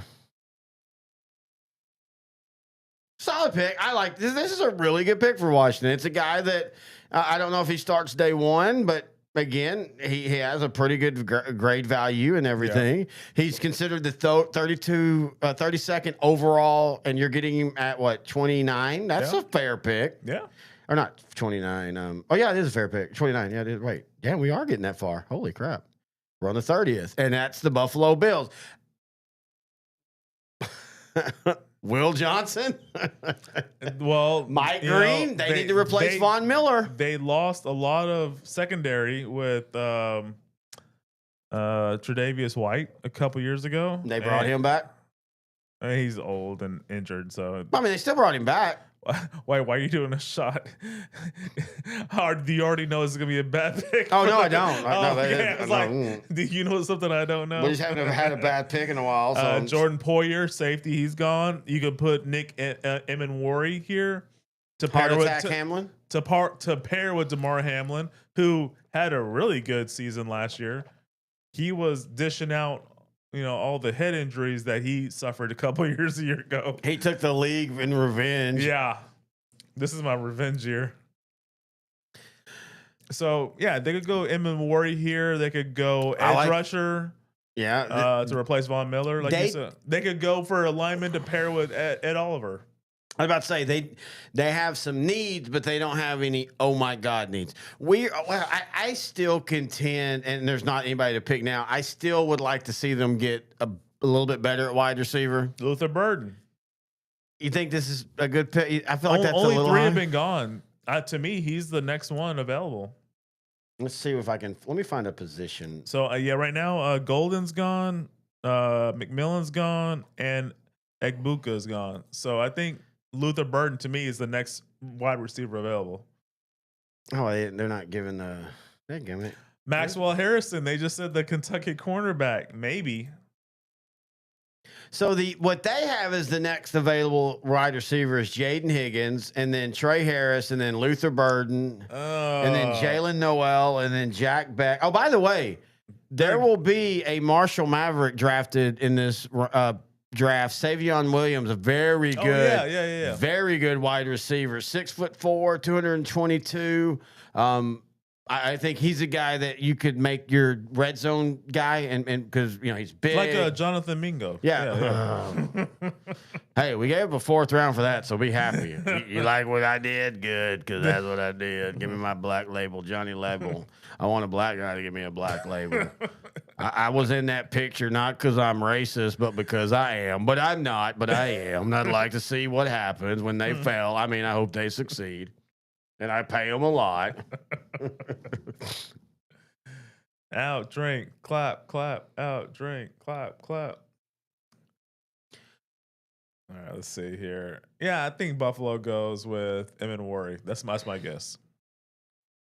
We've been saying Mike Green for 10 picks now. Joe, quit listening to us. I like Joe Clapp, by the way. And I like that they brought him, the college guy, on to the NFL show. I listened to his weekly stuff in season. Yeah. Joe Clapp's really... Okay. Davis still looks like John Saunders to me. I'm sorry. I want him to start talking about hockey now. He was a big hockey fan, by the way. I miss John Saunders. Man, that's a show we could do. The great broadcasters we grew up with, and I say grew up. Mike Patrick. Mike Patrick, but like even like John Saunders, but like even the Stuart Scott. I didn't really grow up with him, but still, It was more my generation. But still, when you're a dude in your 20s in the early 2000s, dude, if that's who they, I'm sorry. Oh boy, let's just go ahead and chill here. No comments. Terry, no comments. I'm not saying anything, dude. Just. Okay, here we go. Just saying. No, please don't do that. This is a Make-A-Wish. No, okay. I want to keep doing this show. Oh man, I heard they just did a weird, dude. They just skipped. Oh, okay. So I heard the crowd. I thought I accidentally hit that button because that's. Oh no. No comment. Don't. Oh! Don't. No. I kind of wish they booed him.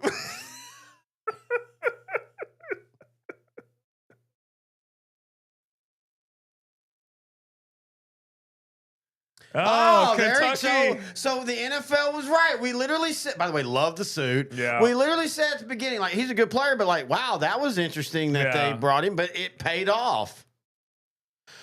So we have 2 picks left. The Super Bowl participants. The crappy Kansas City and the lowly Philadelphia Eagles. I don't think these 2 teams will ever see success again. No. At this point, the Chiefs, I mean the Eagles, it is weird that they actually have the 31st and the Chiefs have the 32nd. For the Eagles, I'm going to say, I know I've said this 1,000 times, Mike Green feels really comfortable here. Yeah. I think they really want, we said this before, I really feel that they wanted to go defensive tackle again. That's kind of what they do. But there was a run on defensive tackles this year. Is there an offensive tackle that is worthy of this pick? The Ohio State guy you were talking about. Josh Simmons? Yeah. Really? In fact, he technically has a 3rd position rank. You've got, after that, it falls off. Cameron Williams at Texas, but he's a guy I wouldn't mind if Texas picked up in the 4th round as a right tackle. So they'll get Simmons then. Okay. Or Mike Green. I'm so trying hard for Mike Green. Yeah. I think Mike Green's going to be Philadelphia. It'll be Philadelphia. Because they're going to replace Josh Sweat. Yeah, and I think Mike Green's one of those guys that doesn't, and it's funny because he led FBS in sacks, but it was with Marshall. Yeah. I think he's one of those guys that's going to come in and he's not going to wow, but he's going to immediately entrench himself as a guy that gets into the backfield consistently, especially when you have what's around him. If you're asking Mike Green to go to a team that had, like the Falcons, he might struggle. Yeah. You ask him to go to the Eagles where you're getting 10, 15 snaps at most. Yeah. I think Mike Green can be special. And he's going to have enough talent around him to where he is not asked to do too much. I like it. I like this pick too. Buffalo got a really good cornerback. We joked about him, but I started reading on him, and he's really, really he's one of the guys a lot of people say he might not be the flashy guy, but this is the dude that's going to be in the league for 12 years. If we close out the 2025 first round draft with Josh Simmons and Mike Green, I'd be happy. I kind of feel like if Josh Simmons... I'd also be pissed too because the Eagles got a really good pass rusher. I kind of feel like I feel like Mike Green and Josh Simmons are your next 2 picks. We just don't know which team they're going to. Yeah. Because they both kind of need the same thing. But I think the Chiefs need to really build up that offensive line. That's what I said, Josh Simmons. But the Eagles kind of... the Eagles kind of do too. It's... I love that personality. That's one thing I will say about this one. This has been a fun draft. Like all the players aren't, they're all having fun. You can tell, except for the dude that, one of the guys that got drafted. He was at home, and you could see him. He was kind of like, okay. I mean, I wouldn't care. I think it was like a good situation for him, actually. I don't even care, dude. You're throwing millions at me, dude. I will go out and play naked against everybody. Just pay me on week. Oh, that's why. I knew they're going to wait. They just traded with each other? Why? Because Josh Simmons. It is. Well, they need a guard. Who? The Eagles, because No, they but I'm lost just- Mekhi Becton. But you could move in. Simmons is a guy you can move in. I didn't know that. I thought he was just a tackle. Josh Simmons, 6'5", 317. Simmons started 13 games as a right tackle at San Diego State in 2022, 19 games as a left tackle in Ohio State. He missed most of the 24th season after tearing a patella tendon. Expectations he'll be ready for his 25. His arms are short, so expectation is he could move inside. So right guard, okay. That's kind of been a rotating. Which would be kind of funny because Philadelphia took a tackle, Mekhi Becton, yeah. moved him to guard, He became an All-Pro. Or and then Pro he Bowl. left, and then they'd be taking another tackle Yeah, and moving him to guard. Yeah. And then obviously the Chiefs were fine with that because they pick up an extra fifth. Mike Green, and they need an edge. For all the talk about I mean, you saw what happened in the Super Bowl. They really need tackles. But my point is, maybe they don't see this as the guy. But my point is, as much as we talk about that, they also didn't get a lot of pass rush on the Eagles in the Super Bowl. That's true. Both line plays for the Chiefs. The very fact that the Chiefs made the Super Bowl with outside of Chris Jones, Okay, some but subpar look, line play. You have Jordan Mailata, Uh-huh. Landon Dickinson, Cam Jurgens, Mekhi Becton, Lane Johnson. That's the best starting five. That was the best starting five in the NFL last season. Mm-hmm. You're not going to get much pass rush in general. No, but still, you're in that field. I get You're it. in that rarefied air where you've got to find a way to get pass rush against those guys. Yeah.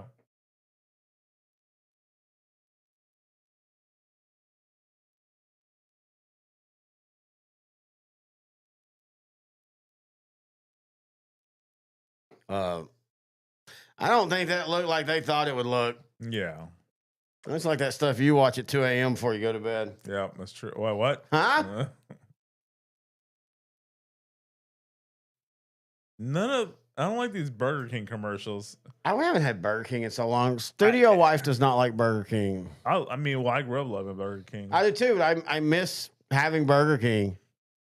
It's been a while for me, but that commercial Been was a not while. appetizing. It's It's been just- a while. Just terrible commercials. Did you hear about Shaquille O'Neal recently? Mm-mm. Apparently, he's been on like an olive oil cleanse or whatever. Oh, really? And on the NBA show he's on, he had to like walk out during because apparently it cleanses you. Yeah, you have to. Olive oil makes you poo. So during the show live, he had to go. So just in case you decide to do a olive oil No. cleanse. I don't. Here's what ESPN says about the Cowboys pick as a Cowboy fan. All right. The question is not so much about Booker, although maybe there's concern about his ability in space. It's more about how the Cowboys find help with playmakers. McMillan was one of the top targets, but he was picked at 8. The Cowboys need speed at wide receiver. They need a running back. They can answer those questions in round 2 and 3. But let's remember, Cowboys said the Cowboys had substantive trade talks. So, or that's just him full of shit. I'm not sure why the Eagles and Chiefs traded. I think the Eagles want somebody that the Chiefs might have wanted, but the Chiefs didn't want him so much that they're like, F it, we'll take the extra fifth to move down.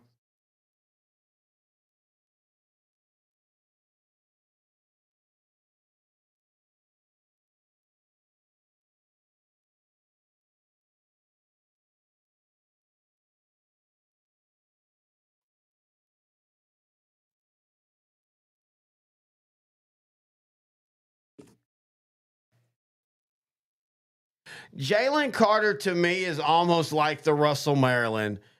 Yeah. I don't know if he's worth the pick. I know he was like all pro 2 last year, but I mean, defensive ends, a lot of that is reputation.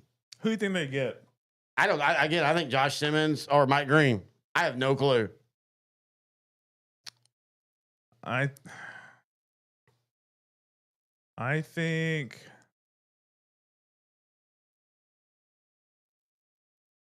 is Campbell still available? Or I'm gonna go with Jihad. Shit, yeah, Jihad. That's a good. Oh God, you even said if he fell to him, that's a good pick. I think it's Jihad too. Yep. It's the opposite of a bad pick, but I got to take a shot because the Eagles just stole the draft. Okay, I like Jihad, This but dude was top 15. He's the best linebacker but in this again, draft. he has serious injury issues. He'll be fine. No, will It's the he? Eagles. It's Howie Roseman. It's the Eagles. He'll be fine. Well, no. Cheers. My Go point. ahead, play it. Go ahead, play it. It's time for the Suck What? What sucks? Well, this sucks. That sucks. Oh, the week. Suck what? You Go know to- what's gonna happen, dude. Come on. He'll be decent, and nobody will remember him because he's hurt all the time. Nakobe Dean, Nolan Smith, Jihad Campbell. Come on. The Eagles did it again. They got a top 15 player at the end of the first round. The Chiefs probably would have picked him up too. Well, obviously the Chiefs weren't overly concerned. So, again, I think with Will Johnson, the same thing applies, and there's a reason why. Now, the Chiefs will get Josh Simmons to close out this round. That'd be a good pick for them. Yeah. I'm not disagreeing with you. His on the field talent's amazing, and we actually even joked about this before that. Wait, what? Rolando McClain. No. We joked about him. Not joke. We talked about him in the mock draft that talent wise, yeah, but he does have injury issues. But you're right. He goes to Philadelphia where they don't need him to take 30 snaps a game. One more pick in our draft. Simmons, for sure. I like that for them. But again, Mike, It's a win for the Chiefs because they get a tackle and a fifth-round pick. Yeah. And the Chiefs draft well late. So, and I mean, to be fair, in the salary cap era, your fifth-round pick doesn't need to be necessarily a starter, but he kind of needs to be a guy that at least contributes in the first 3 years. It's not like it used to be where the fifth round was just like, hey, let's just see what we can do. Yep. They did so well, man. Yep, that's what you and I talk about. Micah Parsons, Jihad Campbell. It's funny because Zach Bond of this group made the most noise, and of the group, he's probably the least talented. Yeah. And he'll be one of the first cut because of his contract's really big. Yeah. He just signed a new deal. Congratulations. I like him. But and he's good, but he's honestly the guy. It's like the old Cowboys. They feed the running game to the linebackers. Yeah, he kind of came out of nowhere. He had a big game against the Packers. Came out of nowhere huge. Yeah, but they came out of nowhere to start against the Packers in Brazil.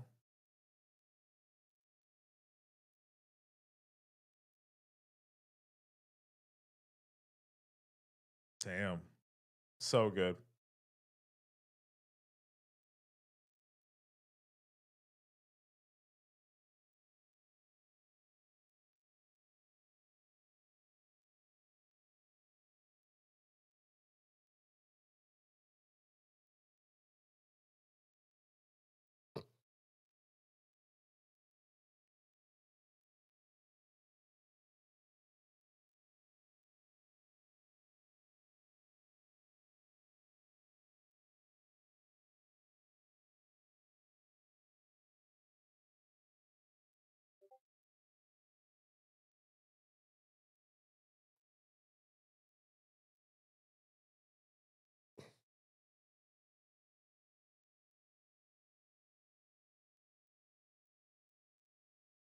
One more pick.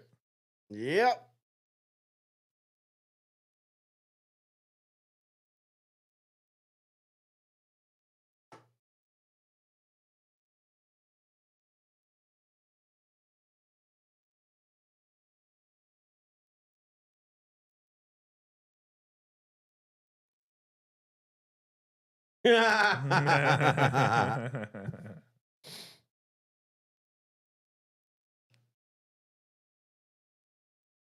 Yeah, Eagles nailed it. That was a great pick. Great value. Very good value. Very Yeah. good value. Oh boy.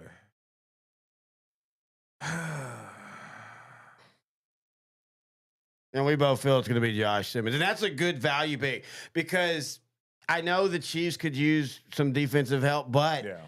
if they made the Eagles think even for a minute that they were going to take Jihad, or maybe they were worried that Cleveland with their first pick would Yeah. take.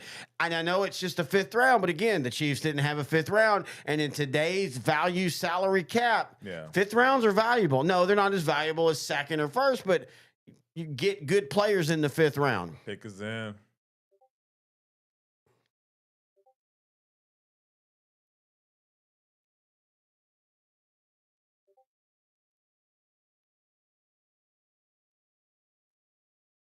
Yep. There we go. All right. Josh Simmons is the final pick of the NFL draft. Good pick for the Chiefs. A Good, need solid pick. value pick, a Yep. need pick. They didn't reach. I think they got a solid player. No, he's not as good as the top 2 or 3 tackles, but No. again, in that system, you're not asking. When you have a Patrick Mahomes, I think it's very interesting how Patrick Mahomes was emphasizing how we're going back to throwing the ball down the field next year. Yeah. And this is a guy that can be I don't know if he can be a lockdown tackle, but he's a guy that can be a solid tackle, and that's all you need. What do you think the overall story of the first round is? Shamir Sanders falling? Yeah. That'll be the biggest one. He got the Aaron Rodgers, but he falls completely out of the Yeah, first round. I feel like Cleveland now, that all of a sudden becomes a value pick for them. Yeah, and Cleveland probably will pick Shador to start the second round tomorrow, and that'd be a good pick for them. But that is the biggest story of this draft. Finally, we had a trade. We had a few trades today. Jacksonville and Cleveland to start. Atlanta getting a second pick, getting another edge rusher. I like that because that does overemphasize them trying to commit to getting to the quarterback. I'm Yep. happy with that. Good for them. Yep, I agree. All right, that is going to do it for our live NFL draft show. We appreciate everybody joining us again. We will be back live Monday. We're going to do a full draft recap. We'll, of course, lead in with the Cowboys and the Texans, but we'll talk all the teams and what we thought their whole draft was. Until then, that's intern Noe the Pro, the commissioner. And you know what he's going to go home and do?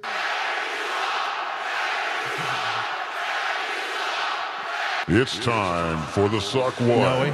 What sucks? Noe. Well, this sucks. Noe. That sucks. Noe. Oh, Louise. Seriously, thank our title sponsor, Grandeur Pest Solutions. Thanks, Kroger's. Thanks to Suck What. We appreciate them. And I do want to remind everybody, be safe if you're traveling anywhere tonight. I know a couple draft parties were watching us. We appreciate that.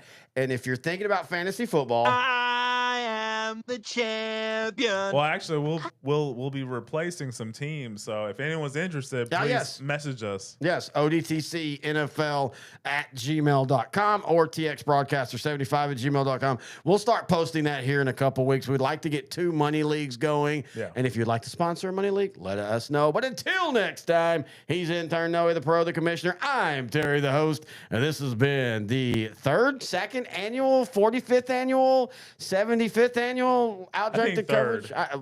Sure, let's go with that. Okay. Have a good one, boys.